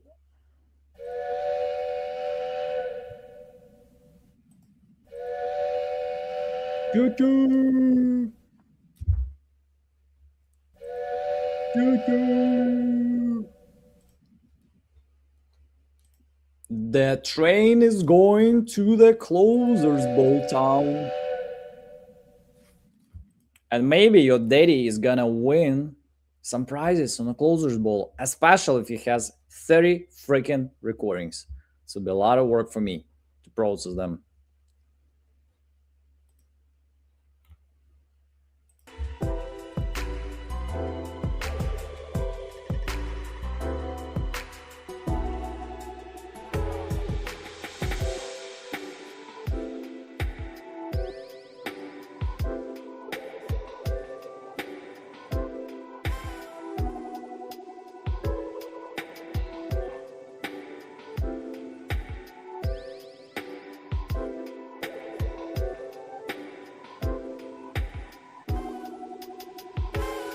Boom, closing in 2 weeks. My first close was iSpeedToLead. Congrats. So is that going smooth? Like no like crazy things happening? Like is this position is going well?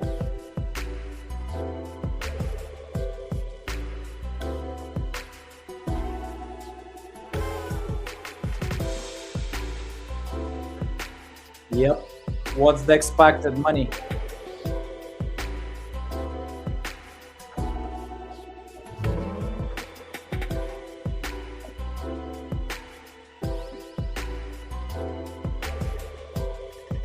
Assigned to my best buyer. Awesome. How much money do you expect?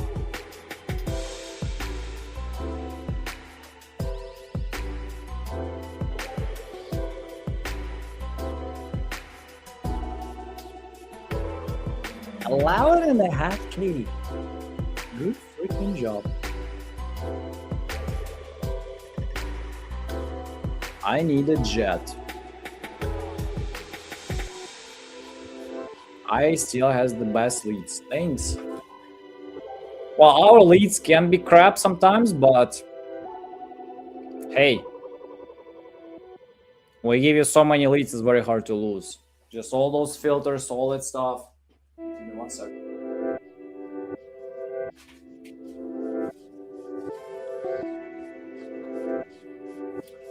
I wanted to bring my special glasses for closing deals. This was my second ICO package. Let's go.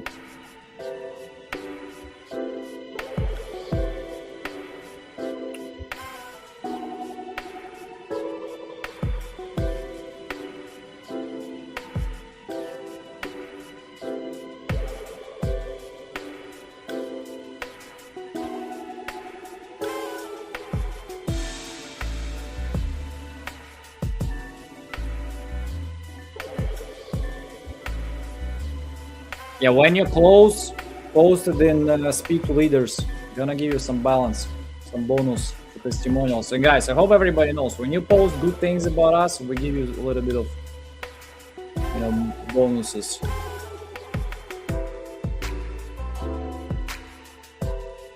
Yeah, that's true. You wanna get in trouble.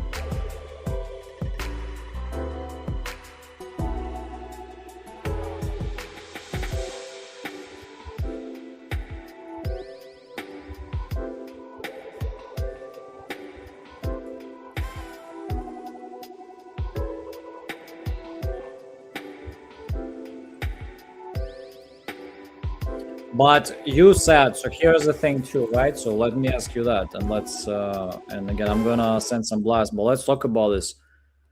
So you mentioned you have full-time job. I think you do, right? I mean, it's kind of 1099, so it's up to you when to work, but I think you work hard. You have your daughter too. Are you consider, how do you consider to scale and maybe create some leverage so you make other people work for you or something like that? Did you start doing anything like maybe hiring or considering saying, hey, I have leads who wants to work with me, you know, treating it a little bit more like a business?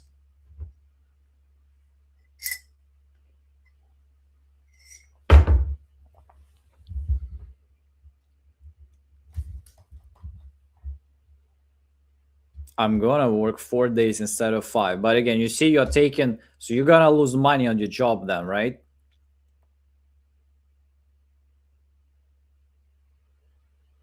Because you mentioned that you're getting paid decently. I know it's like it's a hard work,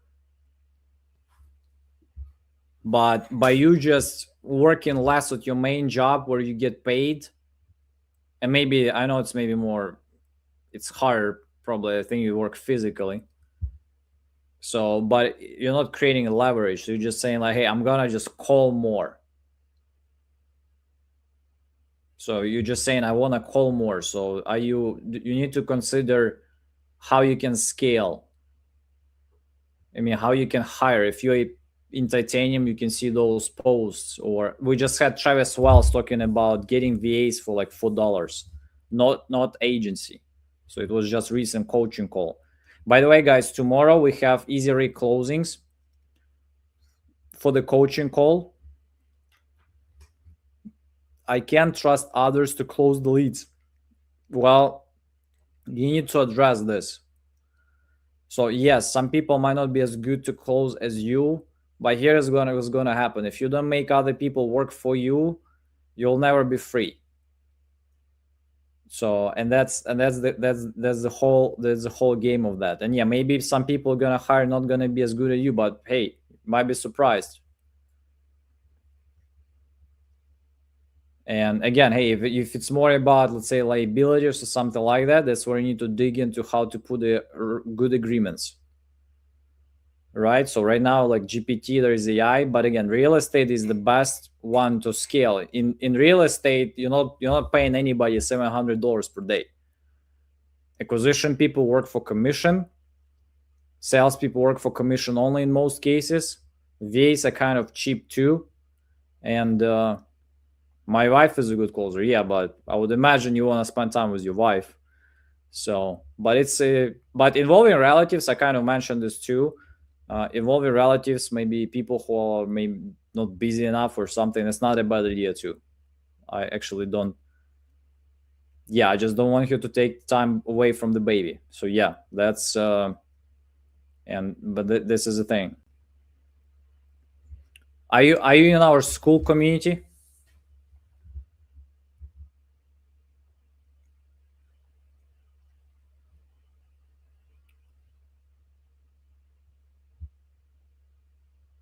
Yeah, are you in our school community? Yeah, so one of the last calls, I'm not sure.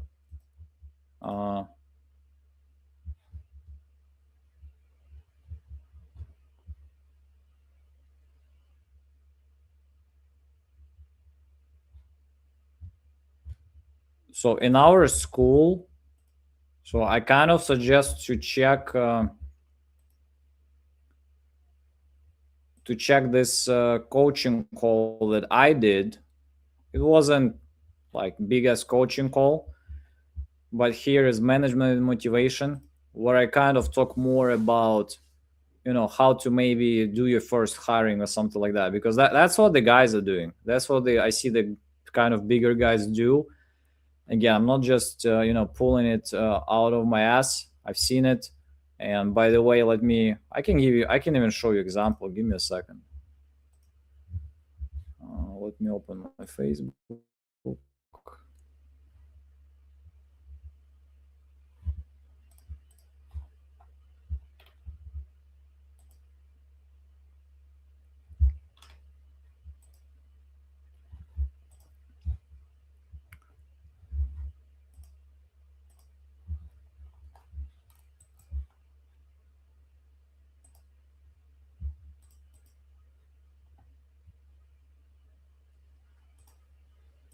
Well, I'm trying to give you guys as more different advice as possible, and depending on who you are, because I wish I would just could tell you. I wish I could just tell you something like, I wish I could just tell you something that will be universal for everybody. But here's a great example, right? You guys know Danny Force. He's joining our lives before. So he just hired Chase Maloney. So Chase is actually one of the guys who bought some leads too, and he's a part of Titanium Group. So, but again, he joined the team, so it's acquisition team, and I think he's gonna be just getting commission, not like a base pay or something. He's getting deals done. So you also saw Nick, I think his name of the guy, I forgot the name, I'm sorry, but Danny had the other guy who's actually making calls with him, like a younger dude. So this is again, is that still the job? Yes. So here's the thing, but this is a different kind of job, especially if you've never been a manager. I can imagine how stressful it is, by the way. So that's why I plan to put some management training. But this is what and again, I gave this example. A lot of people on my team said that, hey, like I want to work a little bit less. But let's say earn more or something like that. A lot of people on my team like said it, even like it was my sales team, right? So, but I mentioned, hey, you cannot just expect, before you can work less, you need to work more on the things that are gonna win you time. So like hiring and building the business and managing, and putting the structure in place, or just taking structure, right? Is there, again, with AI right now, it's so much easier right now. In the past, it's very hard to find. It's where you had to really probably pay for some things, so like search, watch a lot of things. With AI right now, everything is way easier. Again, do you need to put still effort? Yes. So you need to account all the things, right? So let's say you're joining with somebody, and again, this is different things, right? Like GV, and when you actually hiring is two different things, because GV has different percentages. So, and I have mixed feelings about GV, especially when it's like 50% cut. 50% is a lot of money. Like 50% to me honestly doesn't make much sense. So if you can get like 30%, I saw some dispo houses do like 30, it's a little bit more interesting. So as long as you know their process and you think they can do better with better than you. So 50, that's getting tricky. Ideally, I want to get non-exclusive GV, so I can still do dispo on my own, because in reality, typical pay for acquisition people is 20%, and I was talking about this too. Typical pay for disposition people is kind of similar. So in reality, you could have acquisition and disposition and give away to them 40, so you're left with 60. And again, if you want to be more aggressive, you can be a little bit more aggressive to get people. You said, I don't trust anybody to call leads. Hey, there are some acquisition guys who are better than you. So, but they might not have enough balls, to go and buy a package and take action. Maybe they don't have full-time job that brings the money as well. So, but you have, and that's why they're willing, like, oh, I'm going to just work for 20%, but I don't take a risk, because that's what we talk about, right? Like typically in business, that's the whole idea of business. In business, who takes more risk, takes potentially more things on himself. And again, luckily, this industry is built of not value and time. And again, it's bad to be on the other side, but it's pretty good in terms of building the business. And again, you can easily take the best people from, not easily, but you can find and structure the deals to actually get one of the better acquisitions people onto your team. So in reality, and again, you need to put good structures, good agreements, like, hey, this is where we're gonna this is how we're gonna work. Okay, but over a long run, it can create for you more time and more opportunities, because hey, you've seen some people, oh, I went for vacation for a week. Yeah, you went for vacation, you weren't calling or closing anything, and you probably lost momentum too. So that's why I'm actually on sales team. I'm trying to hire somebody for the weekend time, because I don't want to have any different feeling in our operation. Doesn't matter which day is that. Like Grant Cardone likes to say, if you know which day is that, it means that you're not busy enough. So that, and this is my mentality too. I don't like this. I don't like this whole thing, like, Saturday and Sunday, even though I have family, I have 3 children, I need to balance things too. But in business, if I can find a way for my business to operate 24/7, and again, we showed you that, like, we went live 14 days in a row, like including Saturday, including Christmas Eve, Sunday, Christmas Day, and we showed you sellers are picking up the phone. On some days, it might be even better to call because nobody else is calling. So, but again, if that's you who is doing it, that's tough. I mean, that's absolutely tough. So, but if you can have a team, like say of 2-3 people who rotate, who work for you, and you also can create opportunities for them. That's where you shouldn't be, too greedy as well. And again, that's why I like more building the business over GV and things, because GV is just you give somebody a cut, so you're not winning. You're not winning anything in terms of like leverage or building the actual business and creating some more authority too, and even self-esteem, if you want to talk about this. I know everybody's trying to be humble, but it's kind of feels good to have a team under yourself working with you, and seeing the process, having control of that, and potentially giving more. And again, that's where you can put a structure. Hey, here's the next step. How to, maybe you give more to your acquisition guy, initial one, but you say like, hey, you teach him how he needs to build the leverage. So you need to educate him. Hey, buddy, like, you cannot be just the only acquisition guy who's trying to get everything. You want to be acquisition director potentially who's going to manage other guys.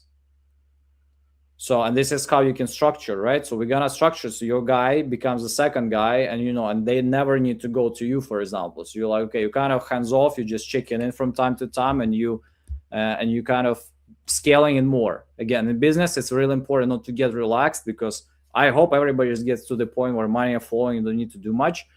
But it's always John Maxwell's statement, like, change now before you must. So you want to kind of always be ahead of the game and see how you can scale and potentially close more deals or expand on other things. And again, no, I don't know a lot of things, but again, NDA and anti-competitor agreement. So non-competes are kind of not really enforceable, honestly. So you still want to hire right, but you definitely want to have like good enough agreements in place, and you want to have this authority enough.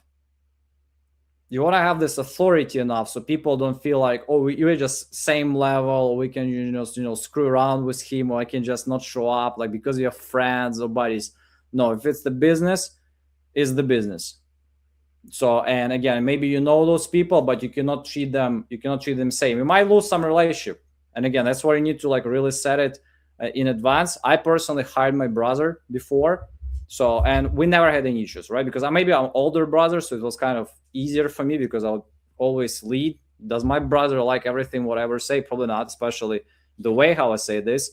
But I never treated him any way different than anybody else. So that's why we always manage to kind of make it work. And again, if that's part of your family who can work, it's fine. I would probably consider younger family members, like college guys or pre-college, like Ashley. Ashley has her daughter, she's I think 17, making dolls. So that's a good opportunity, especially to keep things in the family. Like Andy Elliott likes to say, bring the family for the ride. So should it be your wife? I'm 50-50. You might want to have your wife being one of the managers. I think this might be not a bad idea, so she can take some of that work from you, like hiring, maybe interviewing, maybe even onboarding people. You put the process, she's onboarding, and you can do those things. And again, yeah, my son is 16 and two of my daughters are 21 and 18. Yeah, that's good age. Again, I don't know enough information because I'm probably the only guy in real estate who's gonna I'm not gonna just tell you, oh, real estate is the best, like the best go-to things in the world. But again, I know what's their other jobs they can have. Do they go to college? Do they get like scholarships, all that type of stuff? Because Ashley mentioned, let's say her oldest daughter, she will be probably qualified to go to college with a scholarship. So I'm definitely against, okay, never say definitely, but I would say I'm leaning towards being against college with the, if you need to take some debt. But if she can go to college with a scholarship, especially if it's a decent one, I think it's a good idea, because still college, it's additional connections, different things, it's not bad, especially if you get a scholarship, right? So same as, for your children, I don't know where they stand. I don't know what kind of other jobs they do. Maybe they're really good salespeople in some other industries, because there are some industries that pay very well. There are some good, like maybe they can go into enterprise sales. So, and all that type of stuff. So there is a bunch of things that they can really do, and you just need to make a decision. Make a decision for, my 20-year-old is a nursing assistant, but my 16 and 18-year-old living with me. I have plans to bring them into the business in the due time. Yeah, especially if you don't do much. So this might be a pretty good opportunity. Plus, here's a good reason for them. If you want to just not just say, oh, like you just live with me, so you gotta do this. They should. This is where you need to treat it as a business too, because this can be their first legit sales experience. So, and they can really use it on their resume. And this is how you need to treat it. You shouldn't feel bad if, let's say, it doesn't work out. So this is the thing. Them and you need to treat it to be like, it's a good opportunity for us to build something together. And if it even doesn't work out, you want to put a good effort, because if especially that's their first real sales job, so they can put on a resume. Let's say they can put, hey, I actually worked in real estate and I actually managed to close some deals. So it can be on their resume, so they can actually get a better job, because right now it's really hard to find entry-level jobs, and this is a good opportunity for them, to get this first experience. Honestly, also, right away, I tell it to everybody, if they really plan to be in real estate for like a long time, I would suggest to get a license. So I'm not sure where you guys are based. So, but I would definitely suggest like make them get a license. I don't think it will be a bad idea. They can also, maybe one of them can join brokerage if they want to, and just see how those things go. But you kind of want to, Florida, I mean, great. I mean, you get licensed freaking agent in Florida. So I mean, I don't think it gets better. It's not getting better than that. So I mean, maybe Texas, but my wife and I were both realtors from Virginia for 8 years. Yeah, so you know the drill. So get them licensed, and so again, you could work for a wholesale company, a company like Novation King, if you want to. So, and again, I'm right now more talking about how you become a Novation King. So that's the thing. But again, this is where, if you plan to work for somebody, I think you wanna more look from the perspective how much, what the opportunity is. So hey, I don't know what Novation King is offering. Again, I want to know what's the percentage I get, what's the lead flow, and what's the long-term opportunity. So this is where, if you're considering getting employed by somebody or working with somebody, you want to treat it as choosing employer as well. Okay. So especially if you're good and you're thinking like, hey, I don't want to take any risk. I don't want to buy leads. Maybe I'm just at the stage where I want to just work with somebody. So, and there is no other better opportunity for you. So I really suggest that you want to take a look at every opportunity and just see what's the best opportunity. And again, it's not necessarily you want to pair up with just somebody, whoever is the biggest or whoever is most experienced. Again, you just want to know, hey, do they have leads? Do they have a system? And again, what's the opportunity? So that's can you be a part of something bigger? Because that's the game. You're not gonna become a biggest millionaire by just being an acquisition guy for somebody. I mean, at least I don't hear many stories like that. I don't. I mean, I see somebody, oh, like this guy just closed like worth of deals or blah blah blah. I think it's possible, but again, that's definitely like very tricky question when you work for somebody, especially in real estate, especially when you don't get a wage, especially when you depend on leads. Depend on the market. Again, if you don't use multiple exit strategies, the things can go harder like very fast too. So, but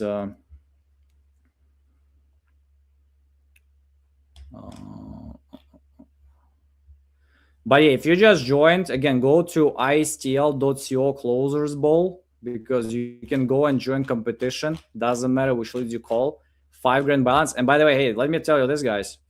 AI doesn't care who's gonna win. Maybe some newbie is gonna win 5 grand, and you can really use 5 grand money balance on really putting some business together. So you'll be packed with leads right away.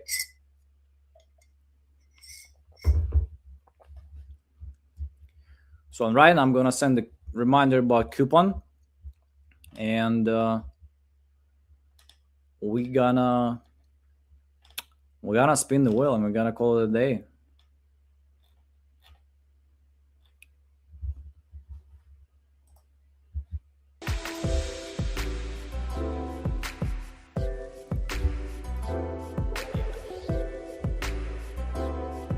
You're welcome. Competition aside, yes.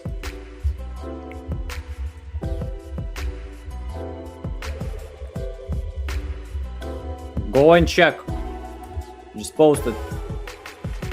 Go and check istl.co/closersball. Let me know what you think.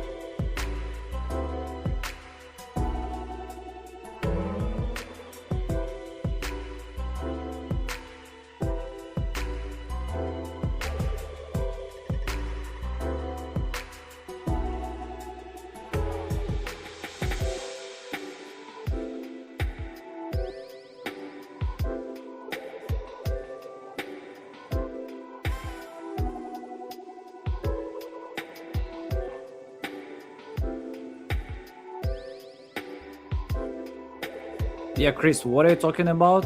Which yeah,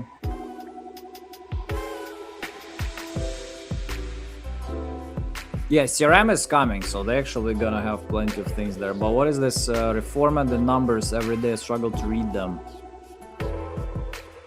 Numbers where? Oh, phone numbers. Yeah, like, okay.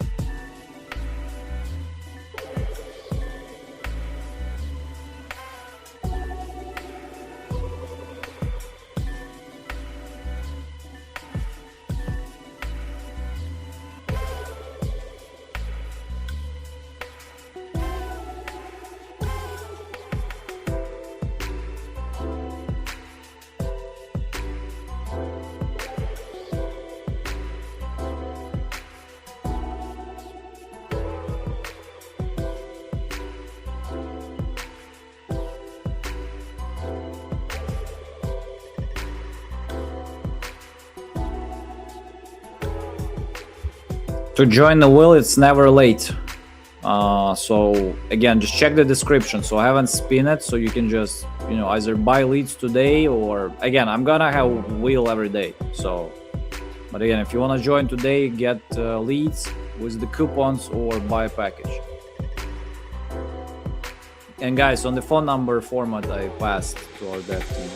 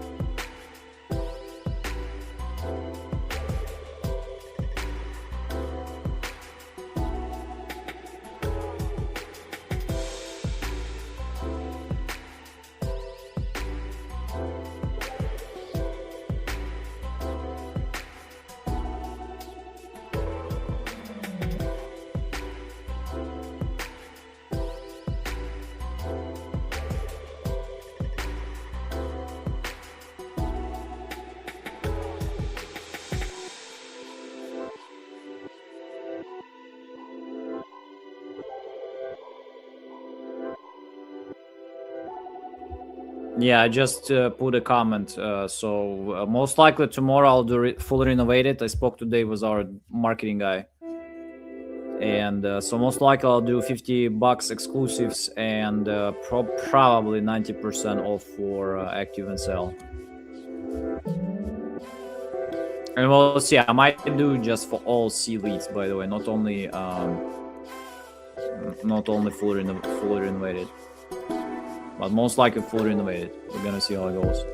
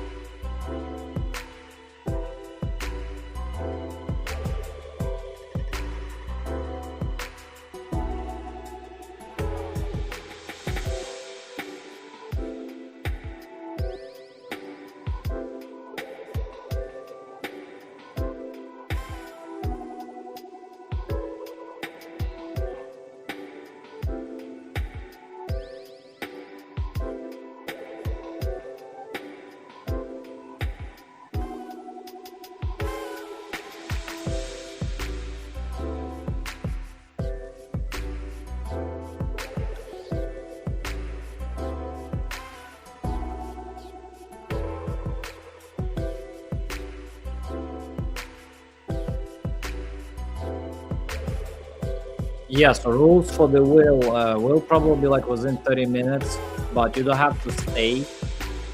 Okay, so again, you gotta get money anyway. The Border Georgia lead, good.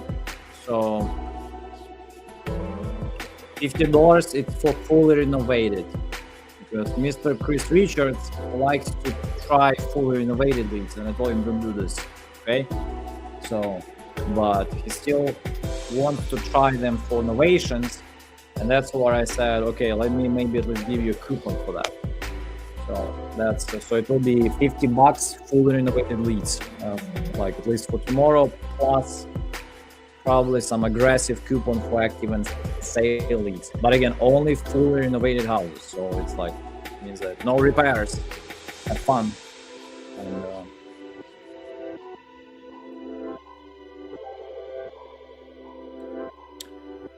I'm learning so much in school community. Give us top 3 things you learned or something like that. What was the most insightful one?